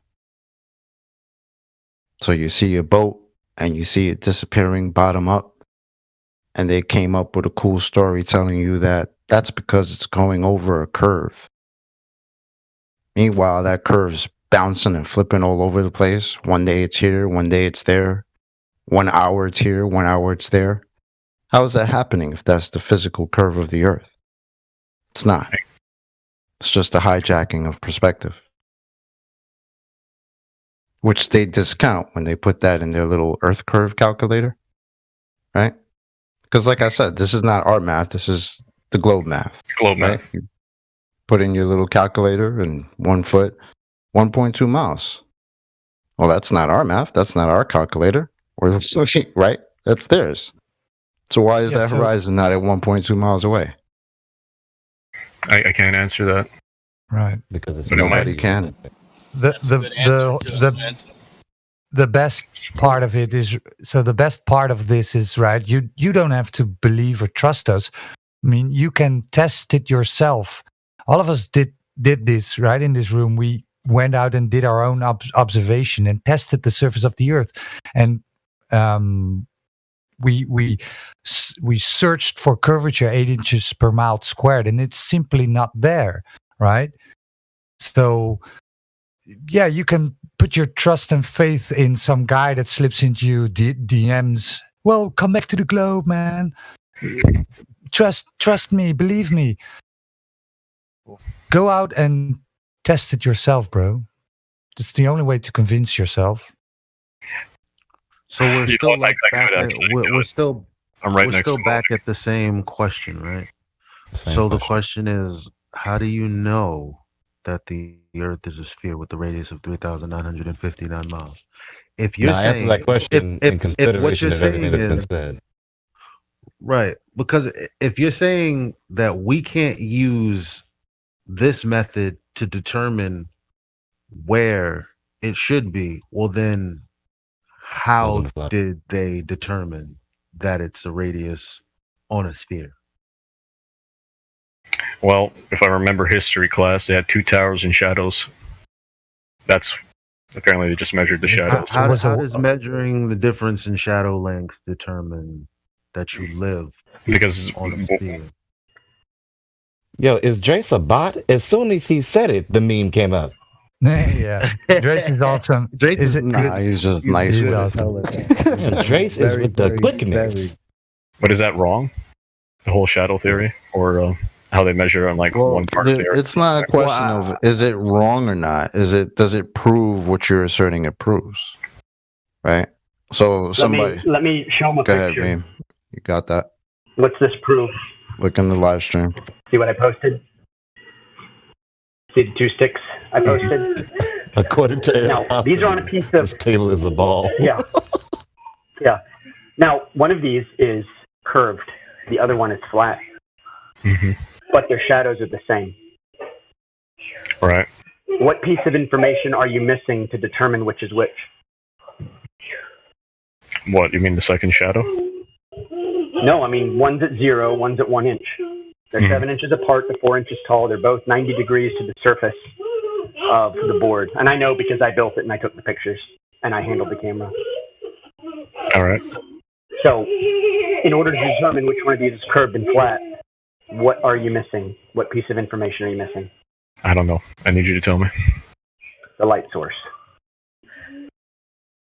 You have to know what the light source is. Now, how would Aristophanes have known that? Well, let me ask this. Is the equation they used that day the same one they used today? That's not what I'm asking. I know. I'm asking a follow-up question. Is the same equation they used then? Answer me first. All right. No, I wouldn't know. I'm not him. He wouldn't know. Well, he wouldn't have known. He couldn't have known. All right.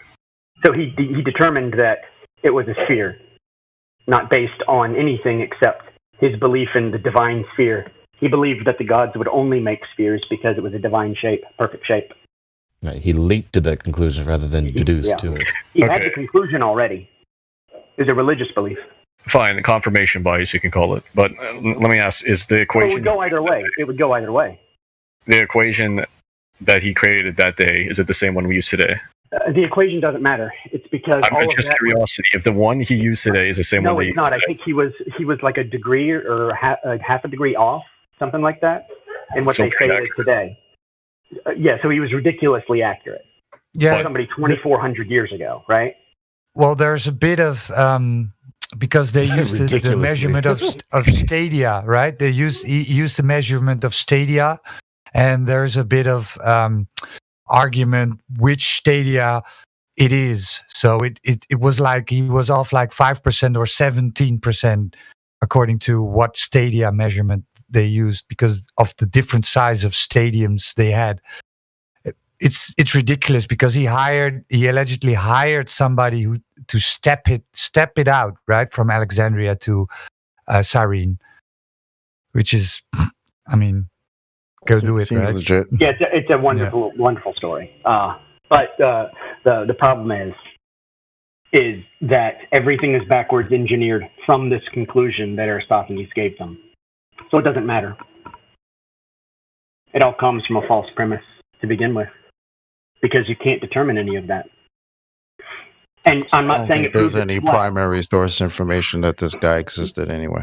Yeah, and besides, it's really close. Al-Biruni's claims are so close to it. Could have just been derived from something Al-Biruni put out, and just made up. Someone made up a different story because they didn't want to use an Arabic. They wanted someone Greek to represent it. So who even knows? That's interesting. That's an interesting history lesson. Wow, thank you. Yeah, Al-Biruni's story is also amazing, right? He climbed the mountain and then measured the dip angle to the horizon, and then calculated the radius of it. But now we have these globes claiming refraction. So how would he even done that? How would he even know what the horizon is? Yeah. It's amazing, you see. So many times they argue against themselves to support their argument. Yeah. And every time it appears to work in their favor, they use it. So it goes back to the same question, like, because you're obviously rejecting what we're saying. it's because I'll tell you why. It's, No, because it's not your fault. I asked you, and I'm not going to allow you to not answer. Well, that sounds a little. Of course, you can do what you want. I'm just saying. I'll answer. What I'm saying is, how do you measure the length of shadows to determine that the floor you're standing on is curving?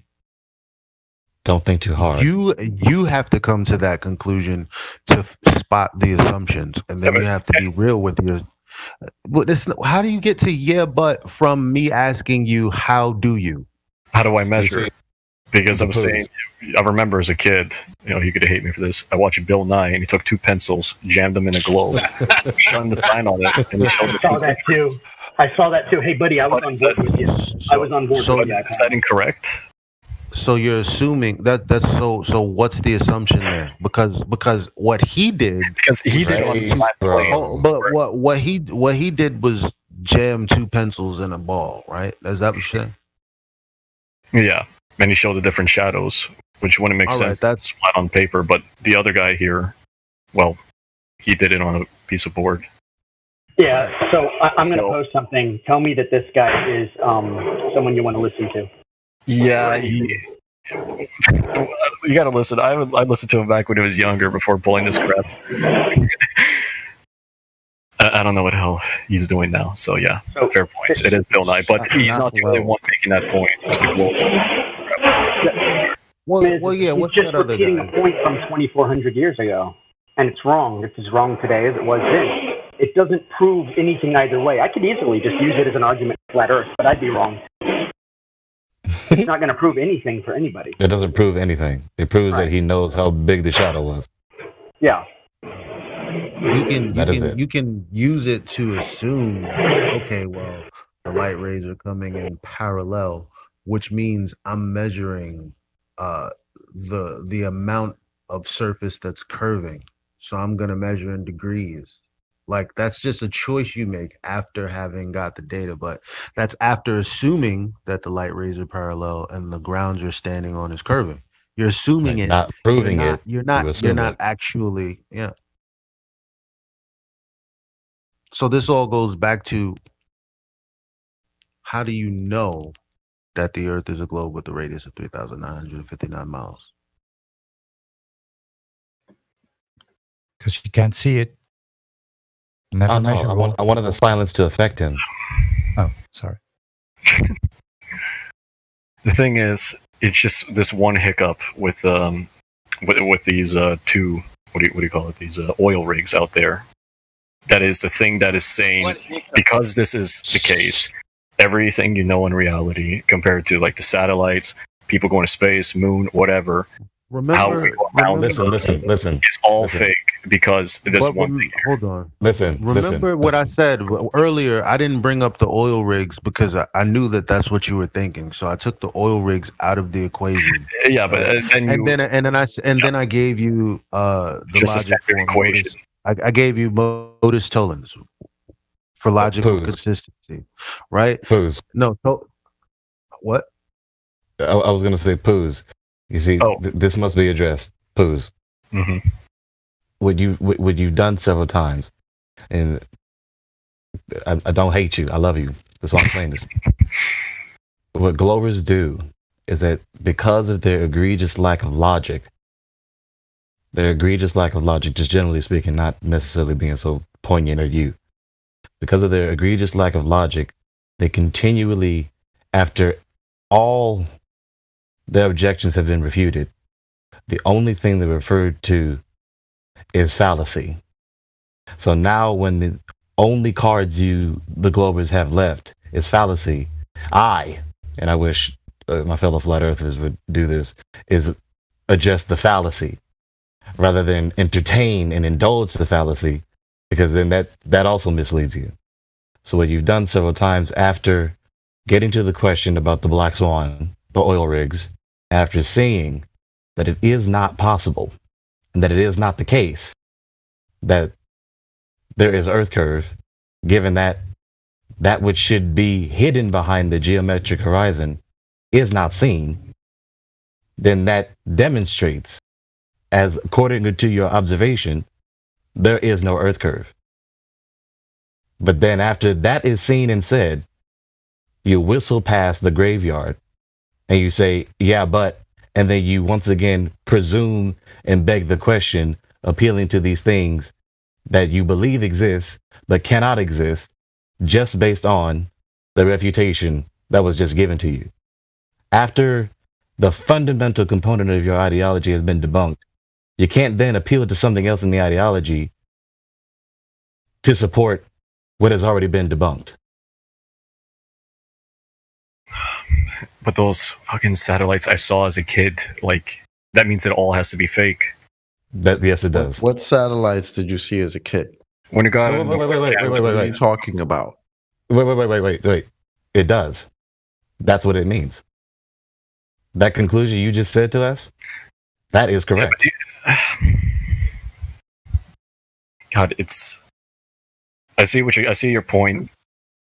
No, really though, I want to hear the specifics of what you mean by satellites you saw as a kid. Like, what did you see as a kid? He was almost. Yeah, I want the silence to affect him. It's well, I don't know which one you want first, the satellites or the silence. Because I just want you to accept that, because it's hard to accept, but because it's I know how it sounds, and I understand completely your position, but you're understanding what you're trying to fight accepting, right? What you already experience.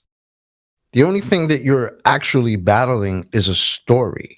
You experienced the Earth exactly how we're telling you it is. But you're saying because of this one foundation here, the entire building collapsed. Well, this is just one example. That's why it's called a black swan, because you only need one black swan to debunk the notion that all swans are white, right? So you only need one horizon that's not geometric to prove that not all of them are geometric.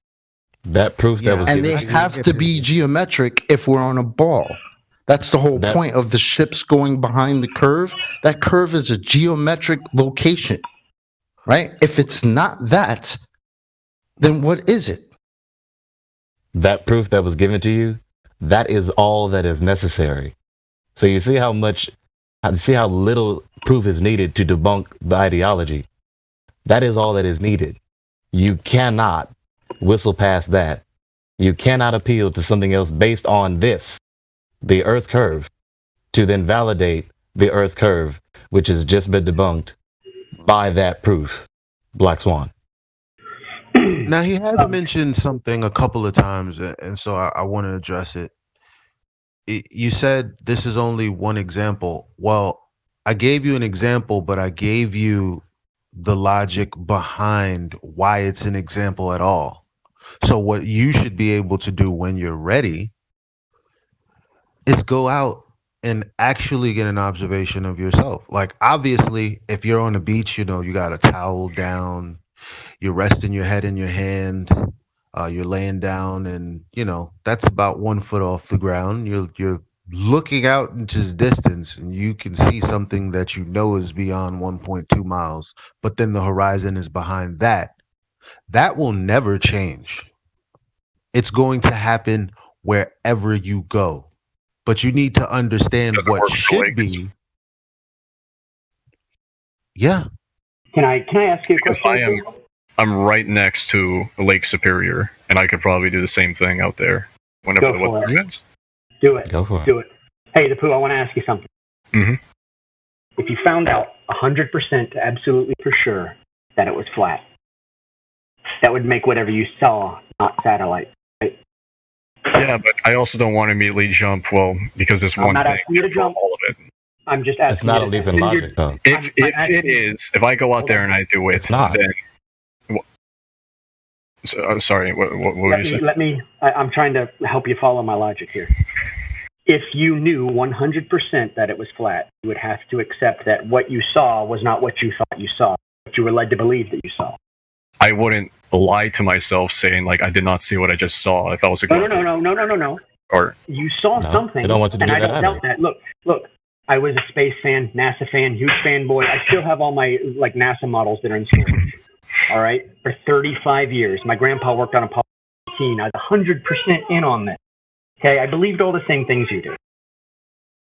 All right, I don't deny that I saw stuff floating around. I do not deny that above me. And I was told those are satellites. Okay, but the moment that it's flat, they can't be.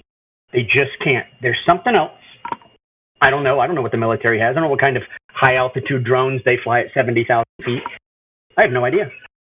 Look, I will concede on that. If the Earth was flat, then it's what we're doing in space would probably not be entirely. Did you see that article I posted about from Newsweek? Which one? There's a lot of posts going. Oh, this one. Okay, here I'll repost it really. It's these ones with the cables going into the sea, right?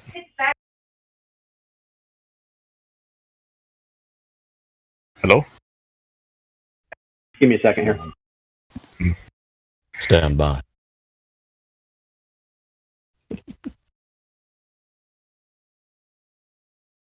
Okay. All right. So curve from there to there. So For sure.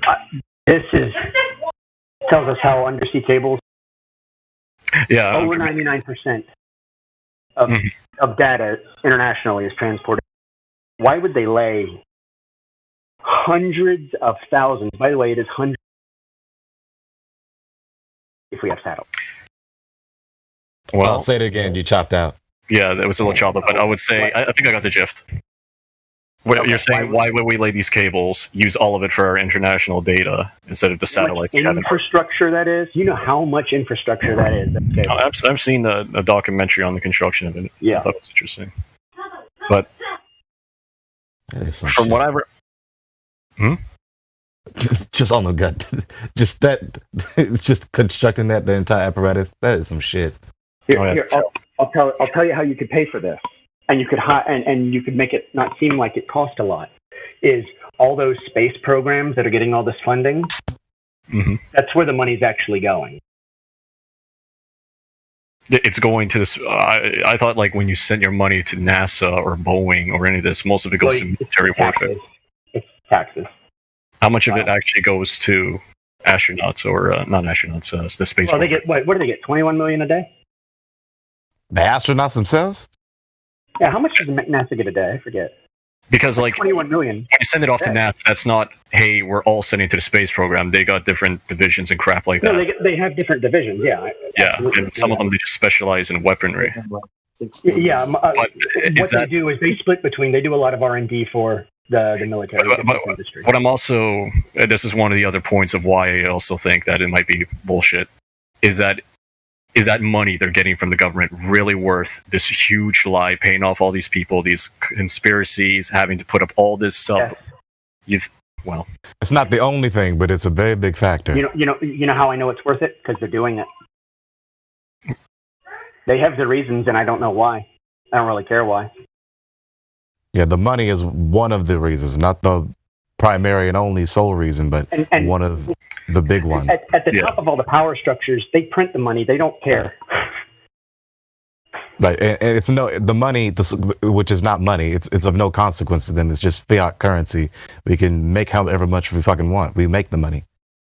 Yeah, but do they need the Earth to be like? What if, let's say, the Earth was, well, you believe it. Let's say the Earth is flat, right? Couldn't NASA be doing the same crap, saying, "Hey, the Earth is flat. The ceiling's made of water." I'm not too sure. We're gonna go. What they used to do is they would say, "Yeah, the Earth's flat, but don't go too far, or the dragons will get you. And don't go too far, you'll fall."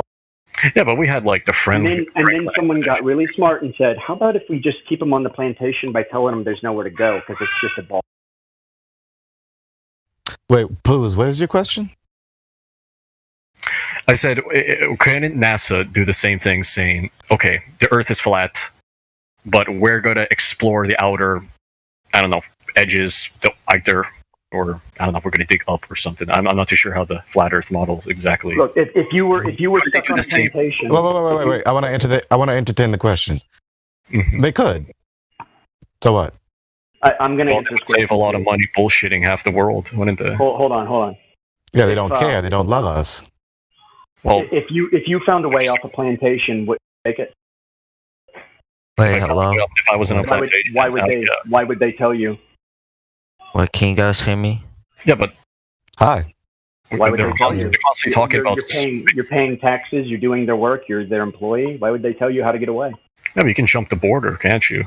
You can. So I can get away from there, whatever. You could run off to where? Mexico? Well, anywhere else, but if I really feel that oppressed in the United States, I can. Hate to say it, but I hate to say it, but the U.S. is probably one of the best places to live. Bad as it is. I'm not arguing against that, definitely. But I'm saying if you feel that oppressed, you can. But what I'm saying is, you must understand what I'm saying. I see what you're saying. Yes, if you are, they gave everybody it's a the way elephant out. tied to the stick thing. You know, the elephant grows up with the stick tied. Go for it. People don't even leave uncomfortable relationships, let alone their area code. Most people stay within their area code, even though they got their ass beat down the block. They got evicted. Now they got to live up the block with their friends. That bug's eating his ass up. They don't leave. Oh my God! They choose not to leave. You know that response came from experience. But aren't we just as desperate as well to get off this planet? Because like tons of kids everywhere, they're like, "Oh, with the spacecrafts, all this crap, we're going to Mars, all this shit, right? We're going to colonize some country or some planet." Yeah, everyone already wants to get away. They want to get away. But is that really true? How do you go live on Mars? People saying these things. I have a question. Hold on. But we accept people saying these things, but we have to ask ourselves: is it really true in the grand scheme of things? What was Pooza's question? Listen, when you came to the part with the horizon, I'm telling you this straight up, I can't argue against that because I have no foundation against that, right? Now I'm looking at it more of a, does this make sense on a even money stance? Because I'll concede, I cannot argue the curvature thing. Maybe I still don't agree. Wait, I have a question. I have a question. Swan got another. I have an answer.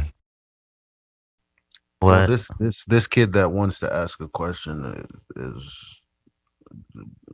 is he asking me? Because this is going to be one of those. No, this is a non-genuine person. Do you want to move to Goge for a minute? Do you want to move to Goge for a minute? Okay, yeah, it sounds familiar. It sounds familiar. Hold up. I do not know what's going on. I want to hear this question. We're going to move to Goge for a minute. Pooz, wait, are you flat earther, Pooz? I guess. Gosh, what is your question? Are you even sober, bro? I want to hear this question. 50%. Okay, calm down. 50%. You sound kind of familiar, Gosh. You've been here before? Sunday, he's trying to be quiet. He's going to get in trouble. You been here before, Coach? He's been here for I spoke to him. This would be like my third or fourth interaction with him. Somebody muted him. Oh. Because he sounds like a guy we all know. Who? Right? Mm-hmm. Sounds like the Sarion. Oh, shit. Yeah. My phone go off. He does. Are you even awake? Oh, God, the fuck? You're Cesarion. Most animated I've ever heard. Is that your Tard Wrangler calling you? Man. What the hell? Wait, hold up. What the AG you can't even function enough to ask a question. Are you all right, man? Yeah, you're right. Oh God, I forgot my question, man. Why don't you go back on mute? You gotta be awake to think. Relax. We need to bring back those 80s commercials where, don't do drugs. Wait, listen here. Yeah, wait, listen. Wait, listen. Let's stop it. Get some help. Hey guys. If I go to his account was created today, by the way. He just joined. Yeah. Today. No, don't worry. Is this like a permaban? I spoke to him multiple times. It doesn't matter that his name is not the same. I don't even know these people's names anyway. I identify people by voice. Like a disgruntled ex. Don't believe that bullshit. Carry on. No doubt about it. He sounds exactly like Cesarion, and this is a new account. Mm-hmm. It has to be Cesarion. Who is Is it Cesarion? like a permaban guy? Who is Cesarion? Is he like a... I have a question. I figured out my question. Go ahead. How many of you had touched a woman in your life? Oh, there he goes. At least 3 times I have 3 kids. Wow.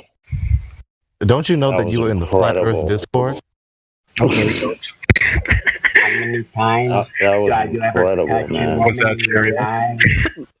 You ever touched a woman? Like to be that off topic, that takes skill. Have you guys ever touched a woman? All right, back to the new guy, right? Yeah, that So was actually productive. let's talk about another black swan that happens. All right. So did you know that there are some lunar eclipses that are geometrically impossible? Not my words, everyone else's words before Flat Earth was even before it resurged. What you mean? The moon blocks out the sun and dark in like a part of America or something. No, That's impossible. I'm talking about a lunar eclipse where people think that the shadow of the Earth is on the moon. Oh yeah, I've heard that a long time ago, but that's impossible. And don't it make sense? Well, here, see, this is what That Sherhan guy, by the way, is trying to be my friend. Should I accept? Oh, well, That's that's up to you. I don't know what happens in your DMs, but so here's the thing, right? There's one correct way to think about it, and then spotting the contradictions, and then there's whatever the fuck people want to do. People just think they can think and do whatever they want. I mean, I don't. I mean, they can. Free country. They can, but that would be sin, and it would ultimately lead to their demise. They're not true. Yeah, they can sin. That doesn't mean they should sin. So, in the heliocentric model, you have the sun, the earth, the moon, and synesthesia. So, in other words, it's in a line. It's in alignment. The eclipse happens when there's an alignment of these 3 bodies. Mm-hmm. But in reality, you can see the sun and the moon, so it can't possibly be in alignment, right? Because the earth would be in the way.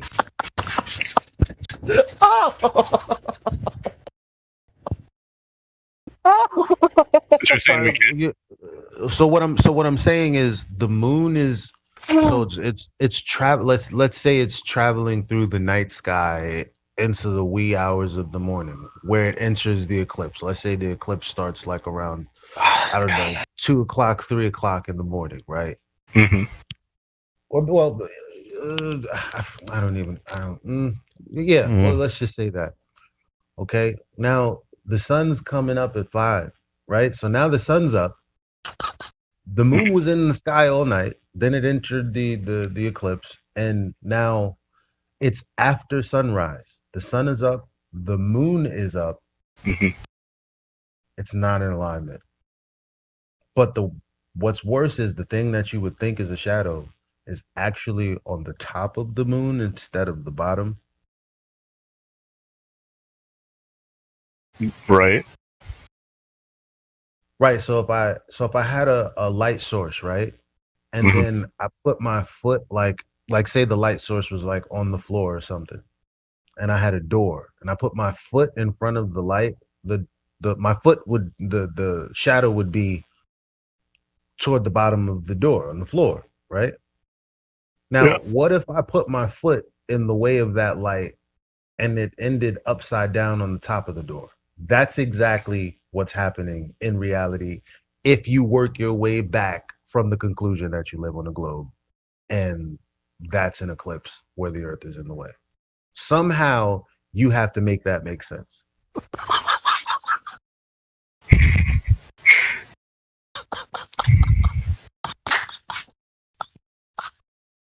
I mean, I know he's laughing, but it's true, bro. It's so true. Like,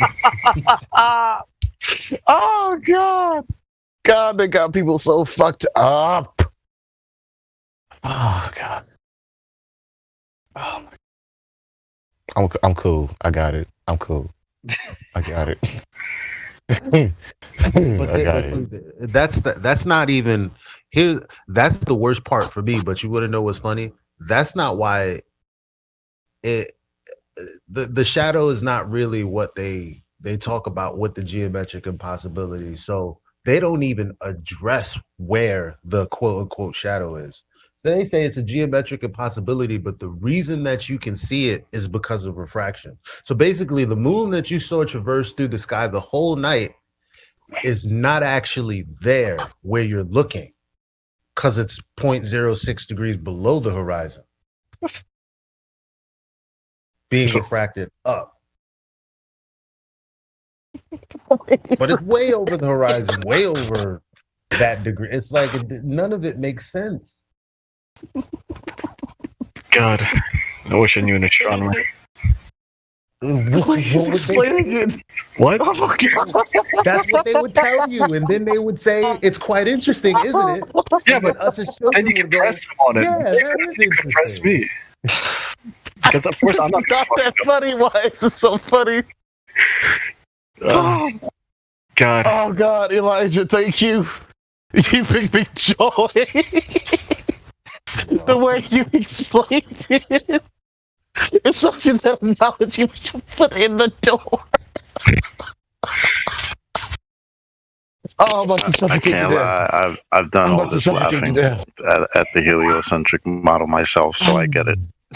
It is kind of hilarious. All this Because shit I mean, they I've want been us to believe.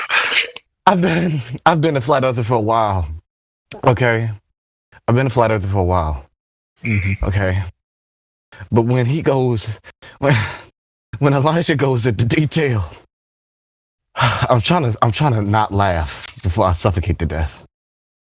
When he goes into detail, it only suffocates you with laughter. Yo. Yeah, because when you try to work all this shit out, it's that stupid. This ideology, heliocentrism, is fatally hilarious. Fatally hilarious. See? Oh, I have a lot more. Oh wait, there's more bullshit. We do this all day. What? So you believe in NASA, right? This is a little bit different because this is not something that we can't really falsify this. Like with not even with logic. Whoa. Never mind. That ain't true. I take that back. Actually, let me. Okay, here it is. So you for the most part, you're like, well, whatever NASA says, there's some really smart people that spent like mad time in school and they figured it out. They're looking through special lenses because these astronomers, guess what? They're here on Earth. They're not up there, so they're looking at the same thing that I'm describing to you. They're looking at it with a beautiful lens, if you will, but they're not going to be able to tell you anything much different. Beautiful lens only costs $29.99. So here's the thing, like, let's not talk about lenses at all. So there was this comet, Neowise, that was in the sky for like 3 months last year, the summer. And like this was so absurd. I got upset because I was like, even though I'm not a globe earther, I still feel like you're pissing in my face because this is a level of absurdity I can't accept. But then people accept it, and it makes me like I feel offended that people accept it. So here's the minority though, not the majority. The majority don't know shit. Right. So that's what makes it even more gross. NASA says comet Neowise is 63 million miles away, and the tail is actually, was it ice or dust? From inside of this thing, right? That's not even, dust and ice. Doesn't ice. even matter. The tail is 1 million miles long.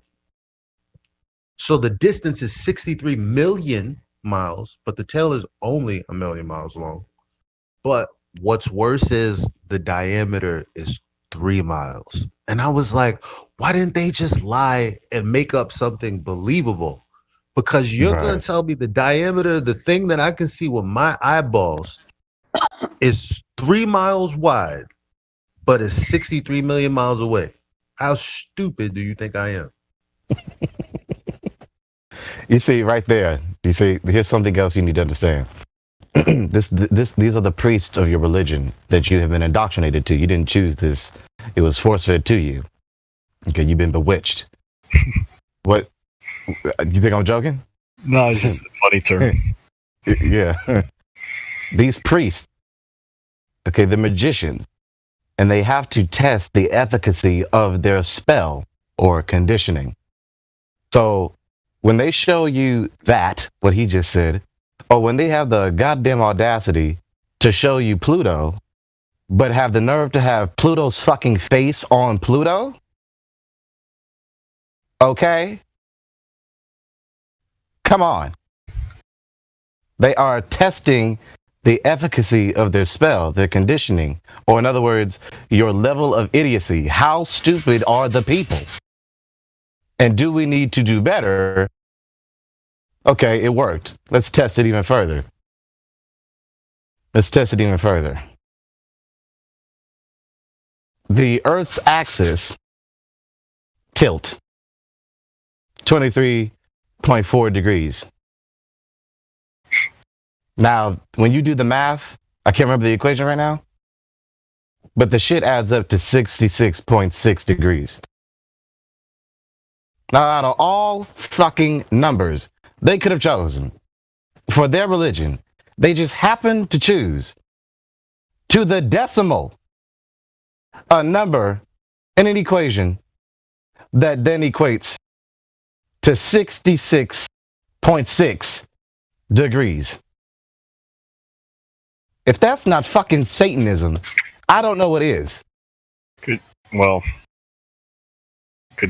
just be a coincidence, I guess, but probably not gonna. Right, it could just be a coincidence. We could just Actually, that number shows up.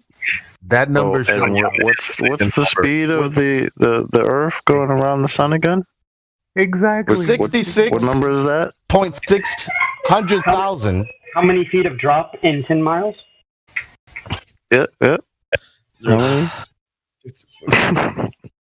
66,000. Obviously a coincidence. Man, you see what happens? Calculating pressure altitude, sometimes it gets 66. It doesn't mean the airport's haunted. You see, Poos, if you're a victim of a crime, right, and every evidence that could possibly be needed is at hand's reach for the investigators, and then they investigate, and then they say after everything they investigate, they just say, "Oh, that's coincidence. Oh, that's coincidence. Oh, that's coincidence. Oh, that's coincidence. Oh, that's coincidence. Oh, that's coincidence." How many fucking coincidences do you need to see a pattern? You can be a coincidence. The name of, if you want. And then the name of all the launches. Real quick, Elbity. Sorry. Real quick. So that would be a coincidence theorist. But here's the thing. Remember what he was talking about being bewitched and casting spells? Well, actually, 666 is just mathematical. But the spell is whenever you hear 666, you think of demons and shit. And that's true. But it's actually just the lie derived from the math that they've given you. They deliberately set up the equation to equate to that, to pay homage to whom they worship. Now, that might be a bit too esoteric for you right now, but there's a teaser. Well, I appreciate it, but yeah, it's a representation, but as far as you think of it, you're like, well, like the most you can reason is, okay, so it's 666, like, you know, all of the demonic stuff that I've thought about. But it's like, no, actually, why is it that? Why like, is it that? What is it that that allows for you to come to that conclusion with the math? Like, if you were good enough to do, I'm not good enough to do it either. But I mean, there's some people who can fucking 666 all goddamn day long. Oh, my bad. I don't mean it. Sorry for naming names, but all day long. Like if Witsit was here, he would 666 you to death. Witsit is quick with it. Yeah, that's why he's called Witsit Gets It. I know he was in that QAnon crap for a while. Well, yeah. a little. So what you're getting at is that NASA, they deliberately use this pattern. So whenever doing their calculations, like what's this altitude, what's this here, what's that, they deliberately make it to 6, so it implants in your mind 666. And therefore, I don't know if they're not necessarily implanting in your mind, but it's who they're paying homage to. Because in their religion, numbers are sacred, numerology. You see? So this is one of their worship practices, is the use of numbers and the interpretation of numbers. See, that's just utilizing what God's given without acknowledging it. Because I mean, and abusing it, using it unrighteously. Because they've tied these numbers to things that are cyclical. The sun does the same thing. The moon does the same thing. The stars do the same thing. The same thing, not something different, but the same thing, which is how they can apply math to it and say, this is what's happening. But all they've done is give you a story based on the cyclical nature of these things that they have no fucking idea what it is. And then when you test the veracity of the story, the result is this is bullshit.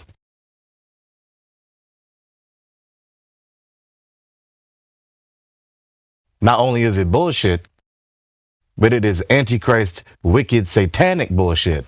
Not only is it just fucking dumb, but they're doing this conspiratorially. Don't be afraid of the word conspiracy. Don't be afraid of the word conspiracy theory, because a conspiracy theory is simply a theory about a conspiracy. But this is not a theory. This is a conspiracy minus the theory. Conspiracy fact. Plus the fact. Thank you. Was that Issa there?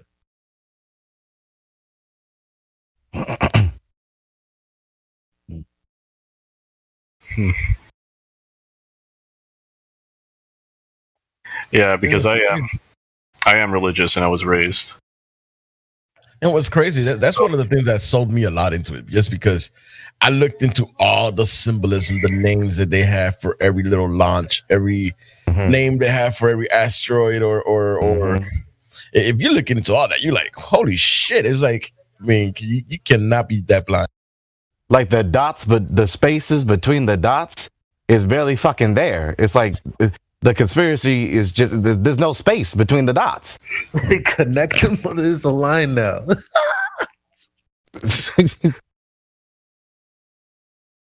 Like, instead of connecting the dots are connected, literally. There's got so many damn dots. All these symbols, all the symbolism. And not only do they just represent something, they're meant to affect those who are beholding them. Because symbols have multifaceted uses. They're multi-purposed. Okay? They're to pay homage to whom they worship. They're to signal to their brethren. They're to deceive you and to taunt you. And you know, guess who's not taunted? Don't take this the wrong. I'm just you. I can use you in this situation because I'm the taunted. You're not the taunted. Today, you're not taunted. You're just you see it. It's amazing. It's all good. Me, someone who spends a considerable amount of time looking into this stuff, when I see certain things like people think that there's a rainbow on Mars, but actually it's just a lens flare. That's fucking ridiculous, because never on Earth have I ever taken a picture and it malfunctioned to where there was a rainbow in the picture that wasn't actually there. It only happens when you take pictures of a rainbow. You can't even do that shit if you tried. That's a smack in my face because I'm hip to it now. So the person he's aware of the taunt. Most are not.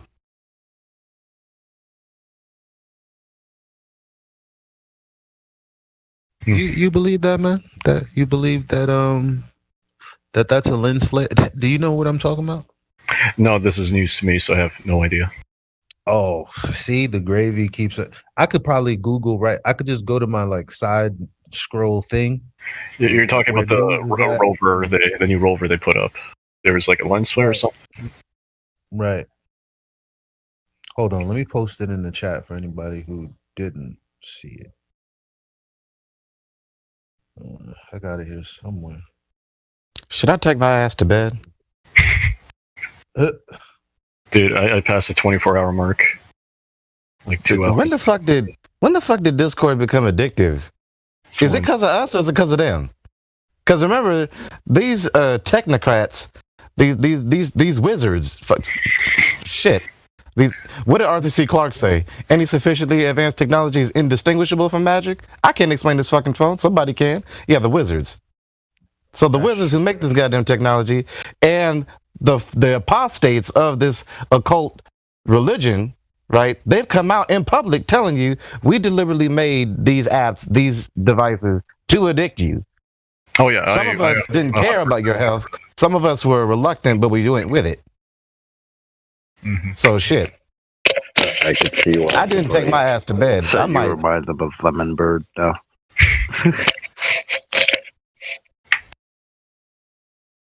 This is an interesting photo. I'm gonna share this.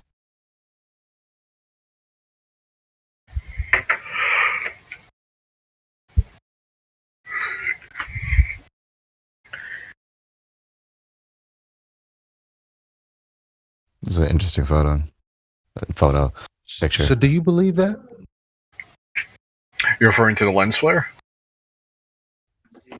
It doesn't look like a lens flare, I can say that much. Not this. Okay. Not like that. Thanks. That's all I can ask. Come on. Why would they lie? Why would they lie? Why would they lie? Shit, I just told you. People don't. Sounds like a good idea for a song. Here's the slap in the face, though. I never I'm sorry, seen this. because I heard you coming in, but I just wanted to say really quick that look. Even for people who look at it, they're like, "Oh, it's a rainbow on Mars." Like we're the only ones that knows with what atmosphere, bitch. With what atmos is there a fucking rainbow on Mars? Right, and what atmosphere? Because there cannot be a fucking sphere of air. Yo, I've never seen this. When the hell did this? This was like midweek or something like that. It was not too long ago, a few days ago. They have to They're trying coin to say it's a terms. lens flare. Wow. They have to coin terms that are internally self-refuting. It's another indicator of how bankrupt intellectually and evidentially this religion is.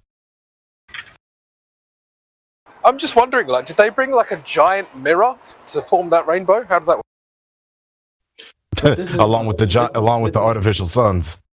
Right. This is my question. This is my question to you. Like, because people say, what does it matter? But there's a sense everybody has some form of pride. And so what I'm asking you is, if this is fake, why the fuck would they put it out there? Knowing that there's a whole bunch of us that would say exactly what we're saying about this. At best, I don't know who would look at this and go, yeah, that looks like a lens flare. So my thing is, if it's fake anyway, why the fuck would they put this out? I'm loving this. I didn't know about this. I didn't hear about That's what I this, said. but I was this is like, what? hilarious. That's a trace the not a rainbow's appearance to lens flare. To the not a rainbow's appearance. When you do what they do and you believe what they believe, think about the mind you have to have. You have to be so prideful as to say, okay, I've done this. I'm in my position. I have the power I have. I believe what I believe. I'm going to achieve what I'm going to achieve. I'm going to do this shit anyway. What the fuck you going to do about it? Complain? Yo, No, but do you see this as a taunting? Like, well, I mean, what you gonna do? Join a Discord server and complain? You can look at that. You can look at that and clearly see that's a rainbow. Right, but why do you think NASA released that? Like, if that was a genuine fuck up on their end, do you think it's like they're trying to taunt you with it, or they're just trying like dog whistle? Why would they release it? They're throwing up their gang sign. Why would they lie? People don't lie. We know this, right? No. Come on. I'm just saying. People have absolutely no motive to ever lie or ever do anything evil. There is no benefit in evil at all. No. I believe people lie 100%, right? But I believe people lie for like a means to an end. Not that dumb. Oh yeah. Well, let me ask you a more pointy question. Why would people whose entire career is predicated upon this this worldview uphold this worldview? Gets the noggin jogging, that one. Why someone's whole career is to lie for their career? So think about this. Think about this. I mean, let's say the normies here, right? Let's say the normies will be like, "Oh, it's a lens flare." Okay, they'll pick up the story, and next time it appears, but like, "Oh, look, another lens flare." People are gonna, this is pretty much is to keep with anything that else that happens. I mean, what happened last time? The lemon that was in the freaking in Mars, the juice box. Yeah. How about another one? Remember, it's a mirage. You mean what the guy told me earlier? Swamp gas. You see, these are the folks who are deceiving us and oppressing us. They said, because they control the media, of course, so they told their little minion in the mainstream media, "Hey, go ahead and tell this bold fat ass fucking lie, and you'll keep your job." And the boost that it wasn't about the other guy that told you it wasn't about the Chicago skyline. Oh, not Chicago. Was it Chicago? Yeah. Chicago. Was Chicago? Yep. This is Chicago. What is this? They even go so far to tell you. I don't think he knows about Chicago skyline. I do not know about the Chicago skyline. Show him. Dre, show him. Wait, I'm looking at it on YouTube. Show him with the quickness. Oh wait, this is just a drone footage. Never mind. Show me the Toronto skyline. Chicago skyline. My favorite part is to tell you it's equipped with front hazard avoidance cameras that have sunshades to prevent lens flare. The same thing they're telling you it has to be because it can't be a rainbow. But this thing is equipped with things that prevent the thing they're telling you it has to be because it can't be a rainbow. So either they fucked up or they're lying. Actually, you know what? Where's that taken from, that photo? Which photo? The Chicago skyline. I can tell you. Oh, sorry. I thought we were talking about the Mars rainbow. I can tell you where that was taken from. Robert Timmons' office. Michigan. Hey, how difficult is it to point the camera at a desert, change the tint, and then air it on live television and say, "Here's a photo from Mars"? How difficult is that? And then after you do that shit, somebody with the quickness, kind of like Drace, and the skill, kind of like Drace. I like Drace. He got the quickness. Looks at that photo, examines it, and then makes himself a meme.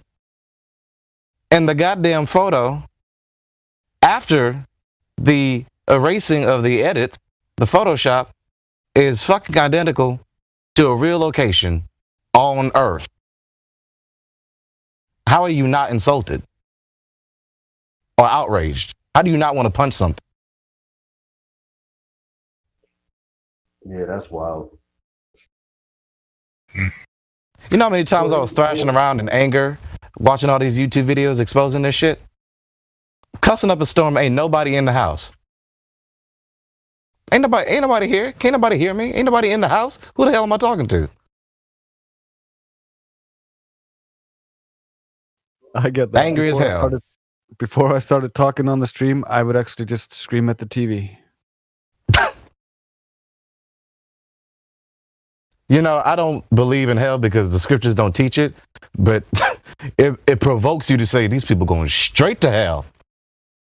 straight to hell.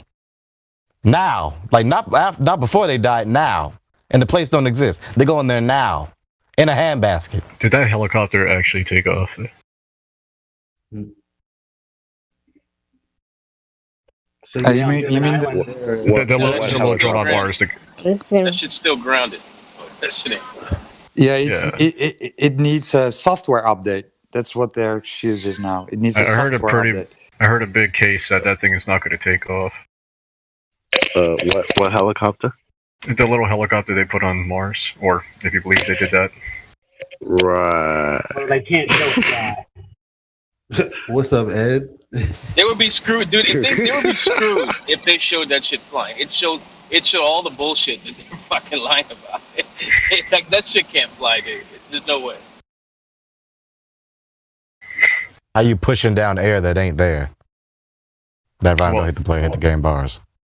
Doesn't it just have like a lighter? Like there is an atmosphere, but just not as heavy as ours. So it would have to spin like a motherfucker. Yeah. Okay, so it's like saying this: if you have little to no strength, if you can't even lift a feather, then how are you lifting a dumbbell? The blades spin at 24,000 RPMs. Can I ask then? If we say that Mars has got an atmosphere that's like less than us, does anyone know the atmosphere of Narnia? Can anyone tell me what the PSI is at Narnia? 14.3. Is it Narnia a flat planet? I'm about to. It is. Yeah, it is. Just wondering how the Ice Queen flies her dragon or whatever in Narnia. Donut shaped. I wonder if the moment's passed. I was gonna say I'm gonna stick my finger in my mouth and put it in the closet and see where the wind's blowing. Didn't a guy though? He take his helicopter, gutted the thing, and he managed to land on top of Mount Everest, despite it being a very high density altitude. Do you think a little box like that, if it spin fast enough, it could get a little lift up on Mars? Yeah, easily. How did they get to Mars in the first place? Yeah, whenever they were landing. How did they get to Mars? Well, yeah, more fundamentally, when they were landing, you guys saw Better yet, how is Mars there if it's in a place that doesn't exist? You guys saw how they landed the newest rover and the last rover too, right? How they Yeah. I also saw the latest Lord of the Rings. How they lowered it with the crane. Well, it had 4 rocket boosters, right? Oh, did it? Yeah. I also saw King Kong. It had 2 huge legs. They were 20 foot each. Can I ask, what is preventing us from, because we do have, you can see rocket power, right? What is preventing us from leaving our solar system then, if the Earth is flat? What's keeping us here? Our solar system. The question, listen. You have a misconception. Listen. I gotta find, not solar system, our atmosphere or dome, whichever you would call it. We can only go 45,000 Just say leave the Earth. Pardon me? We can only go 45,000 miles an hour in space. That's our crafts can go that fast. How the fuck do you even reach that speed? Hang on. How do you have combustion in a vacuum when combustion is not possible in a vacuum? What vacuum? No, you're expelling. Well, just blasting fuel in. Yeah, you're expelling energy. You're just Okay, guys, you can't use that argument against them because now they say they explode the stuff in a container and it pushes out the back. So they have their story for that. Pushes on what though?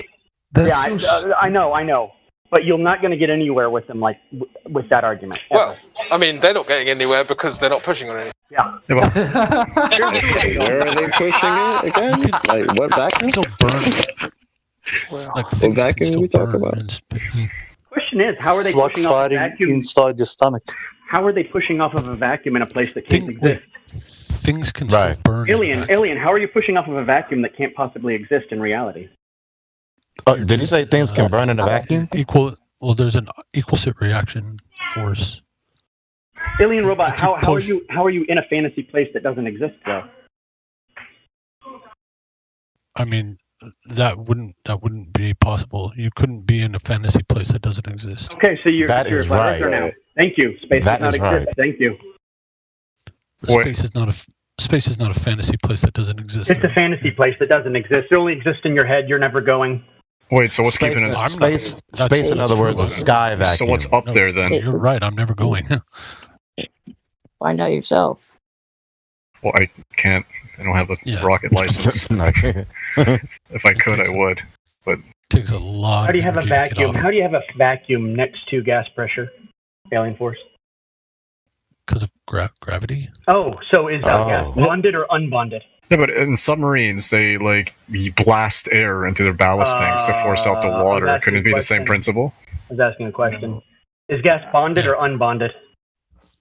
I don't understand that question. Is gas a solid, a liquid, or a gas? It's a gas. It's a gas, so it's unbonded, right? What? I still don't understand what that means. Follow That his means question. It's moving in every single direction at 2,000 miles per hour, up, down, left, right, forward, backward. It depends on if it's. Depends on what? Are you saying it doesn't move? It doesn't behave like gas? It depends. Depends on what? Well, if it's given that energy to begin with, if it's gas, it has that energy. No, how? How does it just have that energy? What do you mean how? We're not asking about how. It's what we know to be true. So if you have a gas that's suspended in space, then how does it have? Can you show us that? How does it have the energy show us to a just? gas suspended in space? Can you show us that? I mean, well, you would have just. I mean, it would be particles. Are you asking us to Wait, back up. Wait, back up. How do you have gas pressure? Hold on, Gio. Hey, back up. How do you have gas pressure without a container? Please explain. You don't. Thanks. Thank you. That doesn't mean that a gas doesn't exist. So in what's space. containing the gas on Earth? Yeah. Gravity. Gravity is not a container, is it? Gravity isn't a container. Gravity is. Gas is like water. It'll fit into a tube in whatever you put it in. Hold on, y'all. Gravity isn't a container like that. All right, now that the heat is off me for a bit, I'm gonna go. I don't know. Hydrate and use the bathroom. He can go. Come on back. I'm gonna come back. I just need a fucking. Come back later. I'm tired of Yeah, shit. man. We enjoyed the conversation. Thanks. Oh, yeah. Dude, it's going to take 2 minutes. I'm just taking a piss and drinking water. Hey, Poos. Yeah, what's up? Back. I will come back. Hey, Poos. We'll leave the light on for you. All right, I know I don't mean to hijack, but I just want to see what he does. So the gas stays here on Earth because the gravity generated from the Earth itself is the force from that is holding it here, right? Yeah. Well, the force of gravity is holding it on. Right. So what about Jupiter then? Jupiter also has gravity. Right, but Jupiter doesn't have a massive Earth, quote unquote, for the gas to. Jupiter has many more masses. Why are we entertaining this BS? Don't. Okay, go ahead. Don't entertain something that don't exist. We got to hold them to prove the existence of things they say exist, not entertain the existence of something that doesn't exist. Wait. Yeah, I mean, you get into the weeds with all this complete nonsense, and because they invented this place that doesn't exist, fundamentally, or they can't prove it exists, they can just tweak the story. Every time you come up with the reason why it can't exist, they just tweak it, and then you're just chasing their lie all the time. When we see it through a telescope, does it? Okay, but have you been there? Tell you anything? That doesn't tell you anything. Have you been there? It tells you that you see it. Have you been when you there? see what through a telescope? When you see Jupiter through a telescope. Yeah, have you been there? I mean, it doesn't exist. What does that tell you about it? Yeah. What does that tell you when you see it through the telescope? Is everyone just going to ask him more questions, or can he answer my one? Have you been there? Yeah, have you been there? That's You've been to Jupiter. Ridiculous. That's a ridiculous question. To Jupiter. It's a ridiculous. Okay, well, it's not a ridiculous question. It's actually it's revealing that he can't possibly know anything about it. So we're going to ask that again. Have you been there? Would you expect? Have you been? Are we going to get an honest answer? Yeah. Or are we just going to keep on deflecting? I'm asking you. Would you ever expect me to say yes? I have been there. I'm expecting an honest answer. Have you been there? Why would you ever expect me? Yes, I have been. So you're deflecting because you don't like the inevitable answer. I'm trying to So why don't you just answer? establish. It's a yes or no question, bro. Why do Globers have such a problem answering yes or no questions? You already know the answer. That's why. Then answer the fucking question. You already know the answer. Yes, I do. I would like you to admit it because it's a test of your honesty. Pause. No, I'm not pausing. I'm waiting for an answer. You really need me to tell you. You really need me to tell you that I've been to Jupiter. You really need me to tell you. Yes, I do. Have you been? Wow. Okay. Hey, okay. I have never been to Jupiter. Fantastic. Okay. So how the fuck do you know what it is? Does that help you? Yeah. How the fuck do you know what it is then? So how do you know what Jupiter is? Because we see telescopes. Okay, so that's not an answer. Wait. It is. Okay. No, it isn't. You see, No. Well, it is. I mean, it may be. The telescope tells you what it is. It may be false, but it is an answer. Okay. So you see what exactly when you look through the telescope? Describe it. You see the planet and its moon. It's four Galilean moons. Now that you definitely don't see. Now you're making shit up. Hang on. Tell me. Galileo saw them 500 years ago. Hang on. Did he? Hang on. That's why they're called Galilean moons. No, not hanging on, my dude. I was having this conversation, and you seem very, very keen on misleading it. And I don't know why. Listen. Right? Just chill. Sit in your seat for 2 minutes, bro. 2 minutes. Listen. So, you made a claim that you can see the moons of Jupiter through a telescope. Everyone here knows you're lying, so I don't know why you said that. Listen. Clearly listen. not lying. I'm not lying. Galileo saw them 500 years ago. GL, he's trying to ask the guy a Christ, question. GL, what the fuck is wrong with you? Crypto. Just hold on a second, bro. Chill. Okay, can you let him just get a response to what he asked him? Can you just let him do that? Please. Thank you. Go ahead, Crypto. Well, he knows what I have to say. Obviously, the fact that Galileo saw something 500 years ago with optics that we've massively exceeded since then technologically doesn't mean anything. And everyone here knows that he hasn't seen the moons of Jupiter through a telescope. What a retarded thing to say. Okay, so what I want to do, I want to exercise the argument to its logical end, because the thing is, we don't have to leap in front of them we don't have to leap in front of them with the conclusion. We can let them explain themselves, explain their way to their absurdity. You see, so bro, how long have you been in the server for? Not long.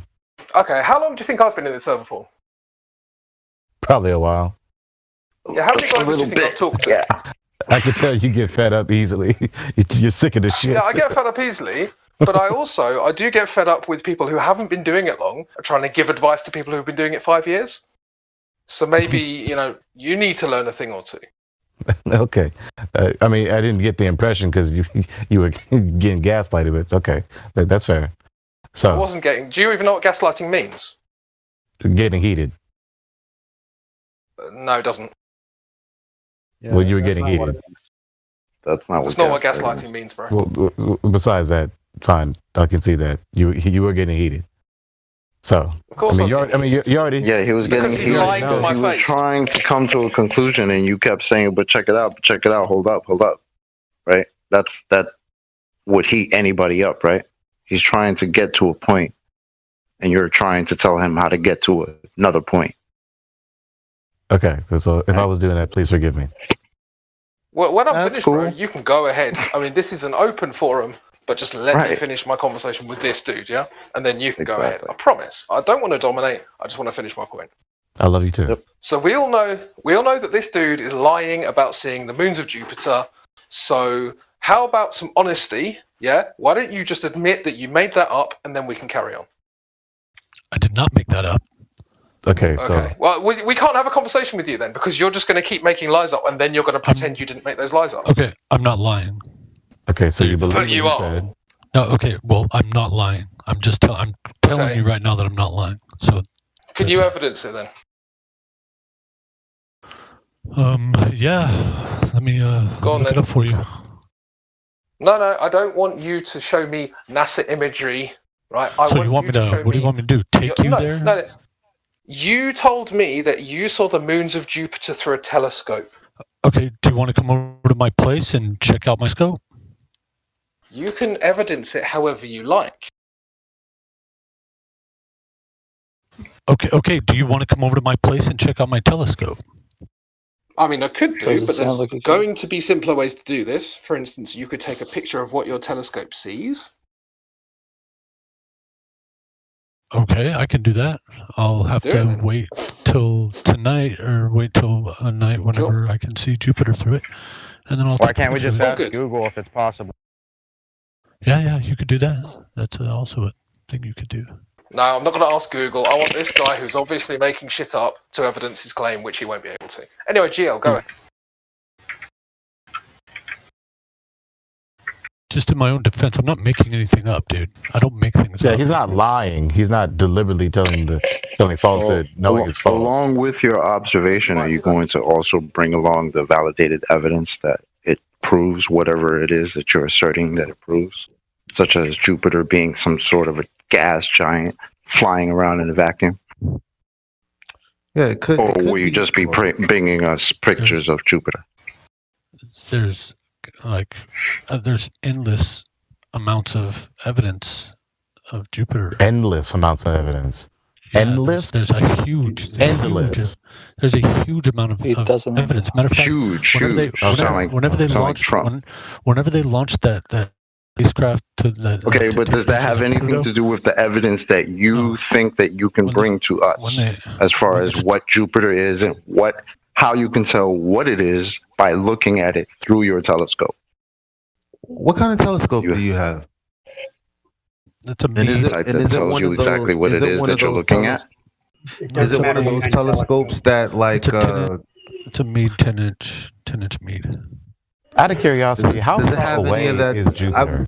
Real quick, does it have any of that technical stuff where it helps you locate something and it does. brings clarity to,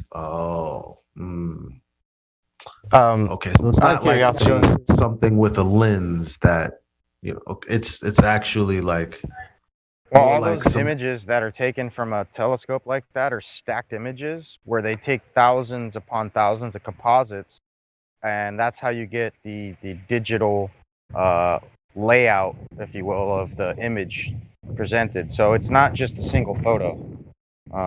Be aware. Hi, Dysla. What's up, Gregory? Well, what do you mean it's not a photo? Because when you're looking through it, you're not. Are you looking at a photo or not? Well, it's not a photo the at all. telescope he's describing is going to be projected onto a LCD digital display, like a computer, generally.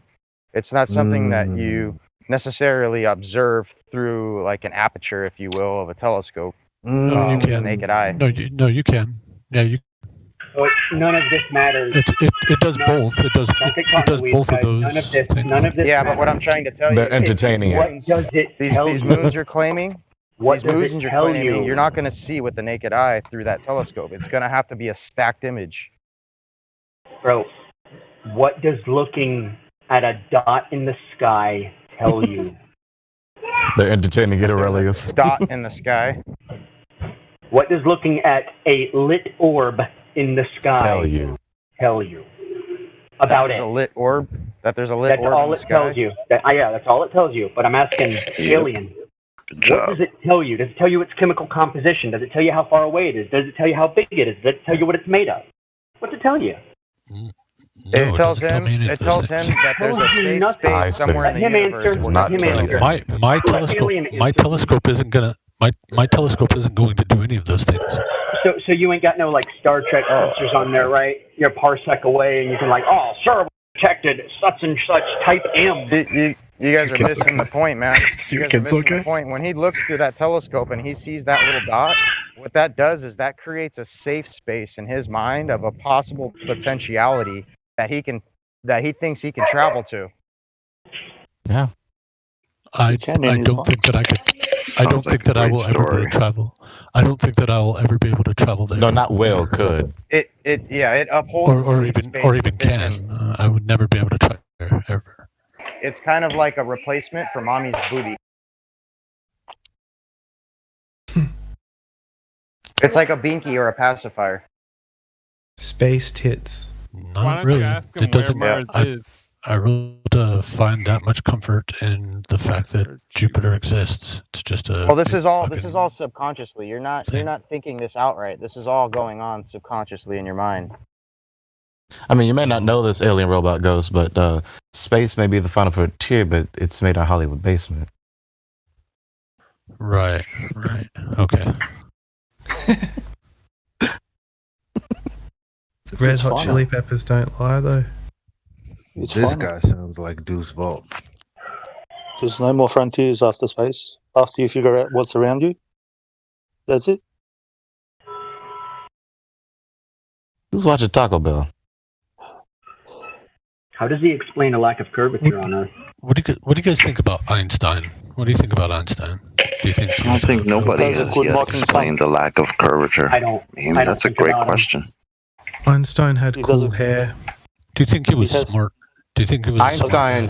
I don't care about He has a great Einstein. mocking tongue. Don't answer him. I don't care about Einstein. Einstein stole all of his works from Henri Poincaré. If Who you cares? look up Henry Poincaré, that's where Einstein got his shit from. Why do we care about a guy that married his cousin? How about Maxwell Planck? Before he presented How about his, Maxwell Planck? What do you guys think about him? Einstein subscribed to ether physics. Yeah, they won't tell you that. Taking his bait. Why does anybody care about the words of the guy who married his cousin? I don't care what he says. He I care worked in about the his story. patent. He worked in the patent office. Tesla was the real genius. You know, Einstein did say that when he was asked, how does it feel to be the smartest man in the world? He said, I don't know. I was Tesla. You know what else he said? How does Einstein explain a gas giant in a vacuum? Or a lack of curvature. I'll Or tell lack you, of he conceptualized mathematics to uphold his fallacy. Are you alien? Are you alien? Curvature of the Earth. That's the conversation. Is everyone answering for alien? Yeah. Oh shit! No curvature on Earth detected.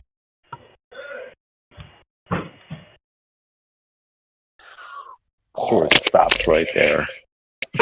All this other crap that we're talking about, it all stops because it's not. There's no ball. You need a ball for all that other shit to exist. There's no ball. Ball requires curvature. There is none. So, unless you have a measurement of actual curvature, you have no ball. Then you have no space. And you just have a story. That is a fact. So we got Alien, we got Abra. Abra. Abracadabra. Icon. That's pretty actually that's pretty original. No one's ever just used the white backdrop. That's hilarious. That's the first for me in here. Abra, you there? How long you been using Discord? Me? Uh-huh. About almost 2 years, maybe. 2 years. I'm a Maybe. baby. Yeah. Just a little baby. So, Alien, you still there? Yeah. How does Einstein explain curvature? I don't know. I don't know. Would you like us to tell you? That's the most honest Sure, answer I've if you heard in know. a long time. I mean, that's exactly what the high priests of the religion say, so that is intellectually honest. Einstein had something to say about God, apparently. He said coincidences are God's way of remaining anonymous for some reason. Wait, say that again? Coincidences are God's way of remaining anonymous. That's his quote. So I think he might be, talking out of both sides of his neck. Who Might said be that? telling one truth. Einstein.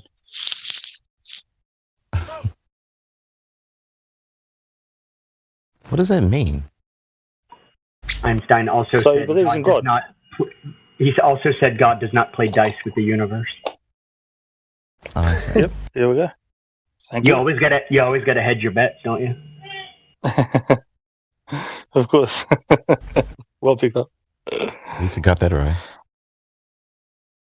Yeah, because he knew he was pulling the wool over everybody's eyes. I mean, what Every the hell time you does sing, he's got the mocking tongue out. Pretty cool. I mean, yeah. I mean, what the hell does a omnipotent and omniscient person need to take a chance for? I mean, you can't. You know the damn chances. You know how to beat them.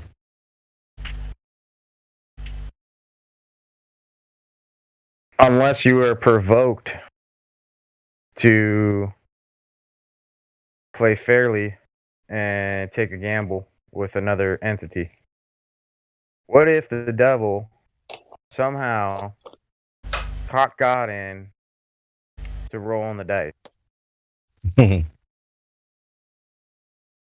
are we even talking about here? What are we even talking about? I don't even know. Well, we're wandering. We're wandering through subjects. Einstein not saying God didn't play dice with the universe, but NASA did. NASA played dice, sending those astronauts out into Paradise. environmental space. When he said They what are we played the talking dice. about, I NASA. don't think he wanted to Did they not? actually talk about. So Dice Low, you're what are you? Who are you? You don't know Dice Law? I just What's see your the angle, boy? bro. I don't know. I don't. Like I said, I don't know nobody. I just know you by your roles. Yeah, you've come in the room before. You've talked to me before. Where at? Pseudoscience for science. Oh, okay. Get you some rolls, man. But yeah, right. I'm into the ether, man. Oh, okay. Play your role. Play your role. Flat Earth and ether. Where's forward? Have you been on Flat Earth debate before? Oh yeah. Okay, and I recognize that name. All right. Yeah, Nathan Oakley yelled at him a little bit recently, right? Dicelo? Yeah, I presented him a diagram and he perceived it as a map without a key or a legend and tried to identify direction, a cardinal direction with a diagram, like a fucking moron. Damn, that pissed you off. Yeah, got hectic. Oh, he fucking pissed me off. If he was in front of me, man, shit would have been crack-a-lacking. Oh, now I know who you are. I found myself agreeing. Hold on, y'all. I listened to that and I agreed with Oakley the whole time. Oh, so let's have this well, not let's. Everybody else shut the fuck up. Meme and you. Go. Well, no. The conversation was had. Anyone can go listen. No, but he's saying Nathan's, an idiot, and you were there. Who else was all there? I listened to it. I listened to the episode. I was there. Yeah, I was. Wait. Hang on. I heard it. What was that? What's the problem? He used the kids. We were discussing gravity. And I called gravity incoherent dielectric mutual mass acceleration, which it is. Got a scientific experiment for it? And he asked me what the fuck that was. So I sent him a diagram, and again, he perceived my diagram as a map rather than a diagram. You talking to Nathan? So your diagram proves that gravity is this incoherent whatever the fuck? Can you share this what's diagram? Gravity, first of all. Yes, post the diagram. Share the diagram. You were talking to Nathan? On the Nathan We will Oakley have channel. We will have a slower. Listen. What we can do is we can have a slower, nicer, respectful conversation because we don't have anywhere to go and we're not doing a show. So go ahead and post it, and we'll all talk about it. Where should I post it? Hello. Live stream. He needs to roll. Live stream voice text. You kind of lost me at gravity is something else when we don't know what the fuck gravity is. But okay, yeah, let's do this. So for whatever reason, I don't have gravity? access I don't know. to Next those question. pictures. Hold on a second, Diesel. And there's a new dude in here too. I think Jimmy Hello. Bob just. Jimmy, you're. Damn, it's Oh, getting you're able hot to in hear here. me? Oh, you know what it is? This is where I'm supposed to take the responsibility of saying anyone who wants to follow me into the other VC because there's too many here. But I want to stay here.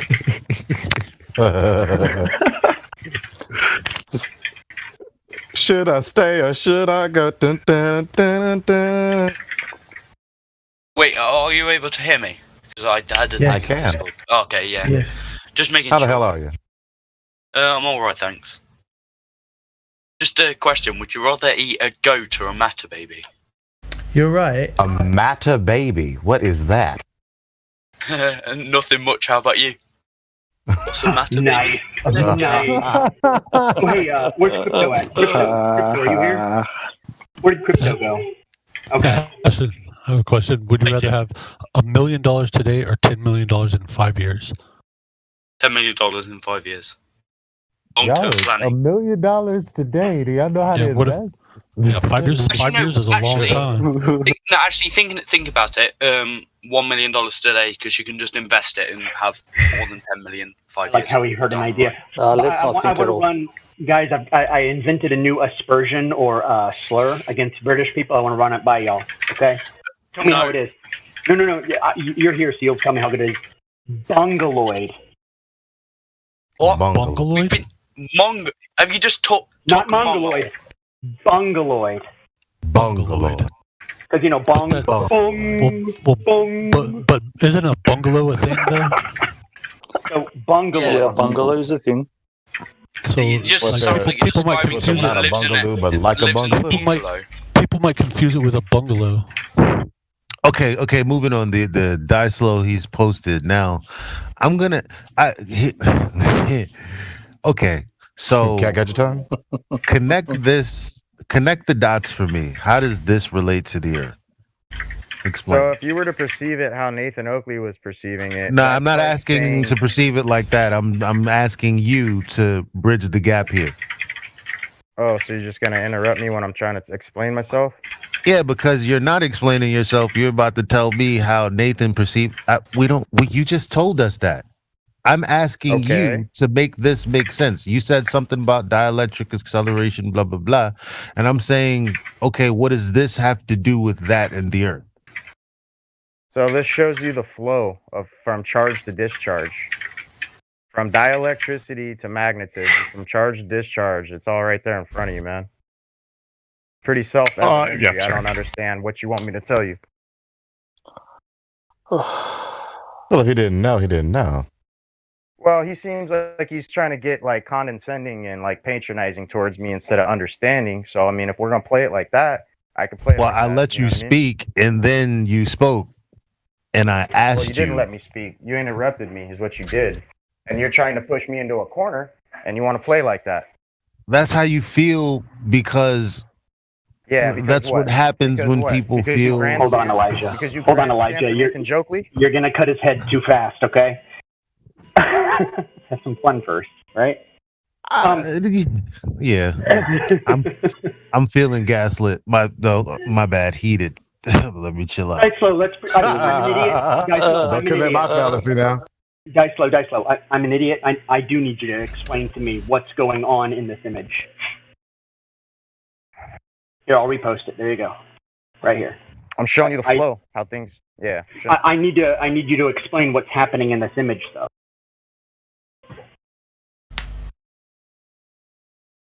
Okay. I can give you a video, or I can simply explain gravity to you. I can explain any one of those words to you. And I've already told you this is representing the flow of charge to discharge. So you've got charge and no charge. So is there a pointed exchange of energy that's causing this? Yeah. Can you give us an example of this? Yeah. That would help. All right. So let's get to gravity. Let's talk about gravity here for a second. Yeah, let's do that. Because the phenomena of gravity exists. However, it's not a force. like Isn't it mainstream observed science is trying to. phenomena? Excuse me? Would that be an observed phenomena? Well, yeah, anything in phenomenal existence is observable. Oh, so gravity. Where do we observe gravity? For real, man? Everywhere. So when you drop something Yeah. and it falls down to the ground, that's an observed phenomenon. Am is it not? I Don't observing observe gravity, or am gravity. I observing something falling to the ground? Well, it depends on You're what he means by observing. gravity. No, don't help him. Let's say I pick up a brick and I drop it, it's the brick I see, right? I don't see something else. I see the brick. So objects aren't accelerating towards one another as perceptually witnessed. Rather, they accelerate towards the lowest null pressure point between the two. The same is likewise the case for inverse polarity magnets, where it is seen under a supercell that a portal in counter space is generated between the two, which the magnets are moving towards it, not themselves, but rather the null point. Said magnets can also be seen to have sphere between them as they accelerate, which is shrinking proportionally. This is the deflation of the torus of force and motion, i.e. magnetism itself. The difference Okay, so- between so-called gravity. How do we jump from so-called gravity magnetic to attraction- magnetism? This is magnetism, though, right? The difference between You so-called jumped gravity real and quick so- from gravity to Okay, why don't you magnetism. settle Oh, down? Hang on. Why don't you settle down so I can Let's let him fucking teach finish. you something? The Okay, difference let's let him between finish, so-called. Choco. Oh shit. Go ahead. The difference between so-called gravity and so-called magnetic attraction is that in the case of magnets, they are multiplicative point source objects accelerating.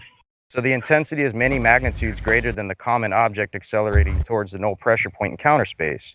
Mere masses of the conventional kind are point non-specific or incoherent objects. Gravity does not exist. Gravity is not a force at all. The phenomena humans call gravity is simplex dielectric mutual mass acceleration. The reason every brand of current science is self-confused to be utterly confused and perplexed. Hey, you mind your hot micing, bro? Merlin, although I enjoyed it, you chill out, bro. Why did the chicken cross the road? To get away from Colonel Sanders. To get to the idiot's house. Knock knock. Your mama.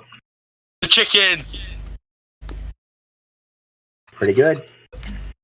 Pretty good. I gotta say, that's pretty good. If good means bad. It's a good one. He ain't getting banned. That's for sure. Wait, I'm getting banned? No, you're not. No. Oh, sick. Go ahead, Dicelo. Dicelo, you can continue. Let us know when you're done. Bad for that joke. Go ahead, man. Go ahead. Okay, so how did we make the jump? Did from you lose your talking about- place Yeah. on the How did- page, or I think he might have finished. How did we make the jump from gravity to magnetism? Because you need to understand that electricity isn't a thing in itself. It's a two-head hydra of dielectricity and magnetism.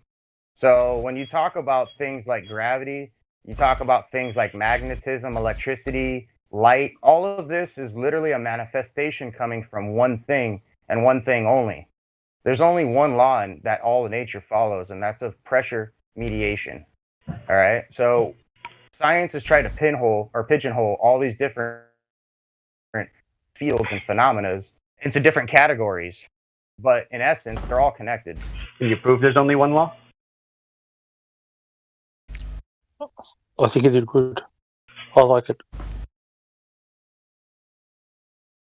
Is it too much to ask to explain dielectricity and magnetism, or should I just look it up? No. Well, hold on. Pressure. Ask Dave's question. Okay. Can we prove there's only one law, though? How would we go about proving that? Giant Mother Nature doesn't have a giant calculator directing the flow of traffic, if you will. It just doesn't work that way. It's quite simplex. Simplex. Okay, how do we prove that the universe only has one law? Needs pressure. That's what he was saying before. Temperature and pressure mediation. Yeah, that's it, man. But how do you know It's that's the beautiful. only law? Do you know what the Ludic fallacy is? Explain. It's where you make a claim based on the variables you have, but you don't even know the variables that you don't have. So what I've told you is literally the essence of ether physics and the whole reason why we have our electrical grid today. So if you want to hand wave what I've just told you, Not hand then waving you're gonna it, have to go back. To I don't know. I got in the middle of your little diatribe. I just got that gravity doesn't exist. It's some nonsense that's created by just observing something and giving it a cool story. Is that your basis of what gravity is supposed to be? Not at all, man. Because you started it off with gravity is not this, it's actually incoherent, blah, blah, blah. And then in the middle of that, you said gravity doesn't exist. And then you started talking about magnetism. The phenomena of gravity does not exist, or the phenomena of gravity exists, but however, it's not a force. Is this absurdly described, and it's never been explained? Is this a correlation of behaviors with magnetism? Yeah. That's what it sounds like. Yeah, magnetism is point source where gravity is non-point source. It's like the same reason why a 5-watt light bulb you can barely read next to, but a 5-watt laser will burn a hole through your ass. 5 watts is 5 watts, right, folks? Okay, so let me demonstrate this logic. Something that the Globeheads, the relativists, actually use. They say when we measure the wavelength of light passing through cesium-133, it gives us so many oscillations of the wavelength, and because we observe it traveling at different speeds at different altitudes, that means time is moving at different speeds at those altitudes. Time Because what they're exists doing, dimensionally, but not ultimately. hold on, And light. hold on. I'm still giving you an example. So what happens? It's not the example that you got to pay attention to. It's the logic. They are falsely attributing the observation of the oscillation of a light wave as being time, just because they've attributed the behaviors as being the. Well, there's no logical connection. They call light an emission. They say light's traveling from point A to point B, when in all reality, light is a rate of induction. Don't get confused with the example I gave for what the structure of the example. That's what I was giving. I'm saying they were employing a non-sequitur. Why do melons get married? Because they cantaloupe. Wow. It's still working for me. That's why I have it. I'm okay. I'm okay. I'm good with it. Yeah, Somebody hit him with a melon. Has someone been banned for a bad joke? Oh yeah. Yeah, if you're not clever, if you're a troll and you're not clever, you get banned fast. Especially if you cut a big conversation. Like, at least if it's funny, we could be like, alright, haha. I'm a flat earther Wait, how myself, bad? but I have a question. Does the Earth have like a crust? Like, what are your guys' thoughts? Well, it depends what you mean by crust. Like, what's your imagination? Man, What do you there's imagine? ground. It's like a pizza crust or Like layers to stuff? the Earth. Cheese. Yeah, there are layers. Cheese crust. Yeah, there are layers. Go to Grand Canyon, you see all them layers. Go anywhere on the earth, you see all them layers. Now, how far deep it goes, we don't know. I mean, the furthest they've gotten is what, 7.6 miles? Does the crust wrap up like a pizza? Yes, exactly. Yeah, put cheese in it. Let's move on. Exactly So, like a pizza. Dice Low. The earth is edible. Yeah, totally. It's a giant pizza. It's God's pizza. We're all going to be eating one day. Made in So, China. Dice Low. Where'd Dice Low go? There he is. Where were we? Dice Low, show yourself. Oh, I was saying non sequitur. Isn't the idea of gravity and magnetism being just correlated? Isn't that? Is it just me, or did he cut out? You cut out. You cut out. Did I cut out? I thought I was fucking Yep. I said, isn't the idea of gravity being related to magnetism just a non sequitur?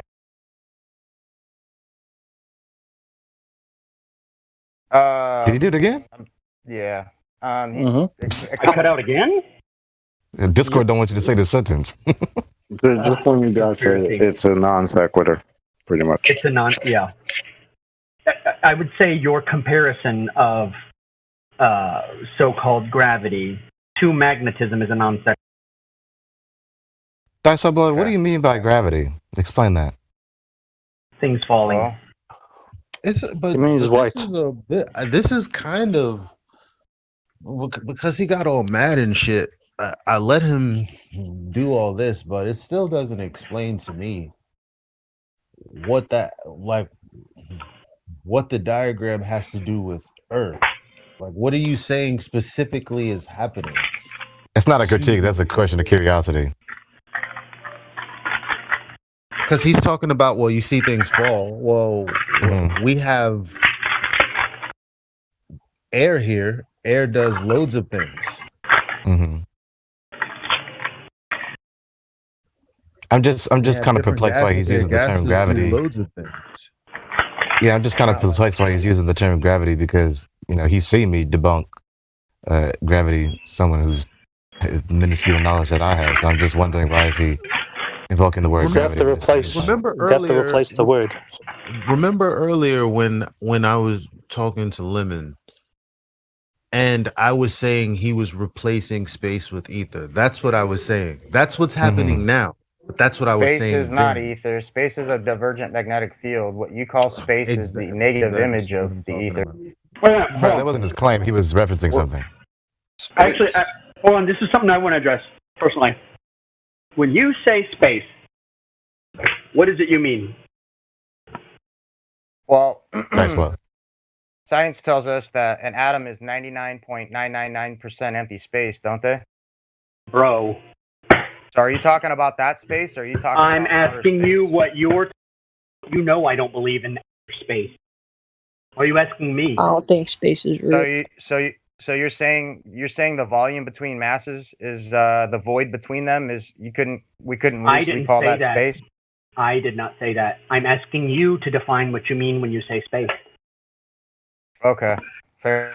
Do you mean outer space? A divergent magnetic. Told you. Do you mean outer space? So yeah, when you hear the word outer space, all right? Here, let me get to it here. We're talking about the sky vacuum.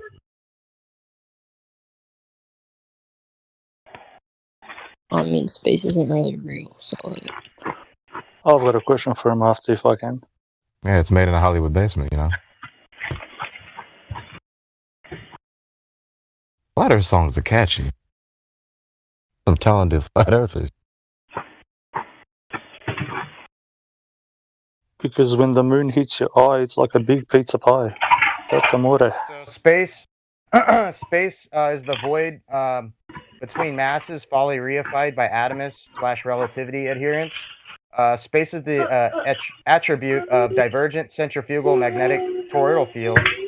Space is a shadow, a privation, while having the attribute itself of privation, or its quality thereof. Space itself is not anything, rather the absence of a thing, that being the ether. Let me rephrase this. Let me rephrase this, guy, slow. Let me finish, please. I already know what you're talking about. You're talking about just the generalized space between all mass. Yeah, you're talking about space between everything. Yeah, I do know what you're talking about. Can I finish?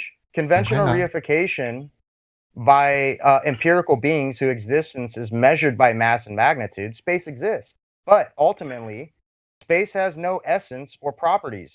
Just as all mass/atoms are 99.9% empty space, is the measured volume between masses and magnitude, whose measure is time.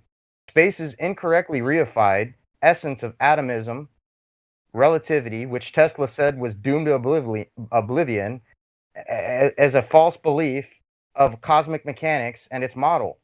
I quote, "I hold that space cannot be curved for the simple reason that it can have no properties," end quote, Tesla. What were you saying? Okay. I am asking you if you believe in outer space. Do I believe sky in vacuum. outer space? No. Is there- sky vacuum. I don't Okay. think it's possible to travel to outer space. Okay. So when you say space, you were just talking about the emptiness between everything. Yes. Because that's the simplest way to put it, because, newsflash, I've been into Electric Universe since 2004. Well, Electric Universe isn't quite coincide with ether, because when you invoke the Electric Universe, you're only explaining one half of the conjugate geometry that's taking place within the observable phenomena, that you call this electric universe. However, I promise you're not. You don't know what you're talking about. You're not addressing the. I Numina, promise you, which is you the don't know substrate, if what you will, you're which talking pre-exists about. Phenomena. I I can promise tell you don't know what you're talking about by over talking me. No, I am going to correct you on It says a something. lot. First of all, what I got from Electric Universe is that there is no empty space. It's filled with ether. The luminiferous ether. Yes. You don't know. Apparently, so you don't know what Electric Universe is. You obviously don't know what ether is. What is ether? What is it? Ether's non. Okay, I'll wait till you guys stop chuckling. I'm perfectly happy to say it's belief. I don't mind. You settle down? What is it? You ready for me to tell you? Ether takes many names, but simply put, ether's non-Cartesian inertia. Okay. That's not something. I don't know what that That's means. not something. You're going to stop there? What is that? What is ether? Ether's counter space. Ether's 0-point energy. Counter space. Yeah. Can I does say ether something? exist? Yes. Here's the thing, buddy. So what is Where? it? Quantum mechanics calls ether dark energy, and quantum. I know what they call it. I know what they call it. Then why the fuck are you asking me questions right now? Because I already know all this. I want to see how much you know. How do you not know that you're? How do you not know that you're religious by how like you're very protecting your feels right now, like, and you're projecting your insecurity because if you knew what it was, you would be chill right now and you would be explaining it. The only time we act the way you're acting right now is when people don't. But here's the thing, like, the only reason we act in the way that you're acting and lashing out is when That's we're my problem. attempting to speak. You want to know why? And people talk over us. You want to know why? After we're trying to give them a rebuttal to what they're saying. Okay, but first of all, I wasn't finished. That's funny because he was getting back. The first thing you did was project your feelings of that day on Nathan Oakley onto me when I was asking you a question genuinely. Were you really though? You showed your hand then. You sound like a girl. Were you really though? Were those your real intentions, or was it something nefarious? Elijah. Elijah, let me talk. My answer. Who does that? Who directs somebody's answer? You already had your chance on genuinely. You said you were genuinely asking me a question while trying to direct my answer. Who does that, man? Wake up, boy. I have a question. How does the moon cut its hair? Clips it. Nice. Oh, fuck are you calling? Nice. Good I kind of like that one. Good timing. That's a good one. Thank you. Thank you. Dicelo, what I'm asking you is, what is ether? Not to describe it. What is it? I've gave you several indications of what it was. You're still not getting it, man. No, I don't need to get it. I need to know what it is. All right. Let's get down to it. Because obviously the information I gave you wasn't good enough, right? Right. So it wasn't. Let's dive into it. Here. Let's get down to brass and tacks. The ether is pure potential, non-Cartesian counterspatial inertia, the essence of all field modalities. The attribute of the ether is the Aristos dyad, so-called the infinite dyad or attribute of the absolute. Only two foundations of cosmic foundations have ever been postulated, one being the ether, the other being an impossibility for which observed phenomena say is false, that being atomism. Ether is the antecedent subject we loosely call energy, or pure potential from which, by which, and of which all things are possible. So energy. All matter and atoms are compounded ether consendants, or ultra-high energy light compounds. I quote, "Light is a longitudinal disturbance in the ether. Light is a sound wave in the ether," end quote, Tesla. I got another quote. "This medium of propagation, the ether, must exist. This medium must be a prominent thought in our investigations," end quote. from Treatise on Electricity of Magnetism, James Clerk Maxwell. Treaty. Got another quote here for you. Here's another quote for you. There appears to be in the minds of these supposed eminent men some prejudice or corporeal object against the hypothesis of a medium, i.e. the ether, in which the phenomena of light, electrical actions at a distance take place. The existence of a medium in which light is propagated, but in all these theories, the insane atomistic ones, the question naturally occurs. If something is transmitted from one particle to another at a distance, what is the condition of it after it has left one particle and before it reaches another? Because there's no empty space between them. It's because there's no empty space. If this is I already know all this. If this something How do we know light needs this medium to propagate? As in Newman's theory, how are we to conceive of this energy existing in a point of space, coinciding with neither one particle nor the other? All I want from you is a confession that this is a belief. That's it. No, it's not. In fact, and I can give you after I'm done here talking, I can give you a small experiment for under $100 that you can do yourself, and you can verify this. So let me finish. In fact, whenever energy is transmitted from one body to another in time, there must be a medium of substance in which the energy exists after it leaves one body before it reaches the other. For energy, as Torricelli remarked, is a quintessence of so subtle a nature that it cannot be contained in any vessel except in the inmost substance of a thing. Counter space / dielectricity, the ether, end quote. Yeah, so that's from his book on Treatise of Electricity and Magnetism, Volume 2. But anyhow, I am going to shorten that for you. There's no empty space. And the original book is by A.T. Whitaker. Treatise. I can shorten that whole thing. There's no empty space. It's filled with a type of unknown energy. Yes. Do me this favor, since you seem to be asserting yourself above me. Can you explain instantaneous action at a distance? No, I didn't claim to. All right. Well, I rest my case. On what? The fact that you're asserting yourself case? above me, yet you can't explain instantaneous. That was your case. You didn't say anything. Hold on. I need to. What do you mean explain? If you can't explain instantaneous action at a distance to me, you're no authority above me. What's more important? What does that even mean? What's more important? Providing an explanation or uncovering the truth? You tell me I don't know what the ether is. You've made a lot of assumptions based upon my character, right? I didn't say anything about your character. Have I said? Hold on. Have I said anything about his character? Raised by a pack of Yeah, girls, you have, man. What'd I say about you? What'd I say about you? You said Damn, Elijah, a pack of girls, though. that I don't know anything about you. I didn't say you don't know anything.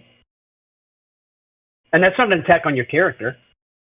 All right, so do we want to back up then and try to start fresh, or do we want to keep playing this dick measuring contest? All you got to say. I don't know how this devolved into a bickering match, but I just want to talk about it. Well, here's the thing. Gregory, you've missed a lot. You're fairly new here, all right? Yeah. So there's been some stuff that's taken place you're not aware of. Guys, listen.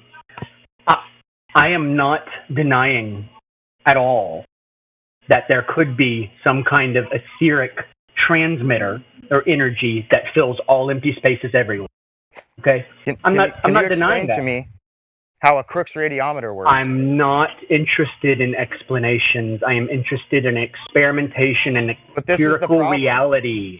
Empirical reality. But this is the problem: is mainstream science feels the same way as you, and that they're not. Mainstream science feels the exact opposite of me. No, I'm not going to let you straw man like that. Mainstream science doesn't do any experiments. Mainstream science. They don't deal with empiricism at all. Mainstream science is only there to describe, right? They don't explain. No. All right? They've never given us an accurate explanation on many, many things that we've been perplexed by. All right? That's why it's not science. Well, science today is nothing more than mathematicians. They're glorified bean counters that are No, science is a method. The essence of We're actually sticking to what science actually is and not pseudoscience. They're in search of this grand unified theory, right? But they're never going to find it. And Theory. long Is that a behold- scientific theory that comes after experimentation? Or is that Well, just guess what? colloquial theory? Ether's already reconciled light and matter. All right. So you guys are on a Really? goose chase, a wild goose chase Who? that you're never going to It get. to the sounds end like you're chasing shit. We're not chasing anything. It sounds like Can he's I ask reading this from question? Ken Wheeler's notes, pretty much. That's exactly what you're doing, right? Your source that you're reading from is Ken Wheeler, right? It's Ken Wheeler, right? Okay. Yep. If it Yes, it is. what's your source? Because you're not. No, I'm just asking, is So your who's source Ken Wheeler? Are you just reading Ken Wheeler? I like Ken Wheeler, don't get me wrong. I like Ken Wheeler. Charles Proteus Steinmetz, Eric Dollard, Oliver Heaviside, James Clerk Maxwell, Nikola Tesla. The list goes on. These are all Ken Wheeler's people. That's all good. That's all good. But they all debunk the globe without being flat earthers. You realize that, right? Oh yeah, I'm not a glober. You think I'm a glober? Oh, okay. Never mind then. I'm sorry. Is this where this is coming from? Yeah, we thought you were a glober. Nah, come on. Oh my God! No, none of us did. We all know who Dice Low is. None of us thought he was a Glober. Oh, okay. I do better than that. I've just got a question about the physical? Come water. Sorry. Just about the water on the flat Earth. Obviously, I don't understand it at all. I just want to know, what did the ocean say to the beach? Nothing. So it just waved. Water's a dipole. Water's a dipole. I'll be here a week. I'll be here a week. I like that I'll one. be here a week. The ocean waved at the beach. Have any of you guys heard of the word incommensurability? I have not. So nothing word. commences. It's a secret of the Incommensurability? Pythagoreans. It's why Opaces was sent out to sea. I can understand it. So if you look at Plato's Republic on 509D through 511, it extrapolates his divided line, which essentially gives you the totality of incommensurability. Some interesting stuff. But when you look at water and the molecular structure of water, from nucleus to nucleus, it literally measures 108-36-36, which is the incommensurable isosceles triangle of the Pythagoreans, which makes up our This is pareidolia. Can I expression of say life something? in everything we This is see. just pareidolia. This is humans This is literally created the patterns. See the patterns that they created. Yes, and it's called Pythagorean theorem for a reason. It's a theory. It's not Yeah. proven. What is Everybody the Pythagorean takes. theorem again? I don't know It's what a whole lot Plato's of Republic crap. has to do with this either. I read Plato's Republic Yeah, it's 5 times. yeah. I don't know. the Communist book. I don't know what it's got to do with anything, but how to run a communistic world. It is. That's the whole point. Oh, yeah. Hey, don't worry about it right now. It is. Oh, it's anti-communist. Is it? Yes, very. Someone disputes that debate. No, not right now. No, not the place for that. So it's a demonstration of the failure of democracy and communism by explaining What's a communist responsible and for the democratic. philo-taxes, i.e. the spiral of life? Yeah. Oy vey. So anyway, where were we? What was all these exchanges about? What was the subject matter? Okay. Try and explain the ether. This is the fifth. Essentially, the element. ether is the medium in which all reality exists. The fifth Okay, I element. get that.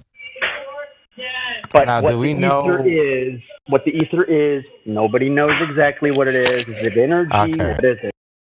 The problem is you could never validate it scientifically. It's not falsified. It's like saying Like you can't what provide energy- proof of it. It's like if I said I know what energy God used. Mhm. Which is retroductive logic to reason back to a cause, like they tried to do with gravity. And there he It's like is. pulling this thing as opposed to saying another explanation. But You'd have to use retroductive explanations logic are to say wrong. something's happening, and this is our general explanation as to why. And see, this is my issue: is explanations inherently imprison people. Why use the rhetoric of imprisonment? I mean, the explanation Because itself is the not. moment you have an explanation, that kills your curiosity. You have a model. now Well, in you your could head. always change your mind, don't you know? It's a lot harder. It's a lot harder to change your mind. You don't hear how it imprisons people. Don't you hear them come in here and ask us all the time? Oh, if this is not what it is, explain to me what it is. Yeah. Right. I'll tell you. Hold on, Lemon, because I said this. I was attempting to say this to Lemon earlier, but like, see, here's the thing. Just like he said, well, we know gravity is not this. The only thing he didn't say was it's this, because he just said what it really is dielectric acceleration, blah blah blah blah blah. But Elijah, so in the same sense, when I say what is space, right?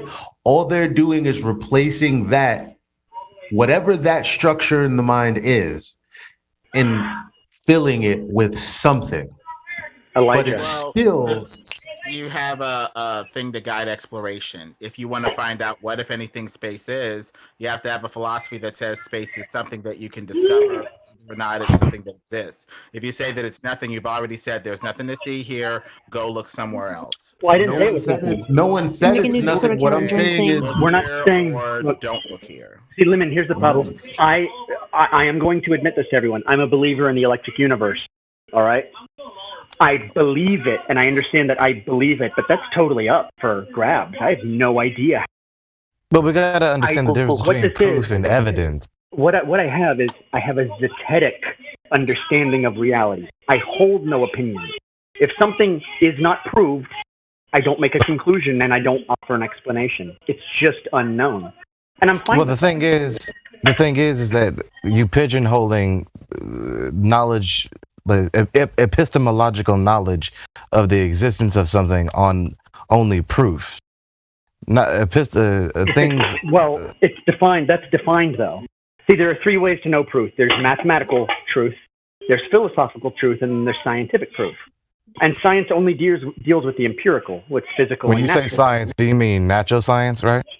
I mean real science, natural science. Okay. Yeah. All right. So you have the science.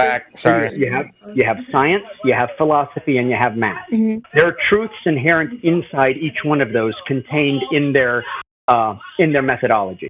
So mathematical deals with proofs that are mathematical in nature. Philosophy deals with logical constructs, and then science deals with empirical reality. So when I say I am interested in uncovering the truth about the natural world, by definition, there is only one way to do that. Now, if I want to talk about how that came to be or anything, I slip over to philosophy. Well, you can also use philosophy to deductively or inductively reason your way to the existence, to validate your belief in the existence of this or that, such as the. If anybody had a question for me still, I apologize. I had technical difficulties. I'm back, though. No, we're just kind of discussing right now. So let's just say this. Okay, so let's say there's not a dome. Let's say it's a flat top, right? Let's say that. And through this flat top there are layers. And through these layers, on the other side is some kind of machine that projects energy in the form of light. And that light gets projected through these layers. And that's what we see on this side. Okay. Like, could anybody tell me, like I'm saying that they're connected to some kind of structure, and that structure is moving the lights themselves. But can anyone tell me that that's true or false? Well, there was. What if I just called that ether? Well, then your explanation is set. What if I was the Pope? For what we're supposed to be looking for to prove whether what you say is true or not. If you're saying that there's a projector, then we need to find this projector. If we're saying that the ether of space is, some sort of substance, then we need to go out into space, see if there's a somethingness to it, an energy to it, a structure to it. Out into space. The nature of Go out into space will power the action. Out into space? Out into space. Don't you mean? Hold on. Hey, what's up, Lemon Bird? Don't you just mean like right in front? Just die slow. The space that I tried to validate this. The space that y'all are talking about is just the space between everything. So like the space between me and my wife, the emptiness. Right? Mm-hmm. That is what space is when y'all are talking about it, right? emptiness, That's like what I there's mean. nothing there, but how do you go through emptiness? There's That no brings such up thing other as nothing, philosophical though. questions that threaten to tear apart the mind and ultimately end exploration. Because if the It mind is doesn't not tear apart ordered, my mind. Yeah, but isn't that question directed to you? Because Let's just play game on. aren't you the one that say that emptiness there doesn't is exist. nothingness? But that's Emptiness the does not false exist. dichotomy Emptiness when is a they pure concept. that's the Yeah, false you don't need to dichotomy. say space is It's the same nothingness. thing. No, but that's not the thing. That's the same thing that globe earthers do when they come and say, so you're a flat earther, so you believe in the dome and you believe in the disc in space and all of this. That's what they do. Like, so now I'm locked into it. Listen, space Yeah, is you right ascribe an where argument to I someone. am. Someone like Lemon, you just said we would go to space. I am in space, but you're thinking that there's something up there that this is not. That go to the space around me too. Well, you know he's not a glober, right, Elijah? No, yeah, I know. We've had this conversation many times. All right. Go to the space. I'm just wondering. Elijah? For me, just make purified ether in a vacuum. Evacuate the air, and you have purified ether. There.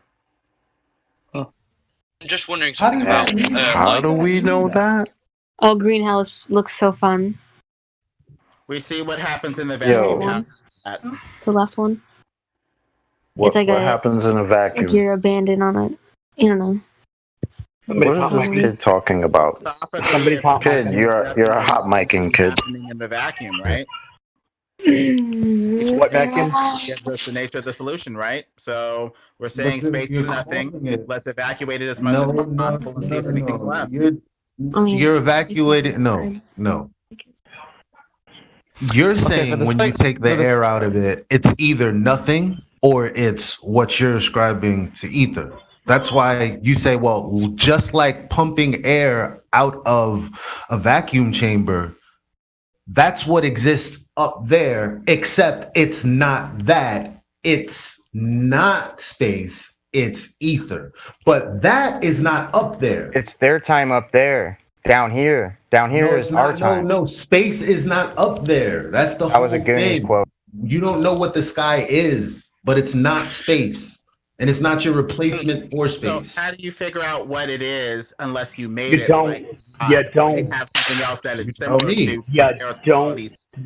How do you know what it is? The fish can't leave the water. It, or you would have to compare its qualities to something else for enough comparison to say that this is this. That's fallacious, though. That's just correlation. Then you have. Hang on. That's Hang right. on. There's I some have things a you just can't know. confusion. I have a No, confusion. what is? Hang on.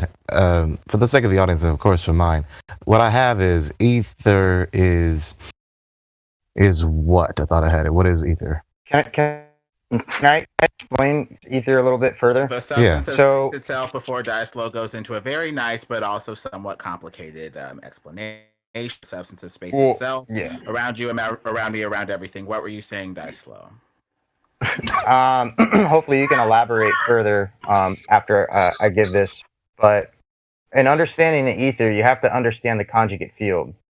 And the conjugate field refers to the dielectric and the magnetic respectively. The most important fact of the cosmos, of field theory, and of totality is the principle of force and motion, i.e. magnetism, and inertia and acceleration, i.e. dielectric. Okay, this is the yin and the yang. This is the yin and the yang, the conjugate pairs. Hang on. This explains the totality of the universe, both in whole and in part fully understood. It's likewise important to grasp the right-hand rule, which is little more complex than saying field pressure mediation, whereby which, for example, in one object, fields must flight to rest at their lowest pressure point. And as you can see, so basically I'd have to give you probably a diagram here, but I don't need a diagram. I just need an experiment. And you want an experiment? He wants an experiment. For what? So let me give you an experiment here. So you can go purchase like a N45 Gauss neodymium magnet off Amazon for, I don't know, maybe around $100 or less. Is the variable I'm going to manipulate magnet? So the variable you're going to manipulate is going to be an old school tube set television where you can turn on the TV to like a fuzzy station, and you can stand. I think there's been people recorded doing it up to 80 feet. And with a pair of binoculars, you can look at the tube set and you can wave that neodymium magnet at that tube set, and you can see something happening on that TV screen. Yeah, we ruined a lot of TVs in the 80s doing that, playing with magnets. Well, here's the thing. Is you can measure a magnet's qualitative field through a Gauss meter up to about 12 inches. But once you get past 12 inches, you're not reading a magnetic field anymore. However, the other conjugate field of that magnetic field is still present, that being the ether field, the dielectric field. So if you can stand up to 80 feet away and wave a magnet and see the effects of that magnet on a physical object, that should tell you something further than what science. Can you, guys? I'm curious. There's more to be said. Hold on. What all variables have you introduced? Something like an old tube television. So again, you can go get a tube set at a thrift shop for nearly $20, and you can buy a neodymium magnet, and you can do this yourself. And you can ask yourself all day long what's going on. Bro, why don't you answer a question? Because you want to argue with me. I've given you something very simple I want to argue that because you can that's do. how we figure things out. But you're not liking my answer. So what I'm trying to tell you is that you can do this. You didn't answer. You can do this yourself, and you can try to figure it out. How many variables do you introduce into tube television? You've got a tube, you've got coils, you've got high energy, you've got a lot of stuff you've already introduced just by introducing tube television, right? But here's the part you're missing, dude. Here's the part you're missing. How do you remove those variables? Here's the part you're missing, dude. All right, is the fact that you can stand up to 80 feet away and see something taking place where it's not explained in mainstream science. The fact that you're whistling past that tells me that you have an agenda here, a biased agenda. So you're talking about the action at a distance that can't be explained Correct. with the current paradigms that we have on file. Correct. So at that point, you would need to offer another paradigm, another way to explain what's going on to guide more exploration. What is your alternative paradigm that you would like to use to explain why we're having action from such a far distance with the magnet and the television? What are you trying to say is happening? I need to know what variables are already interfering with. Yeah. Are you really a flat earther, bro? Those variables deal with the action at a distance. We need to see why we're having action at such a distance, though. But how many variables do you introduce the television? Hold up, did you ask him even if he's really a flat earther? What? I'm literally lost. I have the same question from earlier. Like, so are you saying that the sky has to do with magnetism and all this? And how would you know that? We're talking about magnets, though. So I'm saying, okay. Everything with mass and magnitude is related to magnetism. Anything within phenomenal existence and this is what I'm talking about is religious. Because I'm like, how do you know what's up there? Involved. And he's telling me how magnets work, and I'm like, yeah, but what does that have to do with up there? Are you saying that that's like what's up there? And he's I told you, space is a divergent magnetic field. There is this field that is going further than what we can measure with the magnet. Magnets are only measurable up to a certain distance. After that, we're not measuring magnetism in the current theory. So for us to have this waving around the magnet with the TV 50 feet away and it affected, there has to be a field communicating whatever you're waving with that magnet all the way to that television. That would be the ether down here that we're mixed up with, all the way up there where you have pure ether and more evacuated air. See, you're saying it's working like a wave then? Because it's propagating. Hold on. When you talk about up there, it's propagating. When you talk about up there, can I just say this really quick? I'm talking to Lemon. I'm talking to Lemon. So what you just said right there means that it's propagating through this medium, and the medium is acting like a wave. So it's going from point A to point B. Yes. But you can't prove that. Then what's going on with the television? That's where the paradigm comes And I in. don't You're think waving I this don't think that magnet 50 quantum feet away, mechanics is and even saying something's that. happening on the television. The only thing that I can see that explains that is the ether. So if you have Why? another explanation for that, Him not having an explanation for it. Him not having an explanation for it doesn't negate the fact that you can't prove your assertion. But I have an exploration that can power So an that- explanation that can power exploration, and I have a scientific framework now to go forward and do experiments. You do not I don't see the have value in That that. sounds it. valid. At that point, That sounds that's not valid. satisfactory. So talk to Yo, us when you've after you already have the experiments. misinterpreted, Then Experiment. and you've already misinterpreted quantum mechanics In what way? already, and because you're talking about things in like going from point A to point B. Actually, I was trying to tell you earlier, quantum mechanics actually subscribes to ether. They've just masked it and hijacked the name with dark matter. If So you're told you- misinterpreting one it, sentence. One more sentence. Quantum mechanics openly admits that if you get rid of dark matter, quantum mechanics will fall apart. Quantum mechanics only exists due to the fact that dark matter exists, which is inadvertently the ether. I have just a question about the Antarctic on flat Earth. What do you call a poor Santa? Saint Nicholas. well timed. I like him. Thank you. Thank you. So these are the scientific frameworks that we use to power exploration. Otherwise, thinking stops, exploration stops, and you go nowhere for 500 years. We can figure out whether it's true or not later, but at least we have a framework to power exploration forward. That seems necessary. The next We can invention that'll figure out if it's revolutionize true or not humanity, later? and I make this prediction, will be a non-point source technological device, similar to that of magnets and lasers. Can I just say something? This is what I wanted to say before. Go ahead. What they're giving you now is the esoteric meaning of the omega point. Should research that and They find out who? what it is. You need to research Lamar precession and Lamar frequency. You need to get on to real topics, geomagnetic precession. Start looking for real answers instead of this angular momentum bullshit they try to feed you I know for what wrongly you're saying, bro. reified assertions. I'm telling you, when you speak about magnetism, this is like religion with a vengeance. You know what I mean? Or something. Elijah, It's like popping out. It's like when I popped out. It's like 10 years ago when I saw Zeitgeist. That's exactly what it's like. Because I thought I was out of a religion, but I was vehemently for another.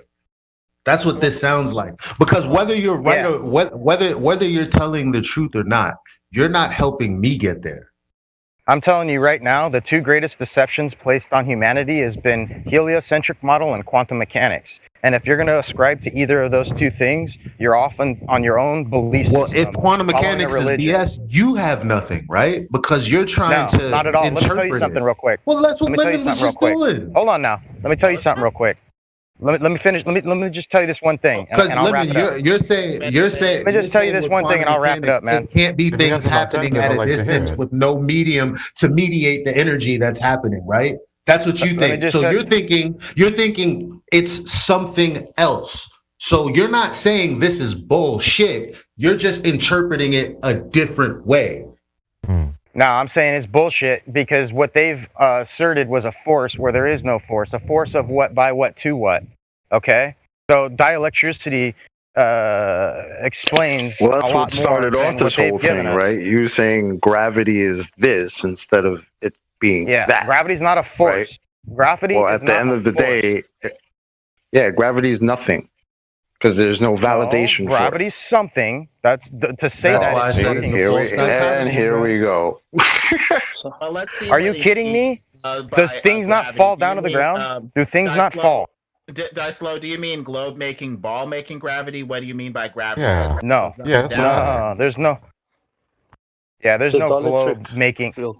Yeah, there's no fucking globe so here. you believe in a downward acceleration, though. that acts on all things universally, including guys- the air we breathe, right? Yes or no, man? You don't have to be so fucking such a dick. I'm getting Listen, tired. guys. Listen, I'm getting guys. tired Mass, of this. I just what do you asked want you from a me? direct question. Well, I want Dice you is to trying to get us to think about the issue, and loaded we're not question. enough to think like that.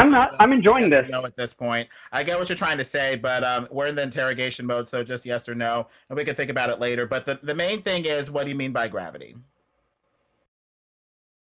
We don't mean anything by gravity. It's not real.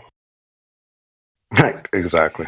So when you drop that's something, what perplexes it me. Why falls, right? keep gravity if Does the apple not fall? no such thing exists? When I drop a helium balloon,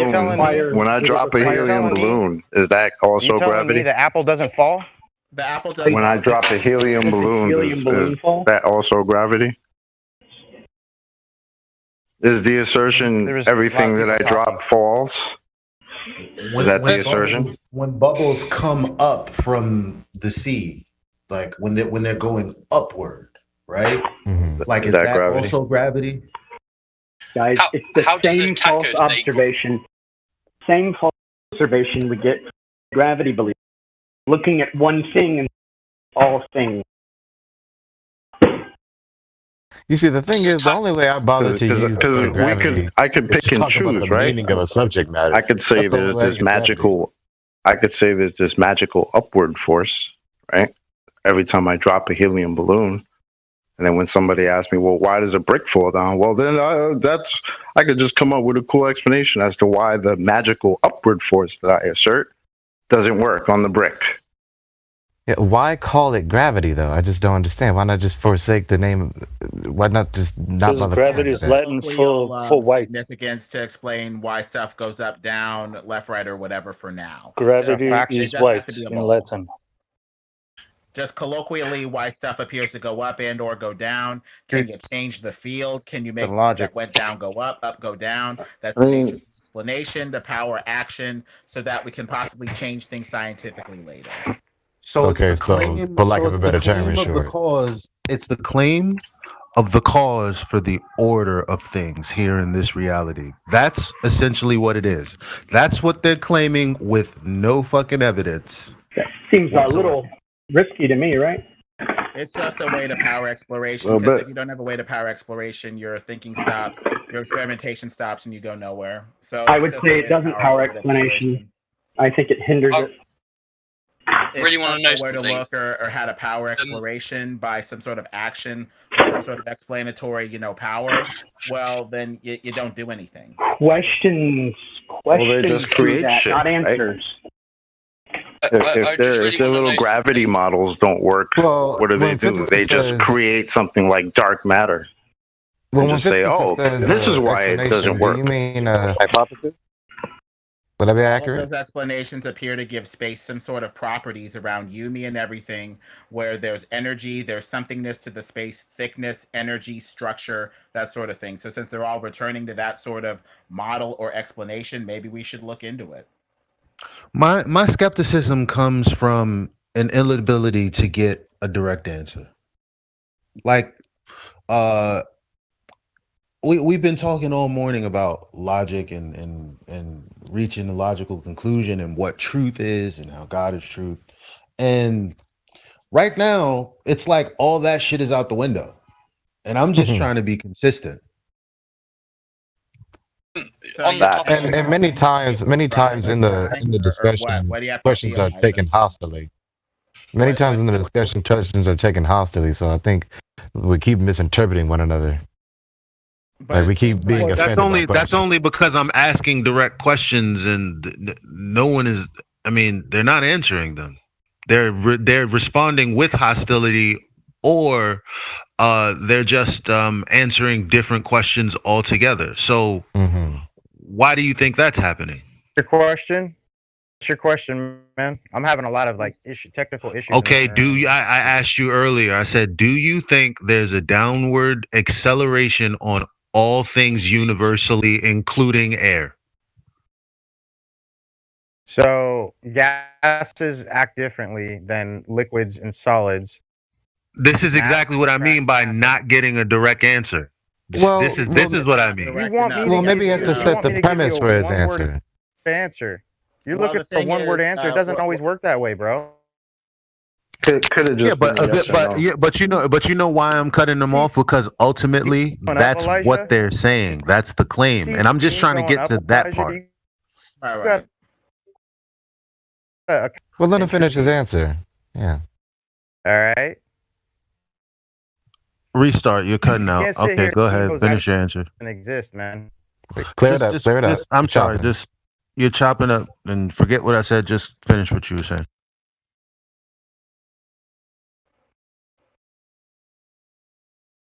Well, all I hear right now is silence, but we're not. If you're talking, we prepared to can't hear about you. This stuff on the same level, so we're gonna have to agree to disagree and probably cut off the conversation before it gets too contentious, because some of these questions are coming from a different way of thinking about the subject. So we're just gonna have to agree to disagree and do some more research until we can kind of come to the middle or whatever. Can someone teach me something? Probably physicists. Correct me if I'm wrong. Ether is the medium in which everything exists, correct or no? I would go with that definition, yes. Yeah. Does Aurelius agree? Ether is the realm of pure potential, 0-point energy, non-Cartesian inertia. It's not a physical realm. It's non-physical. So when you say ether, it's not something you're seeing with your physical eye and phenomena. It exists under the substrate which pre-exists phenomena, which is called noumena. Can't be validated scientifically. So when you see ether manifested, you're seeing magnetism, electricity, and light. All right. So when you see those things, that's the manifestation of ether, just like ice. But you just said we can't see ether. We have magnetism. You just said we can't see ether. Guys, can I ask a molecular structure? It's all Guys, water. I want to ask Guys Flow it manifests itself through pressure. Yeah, go ahead, man. Guys Flow, I want to ask you a question. What is the creator? In your mind, what do you think the creator is? So what is that? I look at the first. Yeah, ether. What is that? I look at the first. No, let him answer. Ether is. Yeah, please let me answer. I think ether is the heavens. What God would describe as heaven. When you look at the first page of the Bible, the very first sentence tells you what God is. It says, "In the beginning, there was the Word, and the Word was God." What's a word? A vibrational frequency, right? So God is inconceivable on a human conceptual level due to the fact that actually meant law. I'm sorry, what? That what you're talking about is actually in. Well, I kind of don't like that. Every time Dysel gives an answer, he's interrupted. I want him to finish the answer. A long answer, but the thing is, we're talking about basically the substance of space without getting off on too big of a tangent. But the thing is, nothing cannot exist. We can't exist in nothing. Therefore, if there's this we agree space that is left over after evacuation in the vacuum or whatever, there has to still be some sort of somethingness there. Be it ether, what they say now, space, time, quantum fluid, or whatever, some sort of somethingness that remains. That's emptiness. That's if you're forced chaos, to and shadows juxtapose it don't with exist. nothingness, which we can all agree. Nothingness. You can't even fathom nothingness. So you've created something to replace something that doesn't even exist in the first place. It's not even nothingness. It's the absence of reality. It's the substrate of phenomenal existence, i.e., noumena. There would be no three-dimensional space. It would be the absence of all reality. What's the inverse of phenomena? What's the inverse of phenomena? Phenomena is what we see with our eyes and our senses, but the noumena, What's the what opposite? it actually is something different. We can see a mirage and look at what appears to be a beach, but the noumena, what it actually is a bunch of air particles or whatever, presenting a false image to our eyes or whatever. The noumena, the thing that it actually is, versus the noumena or the phenomena, what is presented to our senses. They don't always agree. Okay. The opposite of phenomena is a prediction. You have phenomena, and then you have predictions. Expected predictions. I still want to. I still want to hear what the creator is. What we see as opposed to what we That's what a predict. material relativist would tell you. because they only account for things in material existence. Anything You don't really that believe doesn't any of us exist believe in materially- relativity, do you, Dice? No, I don't. But I'm just trying to tell you, you got to be careful with what you subscribe to in your thoughts, because this is pure materialistic atomism at the core. essence No, of this it. is empiricism because we're utilizing scientific method. Go into Let me ask you a and question. say it. Hold on. If you want to go into say this is a belief, I'm 100%. Got to clean it up. You're chopping. Let's get back to science. I'm going to ask you a quick question. Is there anything being emitted from a magnet? You tell me. I don't know anything about magnets. Mainstream science will tell you there's virtual photons being emitted from a magnet. And when you look at what virtual photons are, they're things of fairy tales. It's literally leprechauns and unicorn farts, man. That's all it is. That would be pseudoscience then. Yeah. Right. So what is? We can clearly distinguish between pseudoscience and science. Yeah. If you've got validation, you've got experiment, you've got science. You've So got what a is cool emitting story, from a you got pseudoscience. Look up virtual particles and look up virtual. I already know I don't what need to virtual look it up. particles are. They You don't just said it. exist. Virtual particles. We already Wait, know for what they me. are. Wait, for me, what is emitting from the magnet? Nothing. Well, I would say nothing it's space within itself. The fields nothing- that he was talking about, the conjugate fields, the two conjugate fields that come together in a conjugal, I guess you could say, quote unquote, union, sexually or Is it? otherwise, where you have a field going this way and a field kind of going this way, the dielectric field, which kind of goes this way, and the other magnetic field or whatever that kind of goes counter to it in another sort of kind of direction. It's what you see with those ferrule cells, where you put like a little So- photographic plate on a magnet and you see what appear to be fields flowing in and out of the magnet. there's nothing quantitatively being emitted from a magnet, only qualitatively.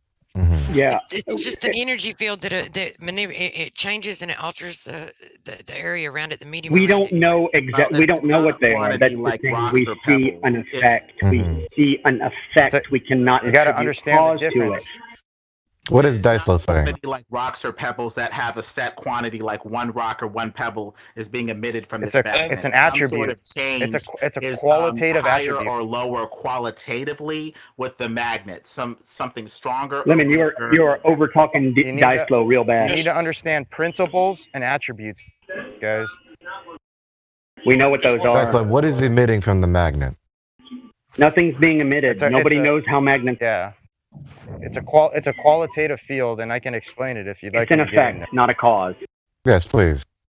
I really want to know something. Are you guys going to Sorcon? Well, Sorcon there's these no nuts. There's no pebble being Wow, that was good timing. The way I thought that was a genuine question. The way that we deal with this with magnetism is no pebbles are being emitted from the magnet. Something's happening, Right, so got the way that. they deal with it is by dealing with fields. You have the solid magnet there, and some sort of non-physical field is being emitted where something's expanding out from the magnet. No quantity, no rock, no pebble, and it's having an action at a distance that is non-material. Something similar would be me giving you a baleful stare full of, hateration and hate, and you change your activity because you've been induced by this field, this energy of hate coming off of me to change your action. I haven't touched you at all, but my field of hateration has affected you. That's what we have so far, a field that has changed in quality around the magnet, making stuff happen without the magnet touching anything or giving off any pebbles. This is what we call I a field. understood that. I understood that. So this is the limit of empirical science, which is highly materialistic. It's looking for pebbles everywhere based off of atomism, despite the fact that we don't see everything. That's not what science does. Plain fields. That's It not doesn't what explain science action at a does. distance. It Lemon. Hey, do you hear me more, bro? Do you hear me? Bro, that's not what science does. Nothing more than mathematicians. So let's hear your explanation. What? I'm not interested in explanations. I'm interested in empirical This reality. is the problem. I've said this the whole time. You're not Oh, interested in fuck. explanations. This You're is the right. problem, dude. Because all you want is with an description. Explanation. You want to have a story told to you, okay? That's it. Well, Aurelius, it's kind of like what the atheists do. They just deny anything explained to them with. No, we don't explain things to people. We show them measurements, don't we? and we show them experiments, and then they're free to deny those. I'm not being shown measurements or experiments. I'm being told. Yeah, I'll take demonstration over explanation any day. Right. What is wrong with you people? But to suppose that just to say that an explanation is given, therefore it doesn't exist, that's ridiculous. GL, I actually side more towards the etheric ideas. But you don't need. But you don't need to hand wave the explanation. How this works though is, I don't apply anything except Zeteticizm. I do not formulate explanations when I have a lack of knowledge. Right. If you can't demonstrate your explanation, yes, we can hand wave it because it's not backed by proof. Yeah. Well, we got math to describe. We don't need anything. But you don't need to. I said demonstration. I said demonstration, not quantify. I know. Yeah, you listen to what I'm saying. Not explanation. Okay. And that's all math. All right. I'll ask a question. Math is just another way to give an explanation. No, a description. It never explains. It's not a demonstration. It gives a description. That's all math. Do you understand demonstration? Somebody is trying to dominate the conversation. He just keeps talking over folks. So what I'm trying to understand is, well, it's a lot better than 5 people at one time, which is what I came into, and then the person that should be talking, everybody's over talking. Okay, so what I'm trying to understand, I can just mute everybody. Is that better? Okay, what I'm trying to understand is it doesn't. I don't see the justification in hand waving away an explanation just because you don't see it yet. You can still consider the explanation, but not believe that it's real yet. I can tell you why. Nobody said don't consider it. Yeah, I've already said. I actually. So you do take it into consideration. My belief is that physics are electric, or whatever. That's my belief. Do you take it into consideration? Prove that. You take into consideration what Lemon said. Do you take it into consideration? Well, did he take into consideration what I said? Because my rebuttals to him were in consideration of what he said. But I'm trying to make a major point here, man. Well, hold on. I'm asking. I know I'm talking about you, Lemon, but Jesus Christ, let's not act religious like we have to talk through each other. Like I waited my time to ask him a question. Ask who you asked? You. Me, okay. Did you hear what I just asked? Okay, what was the question? I was saying, well, when it came to Lemon, don't you think that I gave it a fair shake?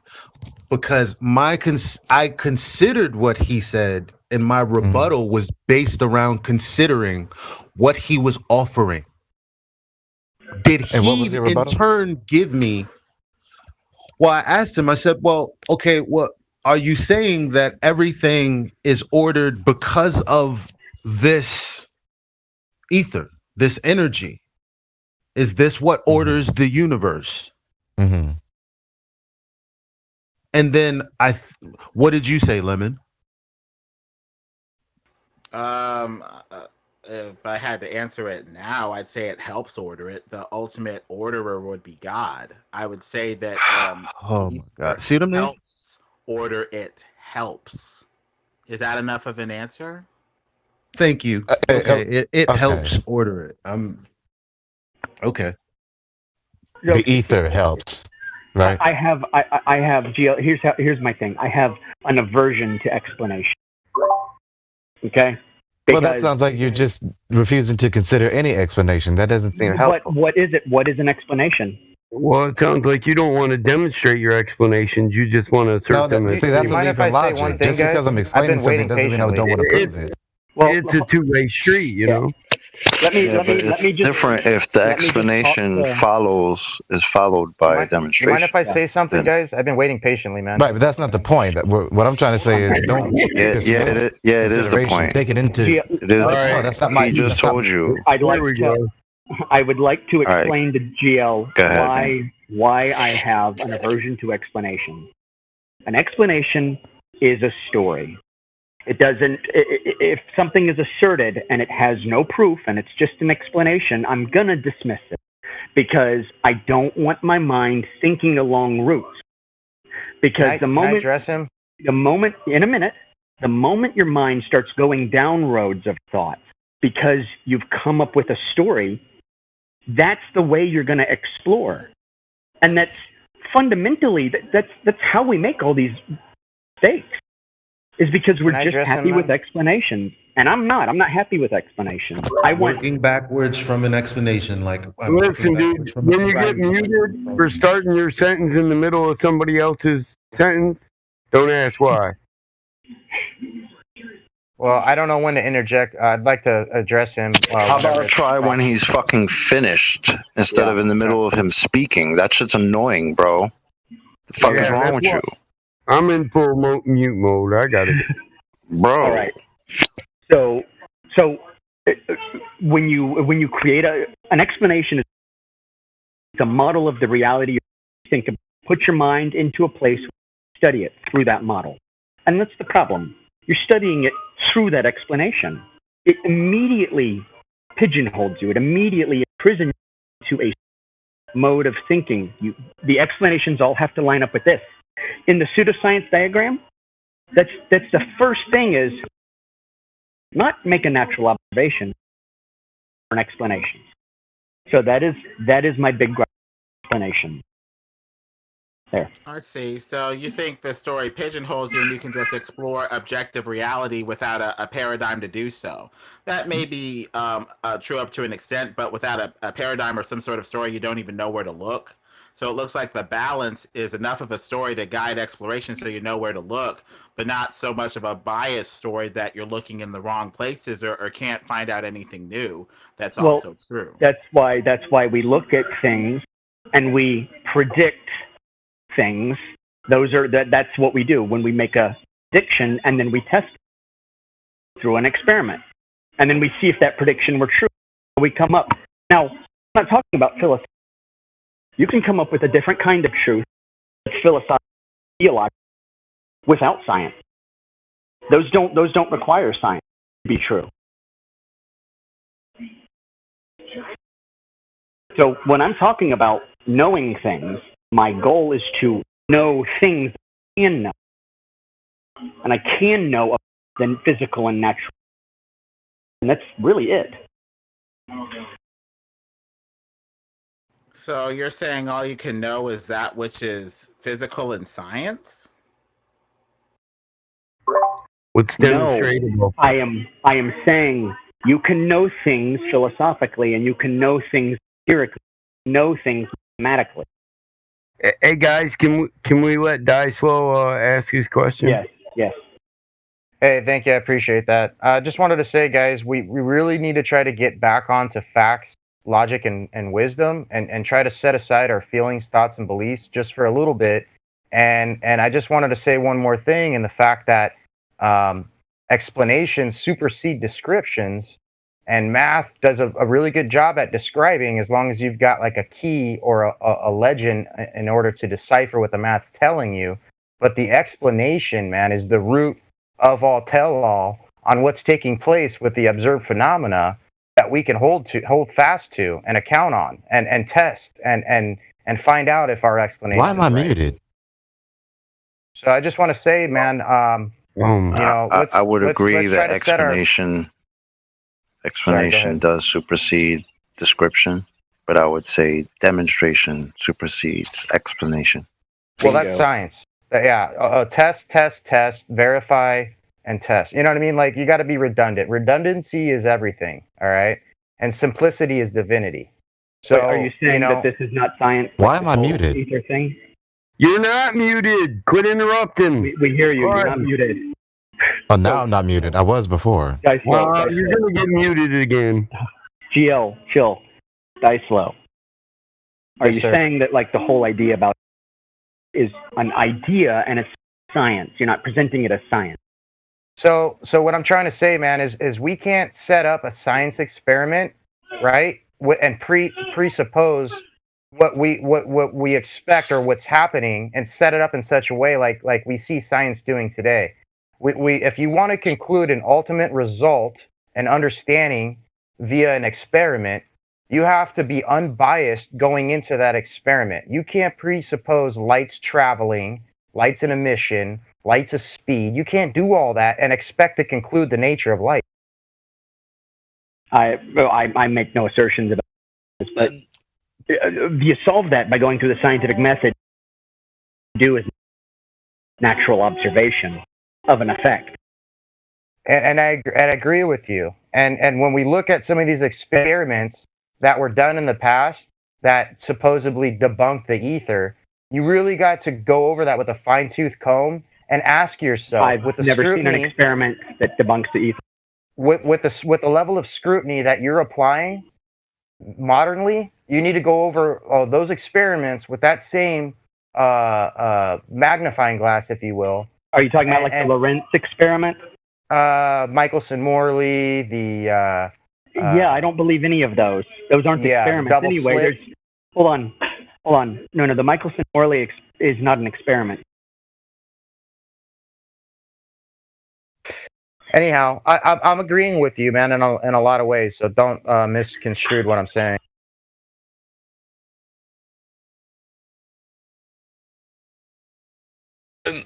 Just wondering. You are slightly correct in that you need to tell yourself some story even to make a hypothesis. You're expecting something to happen with a slight story. You could call it a mini story, where you're expecting something to happen with the scenario in your head. The main thing is we need to be honest about the stories that we're telling ourselves that are powering exploration, scientific or otherwise, and be honest about whether the results are consistent with that story or not. Right. So it's after you observe something, you're telling yourself a story about what you observed. And then you set up an experiment to see if you can cause what you've observed. Right. But if you haven't so what I was trying observed to it, then what do you? Then you have nothing to explain. Right. You Yeah, if you explain haven't nothing. observed it, what do you explain? So what I was trying to say was I just don't like the fact that some folks are just trying to hand wave some explanations just because they're explanations. That's not reasonable. Consider the explanation, then exercise it out through your scientific methods, and then if it's fruitless, then move on. I will accept an explanation if we're talking about philosophy. But you're not going to know the explanation is true until you consider it and then test it, not reject it from the beginning. Well, being we stick to the scientific method, it starts with observation, hypothesis. You're refuting truth with truth. We accept that. Here's the thing, guys. Metaphysics and physics are conjoined. It's two sides of the same coinage, all right? They're not separated like mainstream science would lead you to believe. Metaphysics and physics. Metaphysics. Yes, metaphysics and physics. So applied sciences and theoretical science go hand in hand. That's basically what you're saying. What I'm trying to tell you is that you can't use science without philosophy. You have to have a foundational premise of ontology. You have to have a hypothesis, yeah. At which to logically apply philosophy to your science physical experiment, right? Like they're hand in hand, folks. Yeah, I agree with that. That makes sense. No, these are categorically different. You use philosophy as guys. We need to look for the connecting segues and stop trying to pigeonhole things, man. No, everything's connected. I'm not looking for how everything. Yeah, everything is connected. And do you guys know Plato? There is no Plato? Do you guys Sounds know like Plato? correlation. Yeah. Plato was a philosopher, and he found out that everything is made up of atoms. He found out. He theorized that. He theorized it. Yeah, that's it. I mean, he was a philosopher. Now we have quantum theory with particles, quarks. Mm-hmm. Yeah, you think it should be common knowledge. Mm-hmm. I'm just wondering, what's the only law pedophiles listen to? Driving slow in front of schools. Go look in the mirror and ask yourself that question. That was a bit. You'll get a fucking answer. And I'm banning now, man. No, I loved that one. That was pretty good, dude. Okay, well, what do homosexuals call hemorrhoids? Speed bumps. Now, watch them speed bumps. Bro. What the fuck? I don't get that one. Good. That's good. I don't get that one. I might be too young. No. I don't know what a hemorrhoid is. What? No, Elijah, are you glad? What, that you don't know what an emerald is? What the I've heard the word before. I don't know what it is. That's a good thing, bro. Don't sweat it. Well, chicks usually get them after pregnancy, so that's probably why you know it. Oh, your girl laid down some speed bumps on you? No, I've never seen it. That's how I know about it.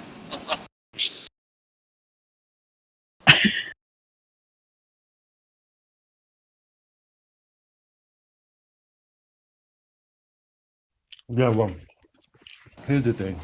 We sat, you can give me the explanation, and I'm like, oh, cool. Okay. Where does this explanation come from? Like, who does it come from? 2,000 years ago. Sometimes it's observations like why we're waving this magnet, and this TV appears to be waving in a similar fashion, like some sort of field or something, as communicating between the magnet and the TV. Sometimes it's necessity. That's sometimes still it's a part of the observation. explanation, right? Yeah. How did you make that's the the logical correlation, connection but it's between not. It's not because you're correlating. Because I'm asking, okay, you gave me an explanation of reality, and now you're saying, well, okay, well, the demonstration is what happens when I wave a magnet in front of a TV, and I'm like, that's why one you thing. look at several explanations for the same phenomena, just in case you're missing something. But you act like I'm rejecting the whatever phenomena it is. That's like me saying, well, the horizon is a phenomena. Tell me what causes that.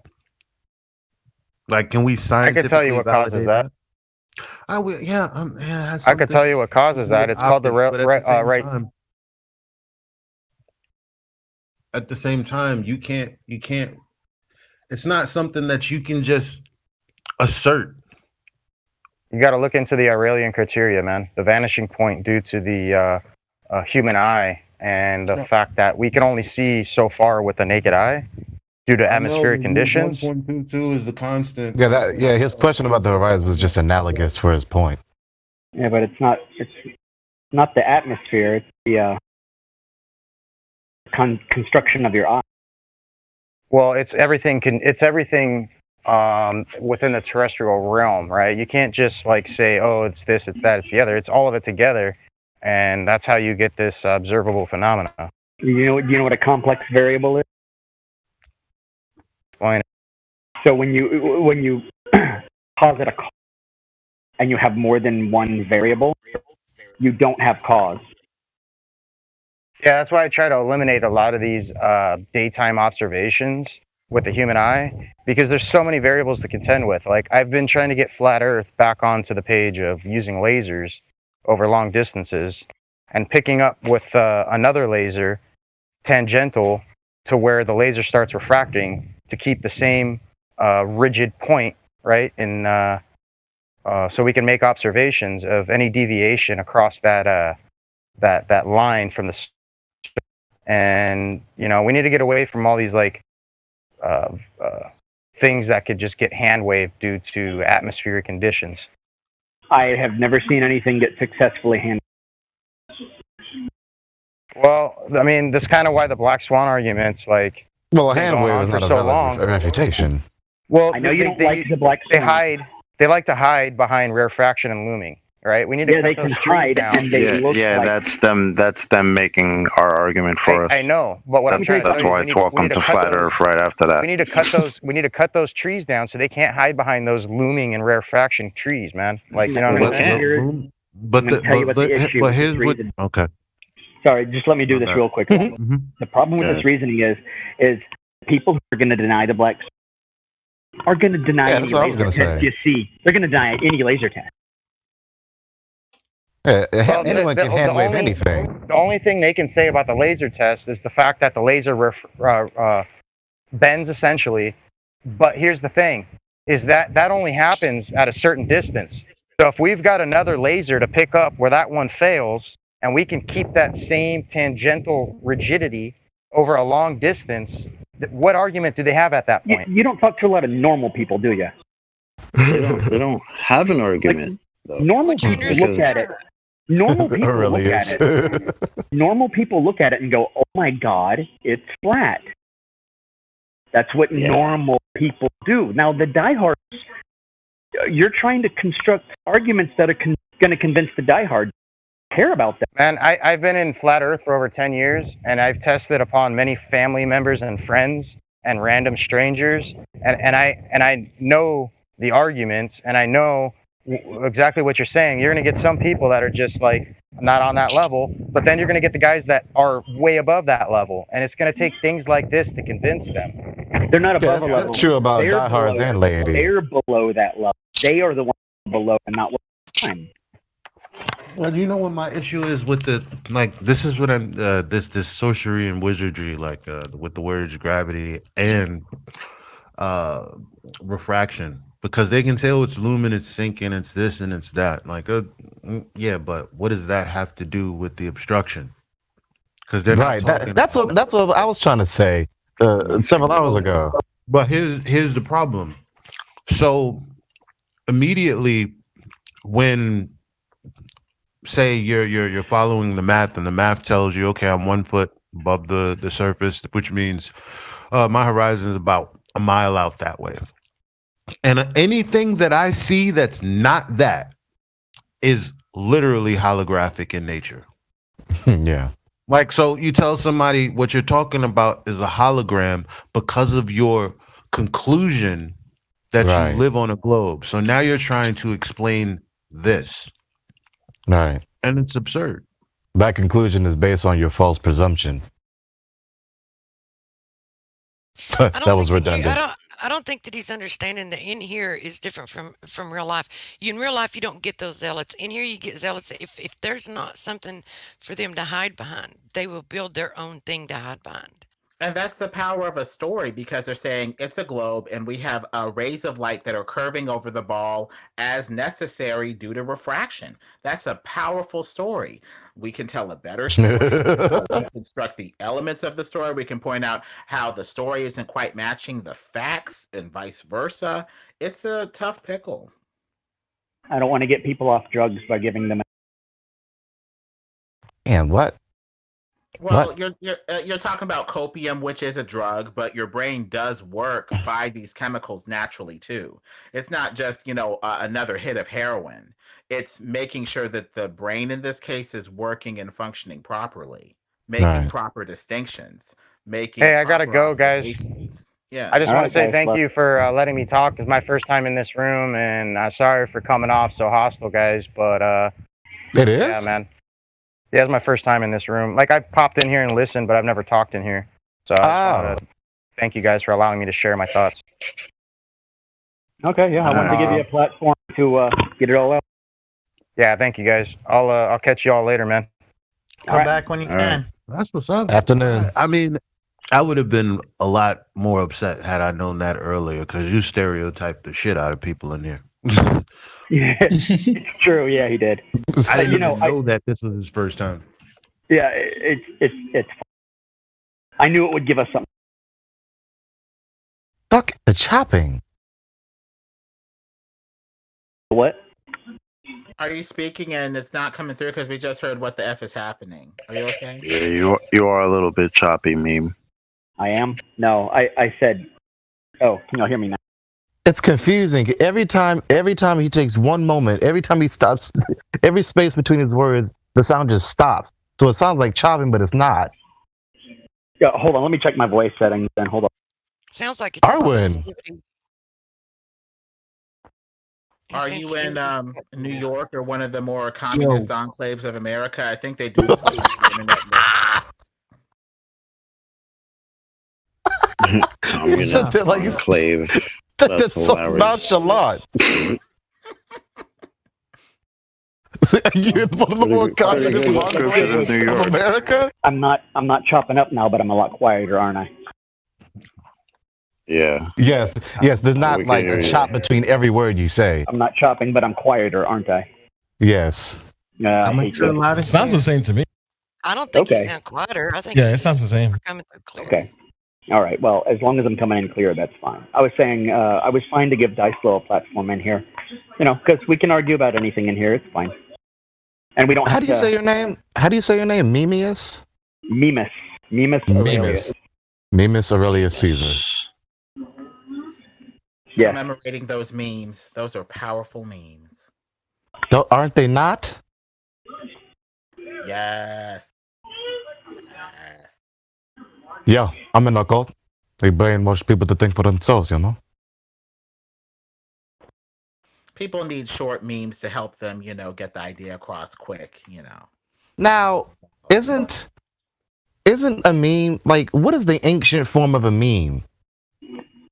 Meme means something you pass on, but what it is it has to pass on easily, and as it passes on, the thing it passes on to changes it.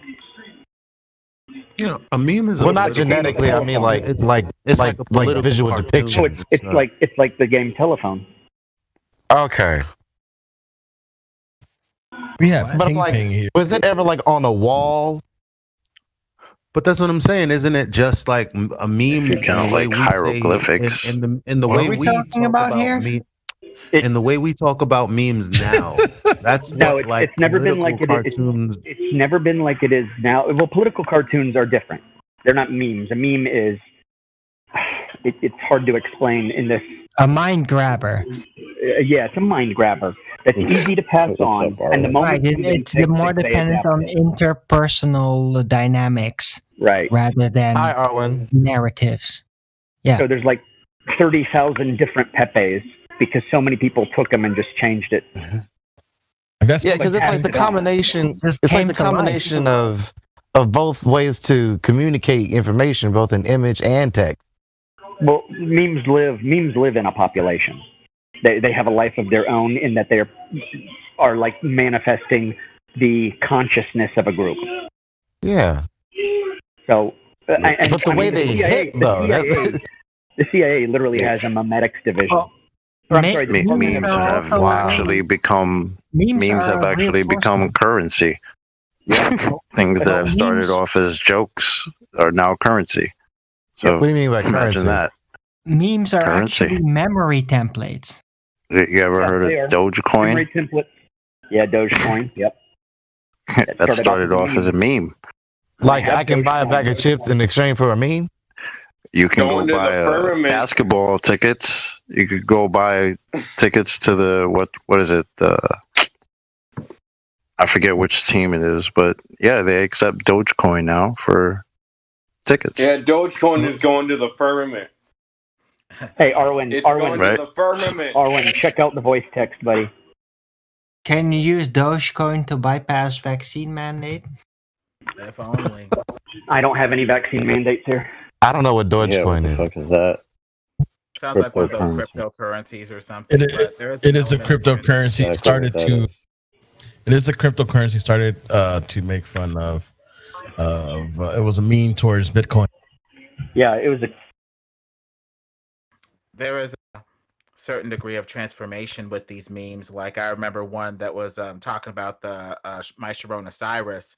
You see these nurses bringing in a trauma victim, and it looks like it's in the hospital. So looking at it without the caption, it just looks like a traumatic scene or something like that. But the caption says it's a car accident victim. Oh, another COVID case.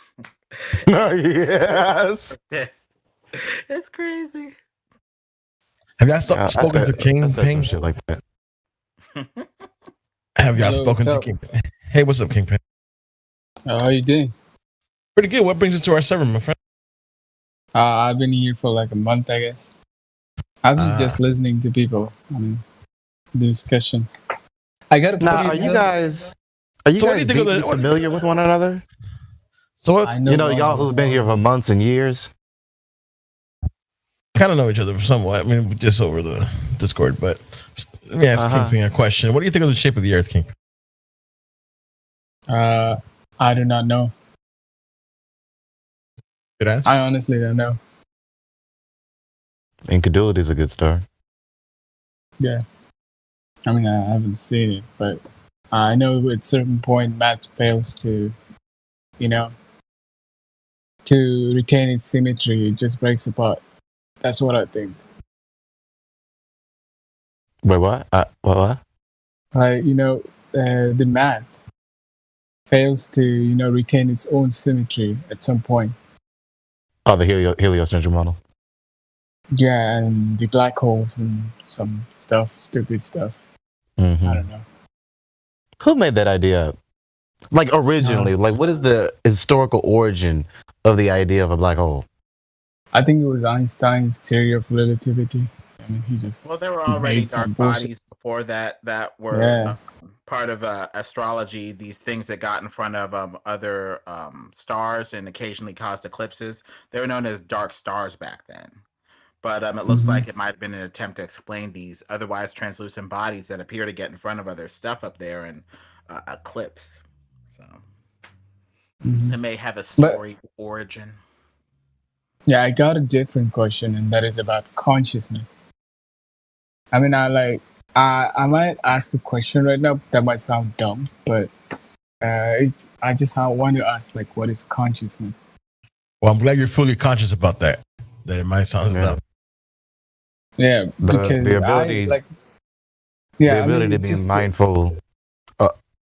The ability to be mindful. The power and ability to be mindful because of the breath of life from the God. That's a question that you're going to get a different answer from each individual. So Yeah. I mean, like, I think that each individual has different levels of consciousness, and each being has different levels of consciousness, just like a cat differing from a human. That a is a human philosophy. differs from a chimpanzee. I don't know. That is a philosophical question outside the purview of this server. Oh, I cannot ask these questions. That as well. It's a speculation question. You can go to speculation. Maybe. We try to keep it flat, not too off track with that when we Yeah, can. let's keep it even. Let's keep it even. Even keel. Because I just saw a person, a man who was just trying to make like some mathematical equation relating to whatever decisions we make and how it alters the reality around us. Are there any Globers in here at all? Please stand up.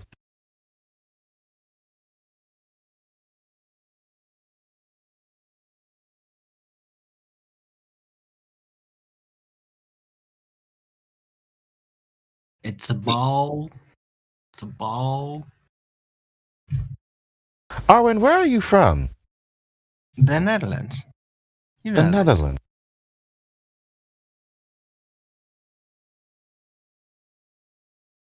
Do you speak Dutch? Yeah. Oh.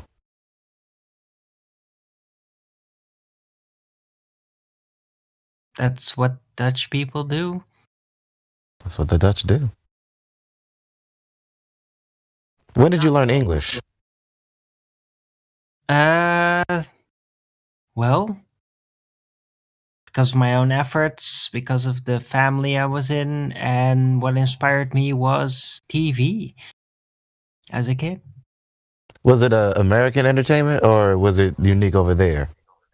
No, mostly American and British. Okay. Like, we have German and French television too, I think, but I just don't care. I really liked it. Are there any Globers in here? Please stand up. It's a globe. That's the interesting It's a thing about this ball. place. There's people from a lot of different places, but there's also not people from specific places. So we think we're all interconnected by the internet and the interwebs, but that's not really true because even Yeah, not absolutely, not who's from the 100%. Middle East, he uses a VPN to come here. Aha. So it's weird how we're like kind of sectioned off when we think that the internet has brought us together. Yeah. But it's not connecting. Those together It's- that want to be together, right? Yeah, it's not connecting common folk like you and I, but of course the technocrats who make this stuff, they're connected to all of it, to everything, at least almost everything. Because they utilize the remote corners and nooks and crannies of the earth. Mhm.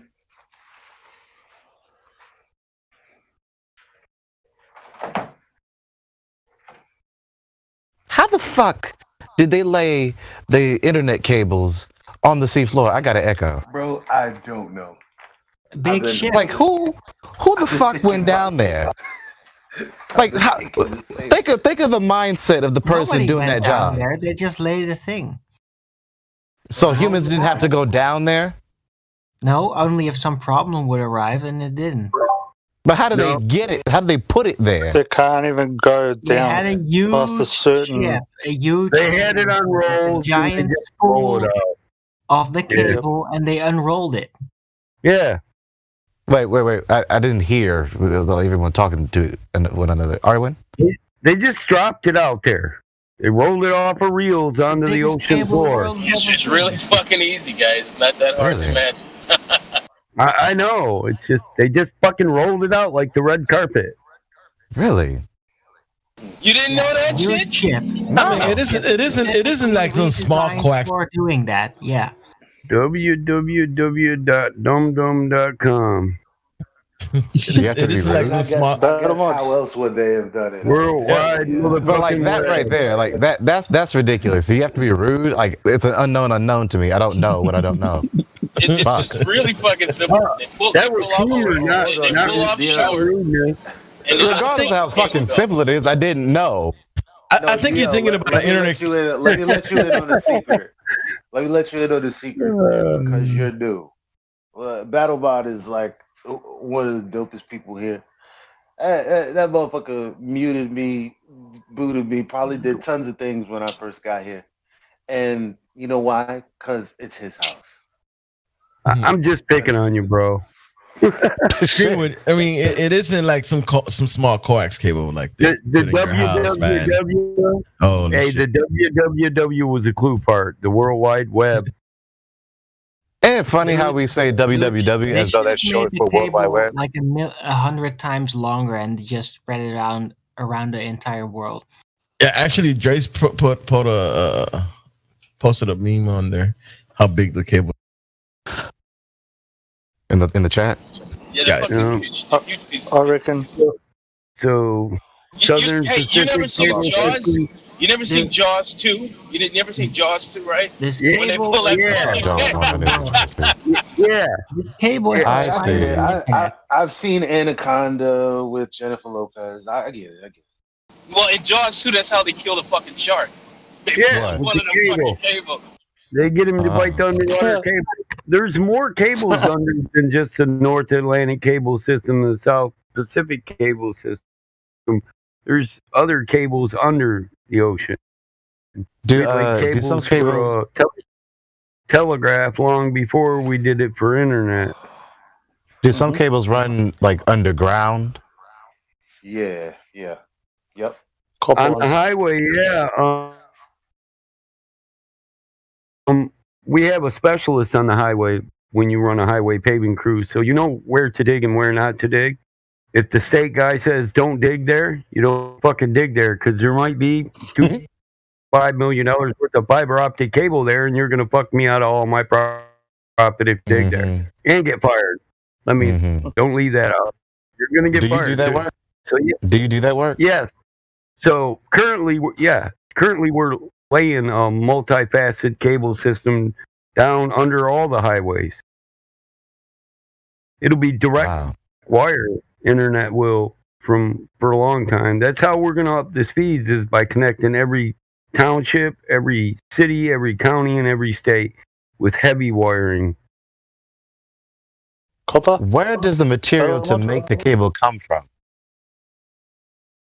Natural resources. No, like a location. In the ground. Well, I would say supply and demand doesn't always come from one location. It could come from multiple distributors.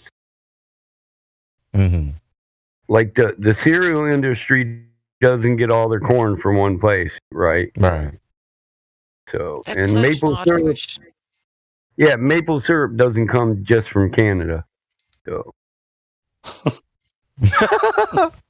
Well, Vanilla doesn't want it's not made from maple syrup, though, but A? it's just plastic. No, it's a commodity, and it was an example of supply and demand. If you're keeping up with the conversation, bro.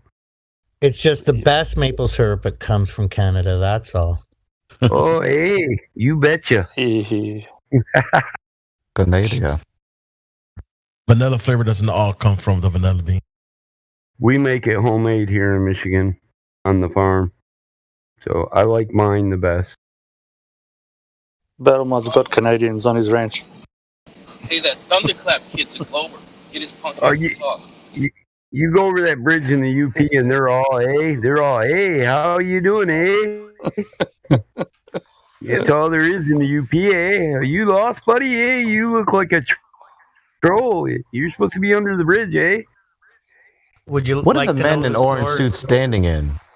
Would you like to know where Hoser comes from? Yeah, tell me. It comes from the guy who would hose the ice rink and get the ice level. He was called the hoser, so it became like a inside. Oh, that makes sense, hoser. You want a beer? What are the guys in the orange suits standing in? The cable. But like, what is this entire this big structure that's standing inside? That's the spool. Okay. Oh shit! It's a big ass spool, right? And it's on a ship. Wow.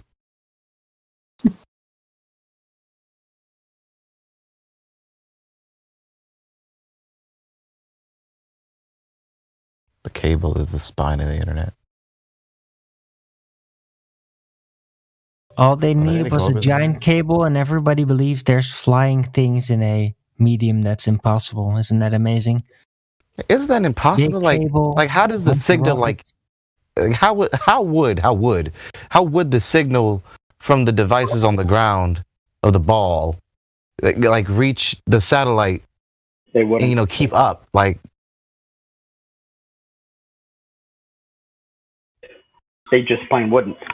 There's no technology that exists that could. That's like me being a quarterback and the receiver is running 1,000 miles per hour leftward. But they admitted that. That's like it, and I don't know where that video is. But when they started talking about all of this Satellink or whatever the fuck this new internet shit is, someone told me, well, if the Earth is flat, then how are you on Beyonce's internet? And I said, what? Yeah, why do you want to ask that? Like, why can't you just conceive that in your mind first? Like, think about the question. Oh my God. You know what cracks me up the most about that? Before the transatlantic cable system and the fiber optic cables, we had the transatlantic telephone system that connected continent to continent with telephones, and before that was the telegraph system. So that's how communication has always been done on Earth. It's not the only cable down there. So yeah, the amount, like, in order to do what people think they're doing, and this is the video that I had seen after having that encounter, but I don't know where that video is.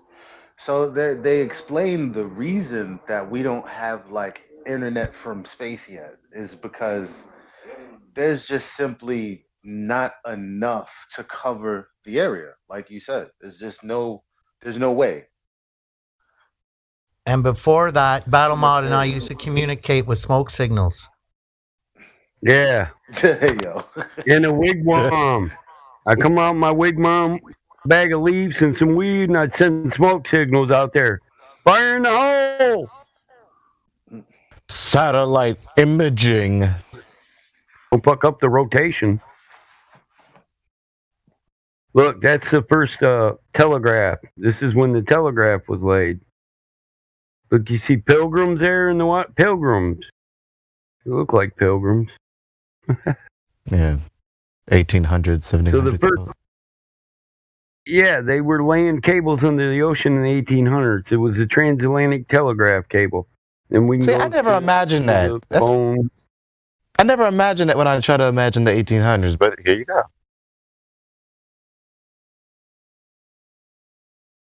Every time Yeah, I hear so the it goes 1800s, from all I think is just house on the prairie, livestock, horse, wagon, church, suit, And if they were able gown. to do that, if they were able to do that in the 1800s, just lay a bunch of cables in the undersea so people could like telegraph each other, then who's to say like we can't set up an entire? Because this was the 1800s, right? And that was like way back when technology was not as advanced. Who's to say we can't set up an entire system of undersea cables to connect us to the internet? Mm-hmm. Or are we working back from the old conclusion that we would have made when we were on the sphere? Like, because I watched this guy John Levi. He talks about how John time Levi. frames. He talks about the time frames in which uh, their narratives about stories. That there's no way, like the times don't make sense. Like, for instance, he talks about certain buildings being constructed and the time it took, and he's like, look at these people on horses and buggies, because that's what they want us to believe, right? Back then people were in horses and buggies and shit. Mm-hmm. And he's like, you see this structure, it went from this to this in X amount of years, and then it went from this to this in a decade. So they tore down this one and they built up this one. Meanwhile, there's still horses and buggies, and then all of a sudden so it's like more like depictions of what happened back then. But we can only think of people without tools and without science and without a way to actually do things. That's how we always think of the past. But is that even true? So yes, we have caricatures of the past. Yep. So hold up, the I have an echo. 1800s amazed you, right? What'd you say? The 1800s amazed you. Well, TAT 1 was done in 1955, and that's when they do the telephone cable system. And yeah, it's TAT 1, transatlantic number 1.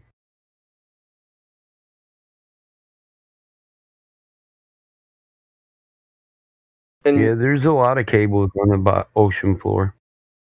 And you think maybe the idea is to make like people from like the past seem dumb as possible, so like so people just discard their conclusions, so they can further advance like the programming. Yes. They want to make like ancient or like people of the past seem dumb as possible, so they can choose the only like approved conclusion. Right. And you go into the past and they say, oh, the Earth is this shape and the Earth is this shape, and we have our own ideas about this, and we have our own ideas about this, and they come along and say, oh, well, that's just all stupid nonsense. We are Yes. Yes. Now I've always, the majority of my life I've been alive. I've always been of the awareness that the ancients are not dumb, but rather smarter than us. They were more advanced than us. But of course, there was unless I still had this caricature, there was like some just cessation of technological advancement, and then there was just this this long epoch of that this stagnation, and or even a decrease in complexity. But then when you get around to the modern era, particularly the late part of the modern era, then the complexity exponentially ramps back up again. Is my idea correct, or am I missing something?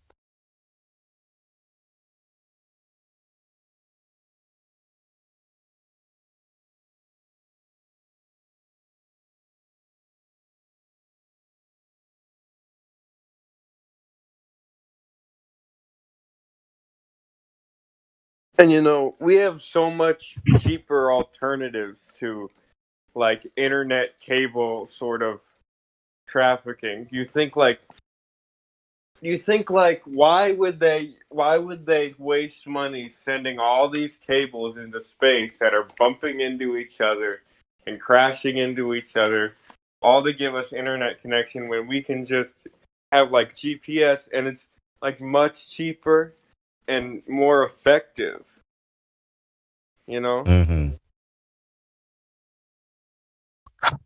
How many dollars exist? How many Federal Reserve notes exist? That was just a random thought.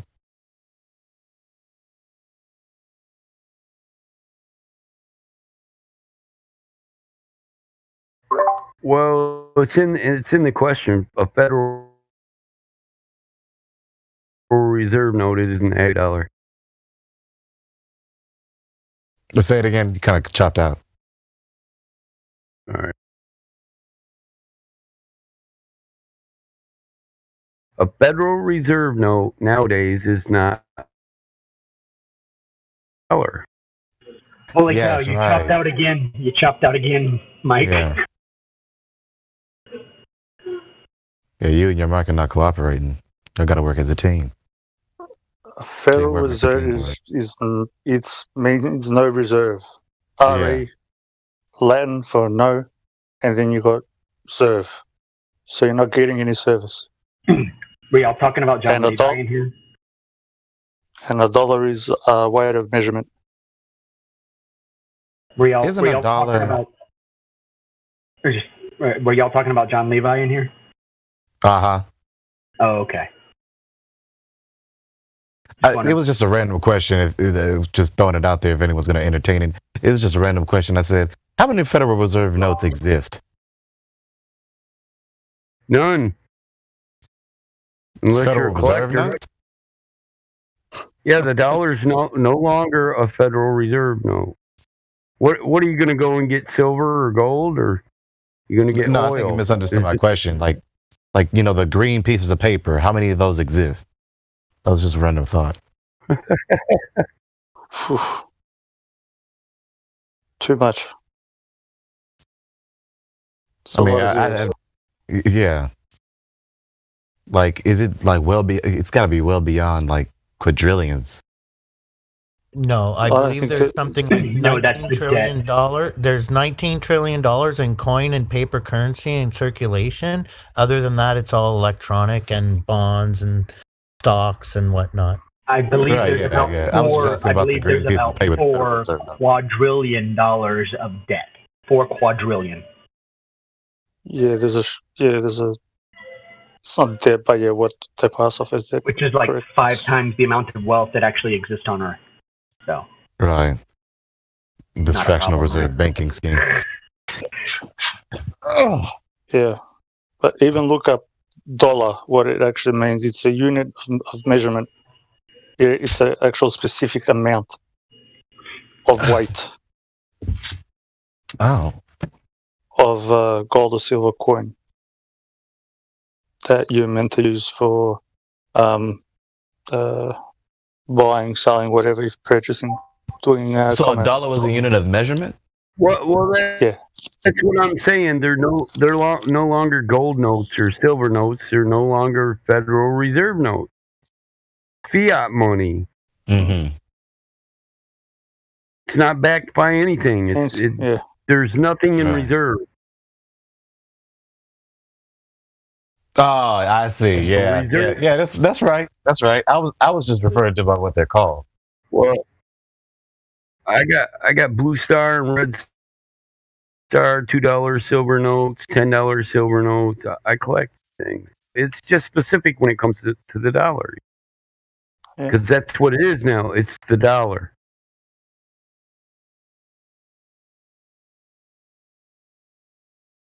I don't think people know about the Notice- unit of measurement, bro. Sorry. Yeah. Notice how this one, this $10 says right under it, Federal Reserve note. Look at your money you have today. $1 says $1 on it. Because they ain't giving you shit. You know, other nations tried to come in and collect on their silver notes and their gold notes. They wanted us to go to our reserve and get them their $2 worth of silver $10 worth of gold. They had these silver certificates and gold certificates, and that was one reason why we said screw that and went to the petrodollar, because they would have broke our system. Russia is they're still arguing with Russia over that. They owe Russia like $10 billion in gold. Yep, correct. There's a $5,000 Federal Reserve note, a $1,000 reserve note. These are that's your unicorn of collecting reserve notes. If you had a $1,000 reserve note, you found a unicorn. Is that you in your picture You icon, guys Batmod? Yeah, it is. But you guys think you roll around with a knot, man? If all you got is $100, if you ain't got no $10,000 bills in your knot, you don't have a knot. You got chump change. And what's the difference, Battlemod, in that? Because I know that there's a difference in the color of the stamps. Like that one's got a red one on it. There's a blue one, and I think, if I'm not mistaken, like a green one also. Do you know, like what the difference in those are? Well, value now. Go ahead, Egg.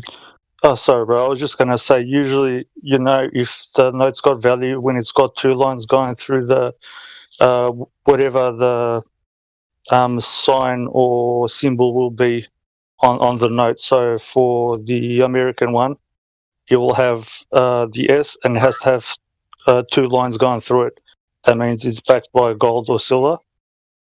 And also you would have written down the bottom redeemable. And Yeah, the colors of the stars, red and blue is silver and gold, and then they also denote the mint where they were pressed. So silver is blue, I believe. I'd have to go look at them. I think you're correct there. Elijah? Is he here? I think still people think that Kennedy actually did something for the people with the giving people the people back their currency, but he didn't. He actually, in his executive order, gave more power to the banks. Yeah, and the rare ones are, I know the green star, that's a replacement bill. So if you got a blue star with a green star also on it, that's a rare one. That's worth more money because it was a replacement bill. So they destroy a lot of money yearly. That's why people collect it. If the government gets hold of a $2 bill, they burn it and replace it. I want to go over it. Speak up. Well, you can forge that old stuff. Somebody sold some of our $20 plates and our $2 plates, remember? Yep. We gave somebody a $2 plate press. What the fuck was we thinking? I remember everybody, when they first came out with copiers, I remember people were trying to counterfeit. It's like they knew what it required, like 25% cotton paper. And when they first came out with copiers, is that what it was, 25% cotton? I think they're like 50% cotton fiber papers with unburnable ink. It burns black smoke. The printed ones will burn black smoke, where real money will burn the color it's printed. Yeah, I didn't know that. That's cool to know. Yeah, Not that but I we plan use on this. trying to counterfeit. I just, don't plan on trying to do that anyway. Yeah, we use a special weave of paper, and they don't really tell us the full mixture. You know what I mean? The hell is that?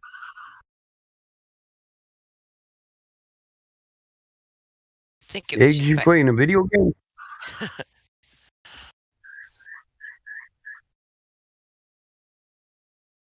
Sounds like a bullfrog hunting cricket.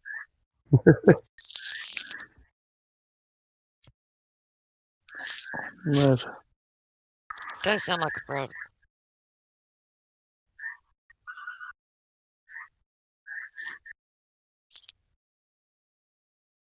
Yeah, that's a frog.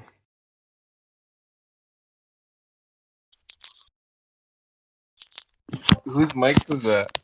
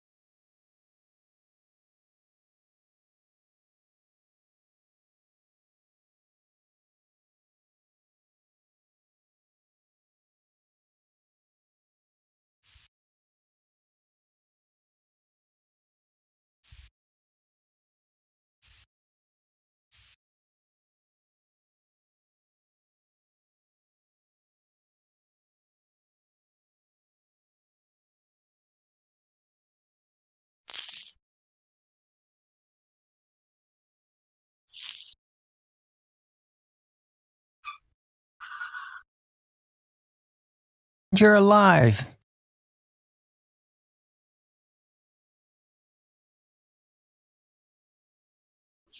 Hello?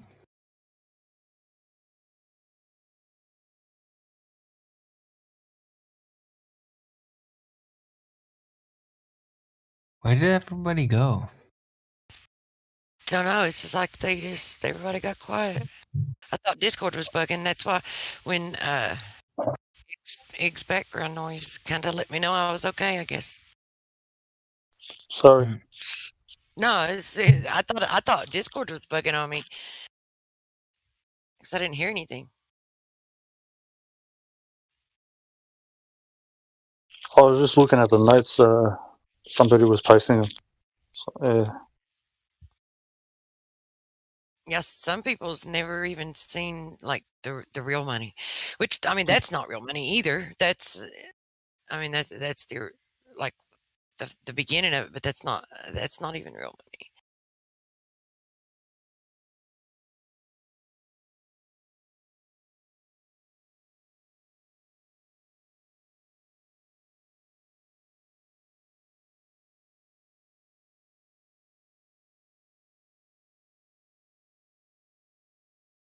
is anybody else on, or is it just me? Am I bugging out? No, you're coming through. Oh, because I dropped out just as you said. Not much people have seen real money.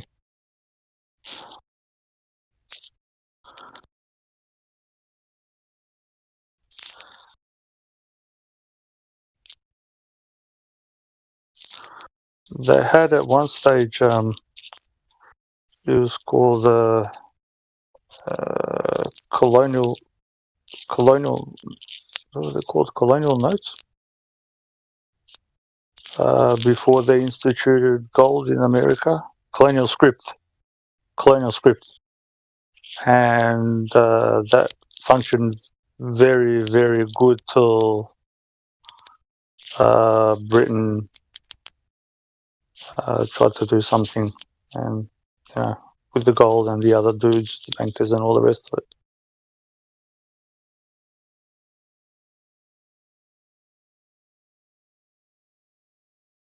So yeah, that functioned, I think, for a good 20 to 50 years or something. Colonial script. If you find one of those notes, that'll be worth a lot. What I posted, that's not all of the ones, but I didn't want to like feel so I don't really know. I don't really know if any of them's worth anything or not. Like what the worth is of them. Some of those aren't mine anyway, so some of them's a friend of mine. Yeah, no, they're worth. What was the actual? I can't remember what the. I'll be lying if I said the weight of it. So whatever a dollar is in the measurement, you'll be able to collect that in gold or silver because it's written on it's an actual contract, that note or the piece of paper, so it still has worth and value, and not the other ones. But I still wouldn't. I'd keep them if that was me personally.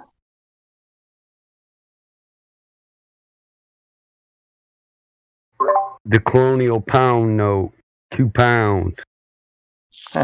My 2 pounds of silver, bro. Run my 2 pounds. Yes, Darwin, that's what I did. Censorship. You know. Oh my are being God. censored. Bam. Whatever you say, bro. Oh, you deny it? Deny censorship? No, censorship is where you're not allowed something that you actually have a right to. You haven't been disallowed anything that you have a God-given right to. So you haven't been censored. There you go. Why would anybody want to remove a smiley face off of a reaction? Right. Yeah, that's what I was wondering. Maybe it's just a It was different the Jew. language. Maybe let's put it back. All right, I'll put it back. Well, let's not be disingenuous. It was a Jew. It wasn't a smiley face. So I didn't put it in the list there.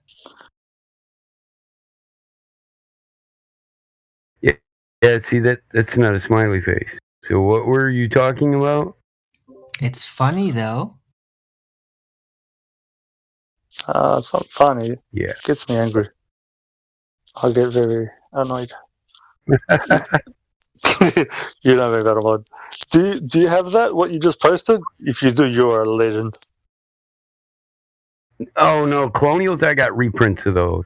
I collect. I knew what you were talking about as soon as you said it. Opened up my So box. today, unless you're gonna spend $500,000, you'll buy a colonial reproduction of that. They're called pound notes, but yeah. You could be over a quarter pound, a half pound, a fifth pound, a 16th of a pound, 1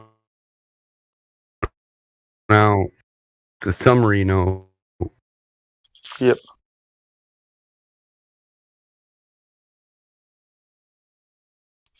Awesome, man. It's really cool to have pictures of money. I wish I had some of them. Why do you have It is, isn't it? money? It's yeah. It's kind of sad. A reproduction of money. Why? Bro, you're a collector. I wouldn't expect you to get it. Why do you got pictures of dudes on your wall? I don't. Yeah, he doesn't. Here, watch. Don't pull that sword out. It's got 2 edges. Cuts Do both you have ways. pictures of guys on your wall? Did I say I did? Well, you suggested that I No, I'm did. not projecting. Oh, don't make me go. Don't mess I'm with not the projecting dragon. at all. Don't make me and I won't. I don't know. He's messing with the In your dragon. mind, you were thinking about dudes in pictures on walls. Listen, you thought the Jew was funny. I thought it was funny to kick the Jew out. Kick the Jew out of my game. I know, and I thought it was funny to respond as I do. I'm sorry. I'm sorry you took my humor wrong. Now make post and start with the liberal censor.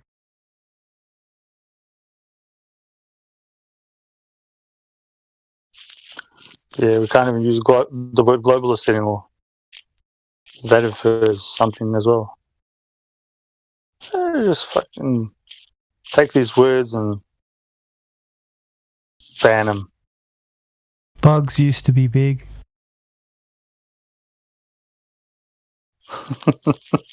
People used to be big. Of course, they'd be big when there's 24-hour sunlight. I got some pictures of those big bugs, bro. That was one of the first things that I ever collected. Bugs. Put them on that little plate.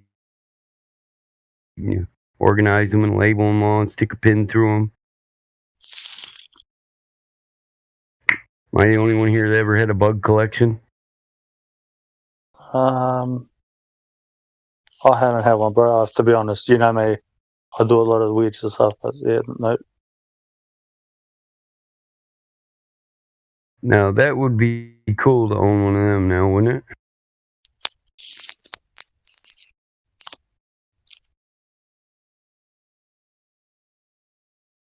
Yeah, Oh, yeah. amazing, amazing. Did I tell you about fish storm one of them? So,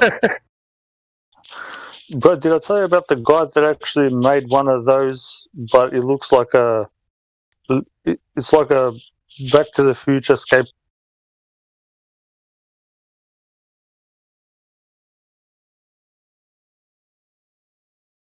Mm-mm.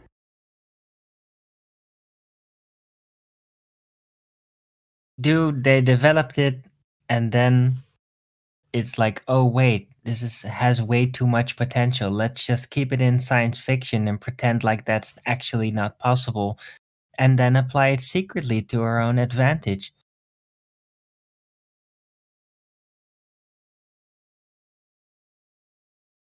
And that's the world we live in.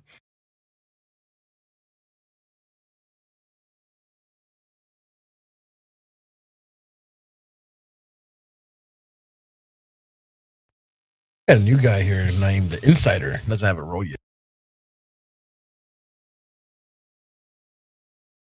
The Williams X Jet. Hey, Insider, you have control of your mic.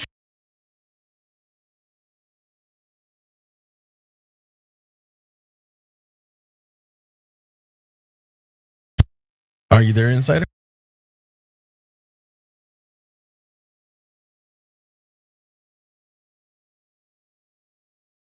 Going once. At least say hi, so we don't think you're a troll.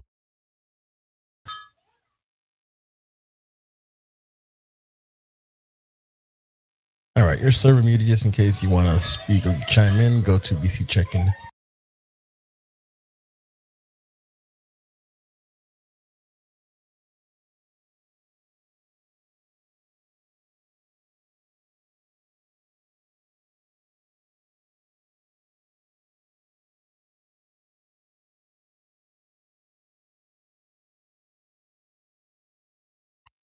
I think we have a glow worker by the name of Arwen. What? Nah, I'm just looking through the chat here.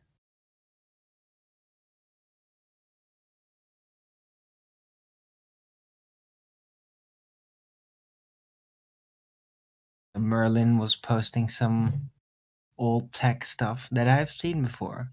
I'm just kind of seeing the connection. Like, it seems like this is like vacuum vortex engines figured out really early on.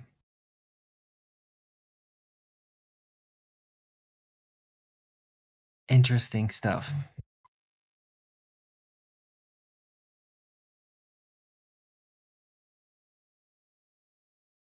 I think Flat Earth's going to open the door to more than the shape, if you know what I mean. And I know you know what I mean. Yeah, that's very nice.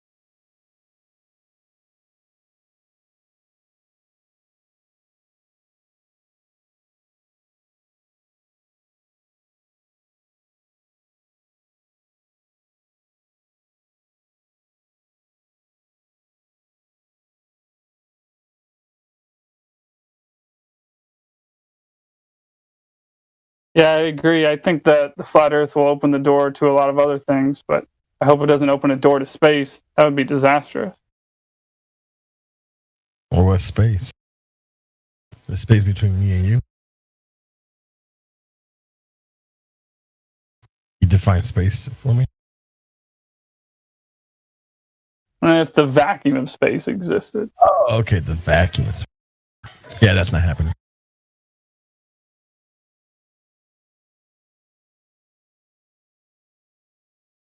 Unless you can show me gas pressure without a container. Then I might be inclined to believe you. Oh, that's why it would be disastrous if it could happen.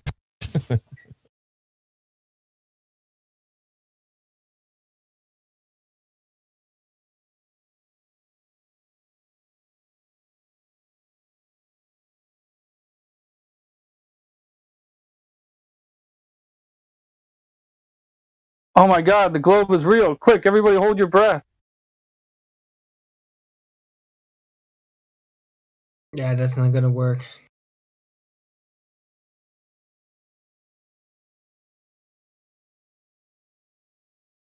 You might live a couple of seconds longer.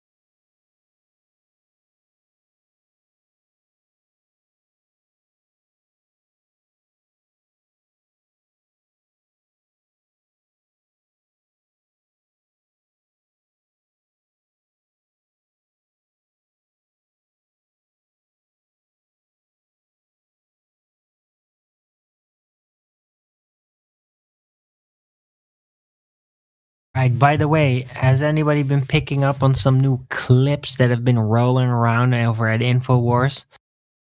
Like, apparently the military is going to develop, basically apply spin-based UFO technology now. Or at least they're bluffing it or something, saying that this is going to happen. Like, that's the new platform. They're going to do it in the next decade. So, anybody picked up on that since we're talking about this old, obscure tech stuff? Wait, but if they say that they're doing it, then wouldn't that get in the way of the Project Bluebeam narrative? It's been abandoned. I've been telling everybody for years. Come on. It's no use. Internet did you say technology. InfoWars? Bluebeam was based on pre-internet consciousness, right? Doesn't work. It might work on some primitive people that are not overwhelmingly informed or whatever through the internet. It doesn't work anymore. People are going to figure it out too quick for it to have any, wanted result.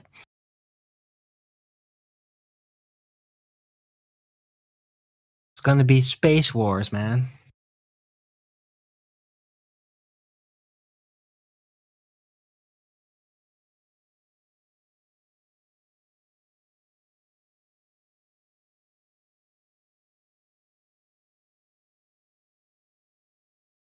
But seriously, everybody seems to forget that all this planning, right? That the controllers, let's just call them that, do.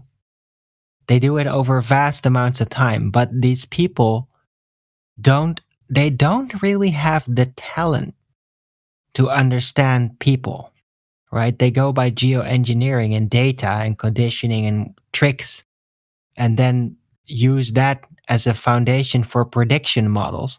But they don't understand actual development. So a lot of these plans were designed very far up until pretty much the internet age. And it's very simple. They completely underestimated that influence. Completely.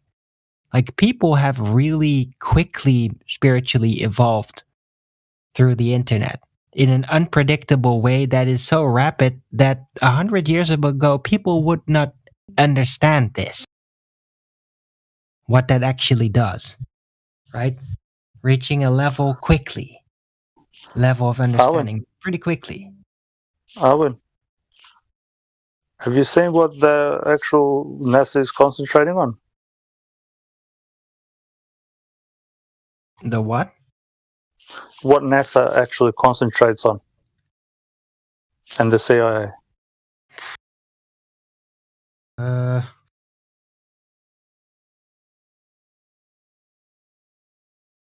Well, social engineering. Yeah, but for their gain, yeah, for the normal people, but just say for their own gain and how they figure out stuff and what they do. It's actually fairly spiritual. Sure. Oh, probably. Right? They're probably doing interdimensional science, or to call it science is la mockery. Yeah, metaphysics. They're Yeah, experimenting with that shit. Yeah, I know. I was right next to the side of that. and you can even get like do some FOIs and get their papers, and Sorry? that's what they do. You can get their papers. Just ask for their papers, and you can get all the info that you want. Do people even know how to ask? That's another thing I have to say. If you just ask, you might get the information. If you just ask them, Yeah. So? and then you'll know what they're doing. All right. Have you done that recently? Yes, I do that constantly for many things.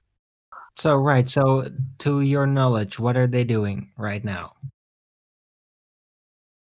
Right now, they're trying to hurry up a process, but they're just trying to tap in more into the metaphysical side.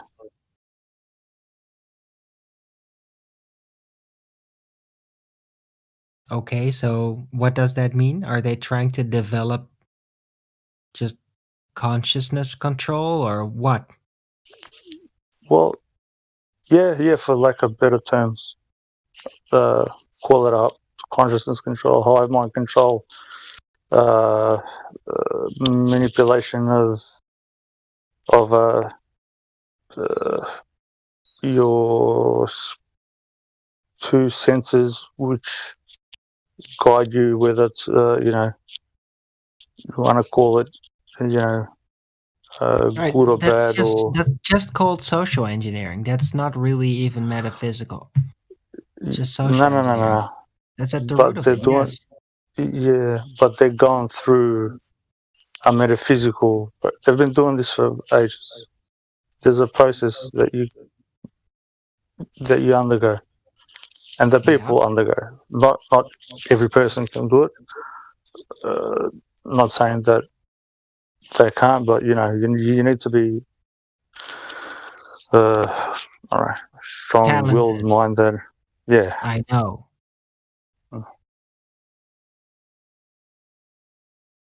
And they enhance it with other substances. Yeah, with to make you. psychotropics. Yes, I know. But yeah, the really talented ones, they can do it with like with no or minimal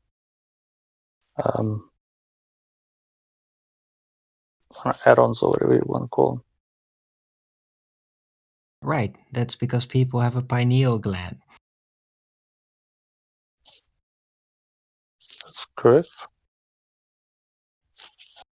And they have a mind as well, which is different than a brain. People use their mind, but don't know how to use their brain.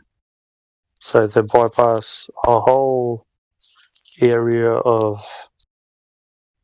function. They bypass the mechanics of it. That's why people go into fairyland or outer space or something. Right. So the other dimension, the dark world, as I call it. Right. Well, I'm sure they're doing things with that. I've been doing things with that.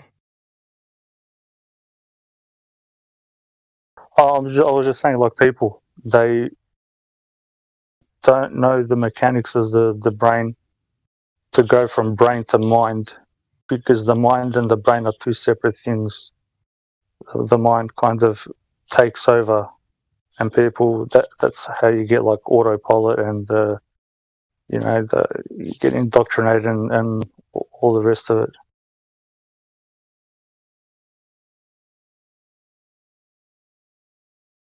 Right. Well, it all has to do with purity.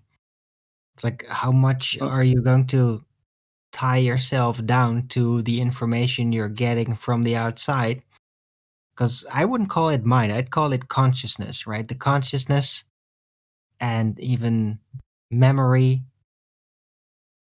These things are not physical. They exist beyond the physical body. The physical body is just an antenna, it's just a receiver. Right? Yeah, it's a vessel, yeah. And they figured this out. Yeah, of course they did. I was just saying, the mind is the way to go from, so you go from your body to brain, mind, to, I don't know, into consciousness, Godhead, whatever you want to call it, or whatnot. But 90-something% of people bypass the brain. So I find this, I don't know, I'd like to hear your thoughts on it.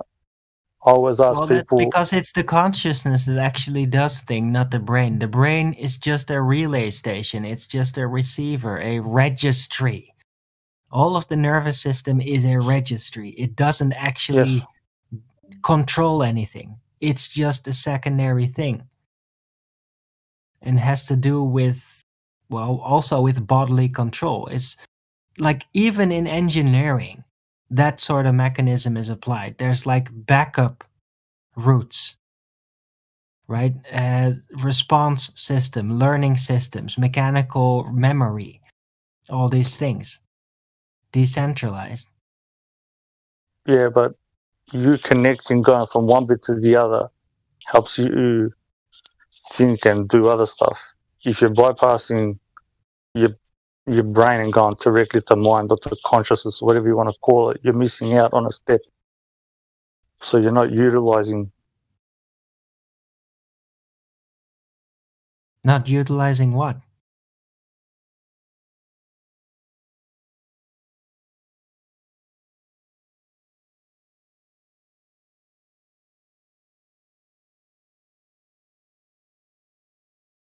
Who?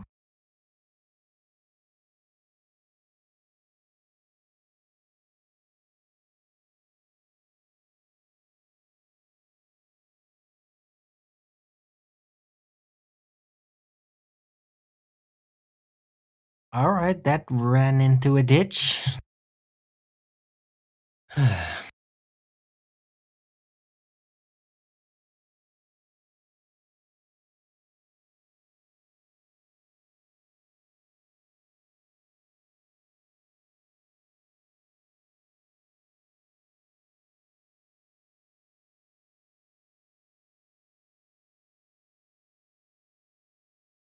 Look, most what I can tell of what NASA does with all this psionic research is what I call it.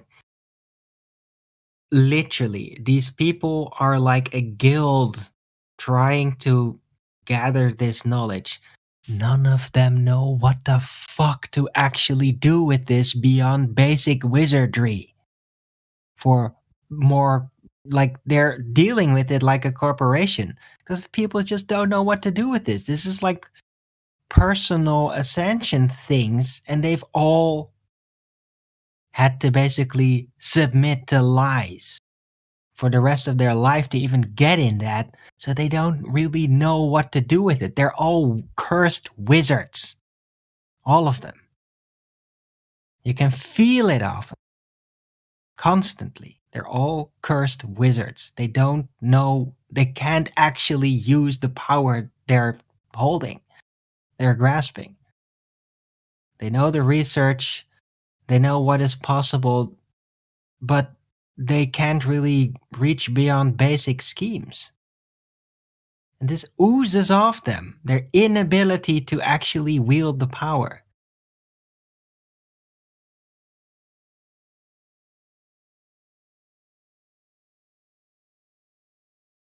Anybody out there?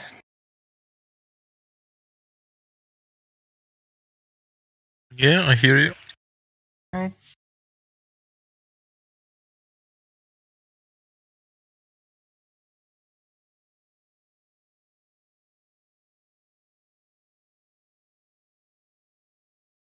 But yeah, in your memories, cross-referencing NASA people, even talking about spiritual things, you can sense this. They're all wounded. They've basically entered into a position wounding themselves when that is absolutely the thing you shouldn't do, because that actually prevents you to be able to deal with it properly. And all of them are all wounded in there. It's like a mockery. And they don't even really know what they do know it. It's just nothing they can do about it. They're turned into zombies just tanning to this power.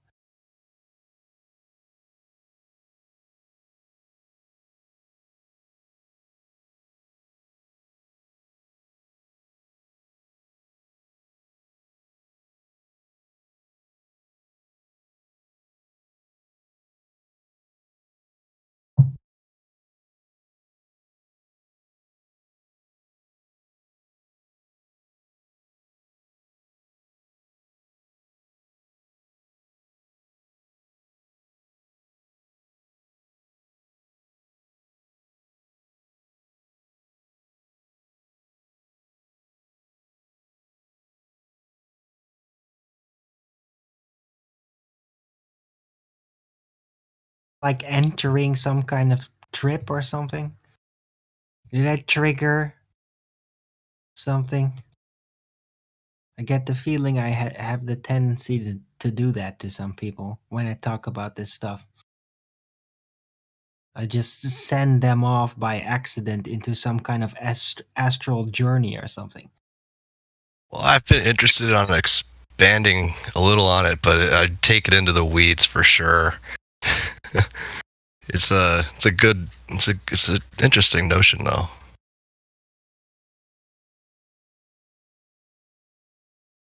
Well, when I went through what I did, is just one thing. It is totally overwhelming. And I was overwhelmed by a sensation, I can't handle this. And now imagine that for 80, what seemed like 80 consecutive years of experience. Constantly, like, I can't handle this, I can't handle this, I can't handle this. I was handling it, but I was constantly overwhelmed with a couple of minor sensations of like, oh, I can breathe for a second. That's it.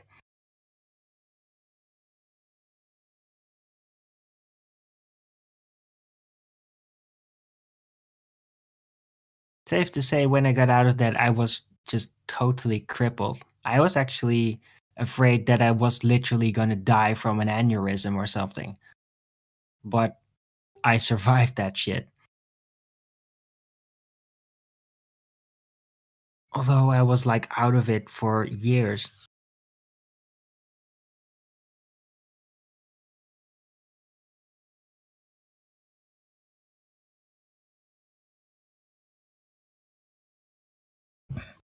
Hey, Arvin, how are you doing? Right now, I'm doing great. I was downtown on the pub with my friends. So I'm just home now, and lock it in. The first I heard was you, of course. All right. And that was great.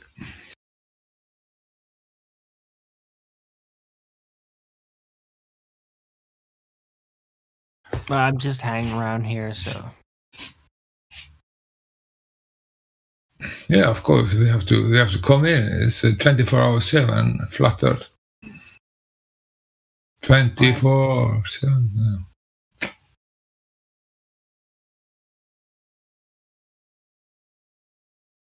well, it is Sunday evening, so at least here.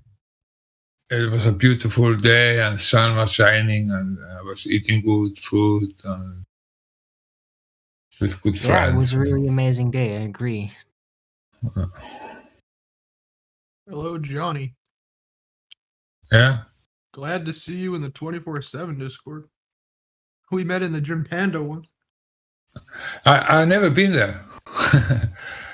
Everybody everybody's crazy there. Came and say, "Oh, I cannot stand." So no place for me then. If I go there, everything gets more crazier. Yeah. That's for sure. Everybody knows me, you know. What's so special about Jam Pandas anyway? Just a chamber of delusions, right? Yeah, maybe if you will play the game and if you want some action. But I don't know. I never been there.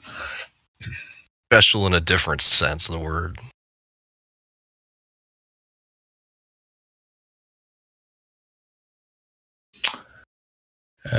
Maybe I have to do it. Everybody's talking about it. Special in quotes. I'm not gonna do it. They invited me like 4 years ago. I was like, no way. I'm not getting in the pit. What the fuck? I will do it. I like the accent. No, I don't. Maybe sometimes, but not always.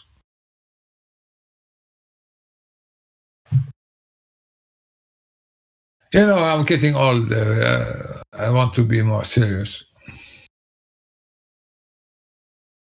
You want to be more what? Serious. Serious. Okay, but why then go to Jam Pandas? It's just a chamber of delusions. Because maybe I don't want to be older all the time. Maybe I want to be young sometimes. And get crazy. Okay. You know, you're not always in the same feeling. Sometimes you will do what you think, okay, everything's fine. But sometimes you have hours that you can flip out and do something that you not shall do or something like that.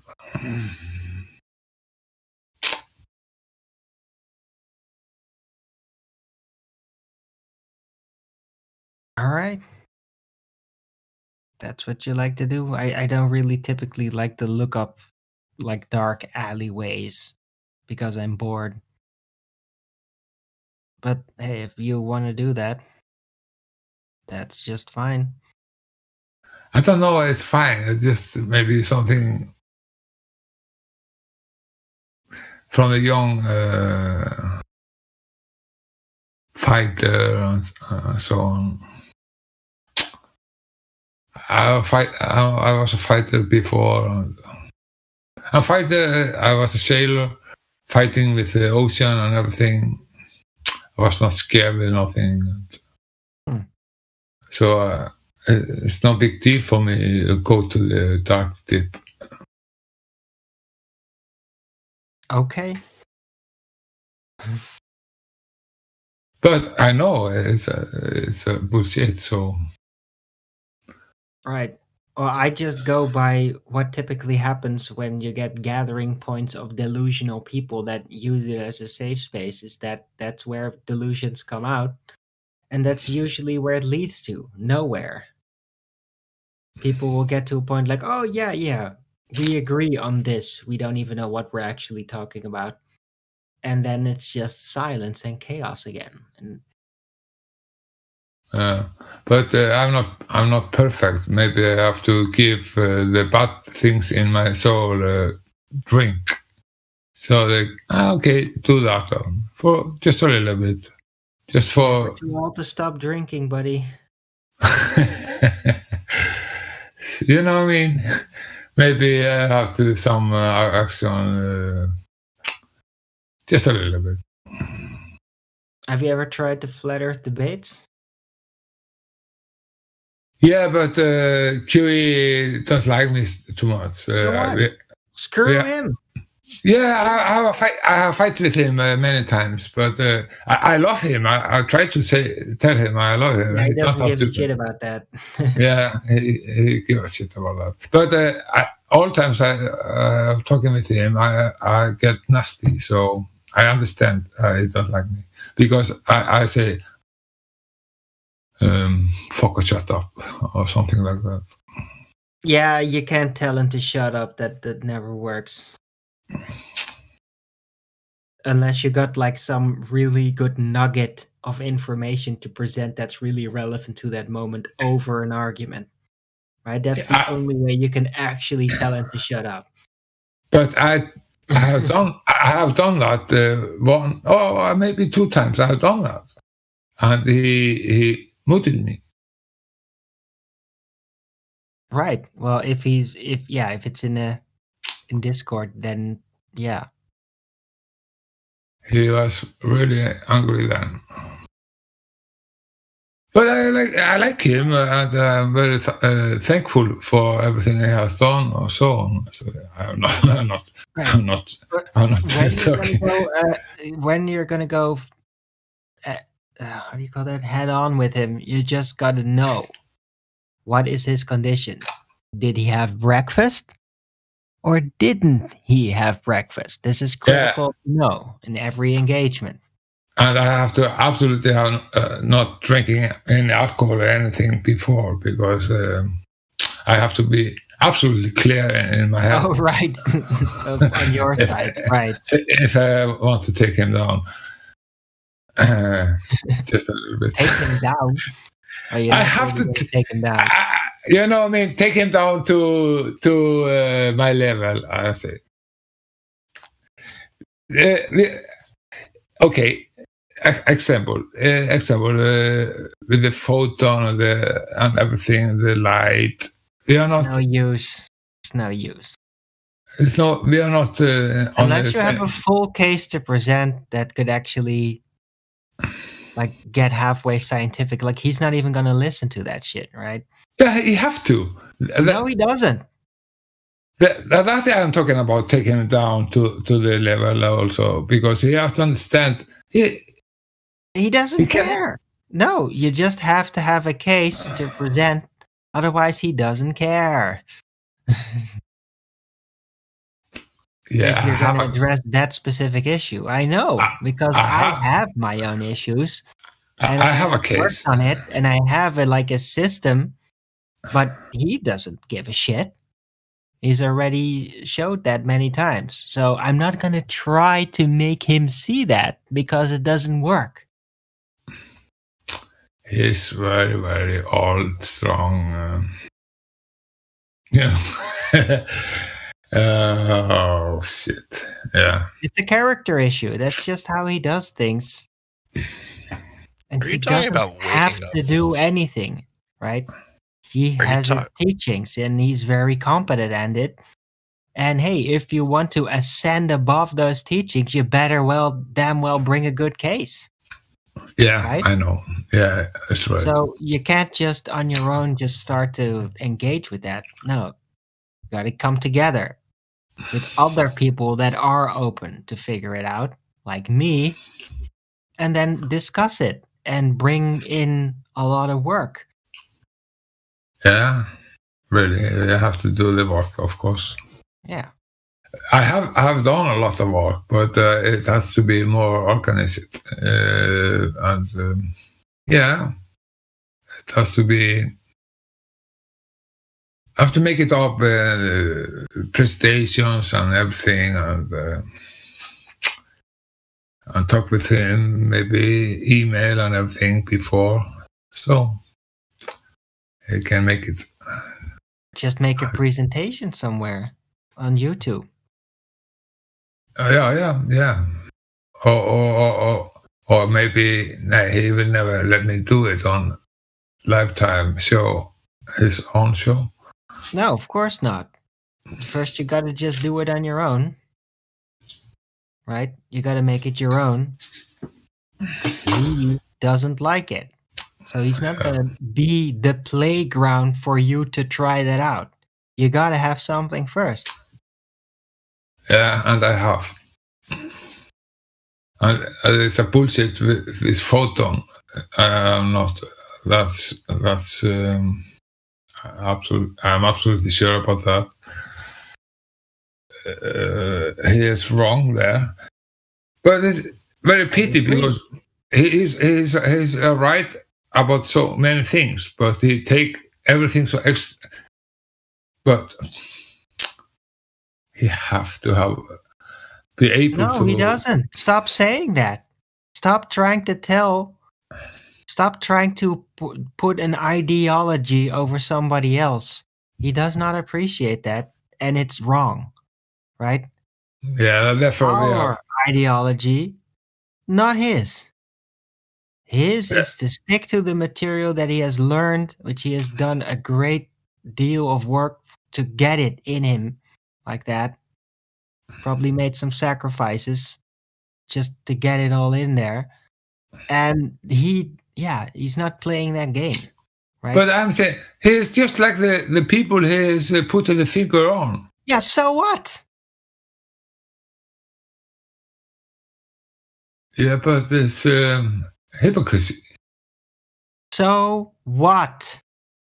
Not his fucking problem. But it's my problem. If you have some issue, if you have some question that would draw the materials that he's learned in doubt, then you better present something that it actually can compete, right? It doesn't matter if it's hypocrisy. It doesn't matter whether it's fair. Who gives a fuck? Seriously. Are you trying to wake up Gem Panda? No, we're talking about QE. Oh, I'm sorry. I'm so confused. It's about QE. Gem Panda that's not even gonna attempt that. Nobody have to talk about QE. It's unbelievable. I don't know who it is. It's nobody. Nobody knows who Gem Panda is, and he doesn't even know who he is. So we are talking about the master QE. The man of the method. the biggest of the biggest.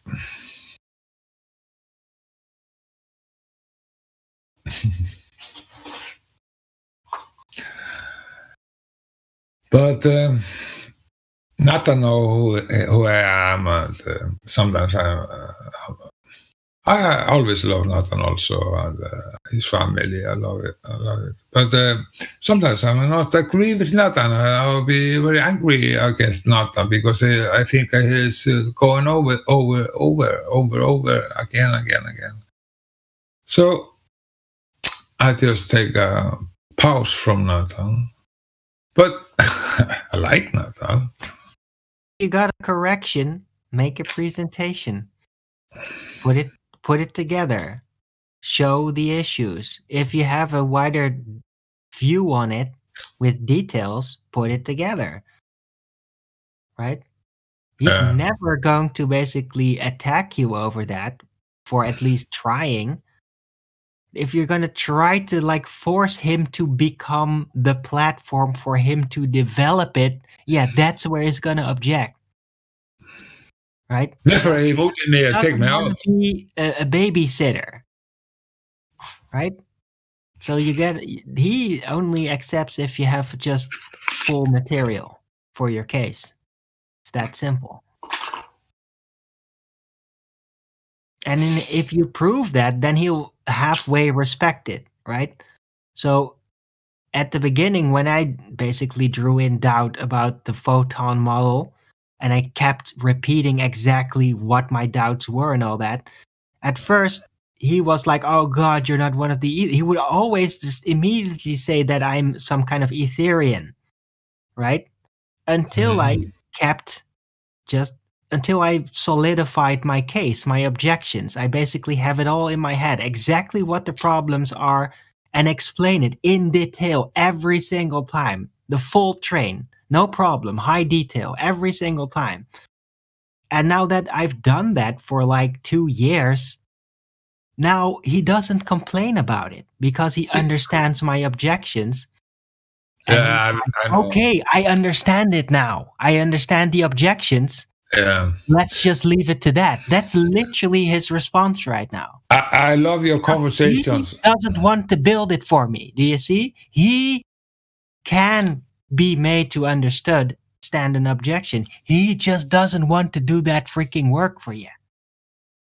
He can be very, very hard against you, but in the long time, you win. You're winning, and it's wonderful how the relationship is between you and QE. And sometimes he is very, very against you, and Against everybody.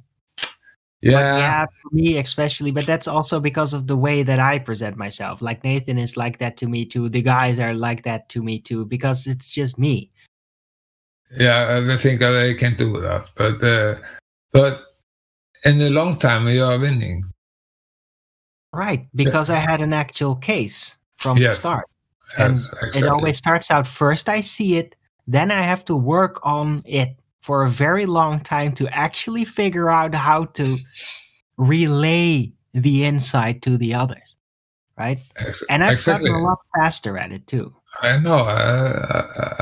It's Freud to listen and go through with you or see what's happening through the time, because nothing is happening directly. Everything is happening like birth. It's all synchronized thinking. Every time you relay an idea, you have to realize that that process is literally being received and processed by somebody else. It is process. It is process. Absolutely. And how does that work? How does somebody process something? It's not just what you get back from communication. You have to pick up their vibe. You have to read the intention and the communication that they don't consciously want to admit, but is still being signaled because it must be, because it's important to know. Yeah, it's about layers of communication. It's about Verbal is dynamic. only one simple layer. It's about dynamic, Arvin. Dynamic, just like everything in the world and the earth and everything. Dynamic system, dynamic conversation, dynamic thinking. Right. Everything takes time. The tides is coming, tides goes. The tides come again, and that is your other chance. You know, and the tides is coming in the fjord. Then is the opportunity to people to get the fish in the fjord, because the ocean is going into the land, and a lot of fish is coming in, and you got the fish. Right.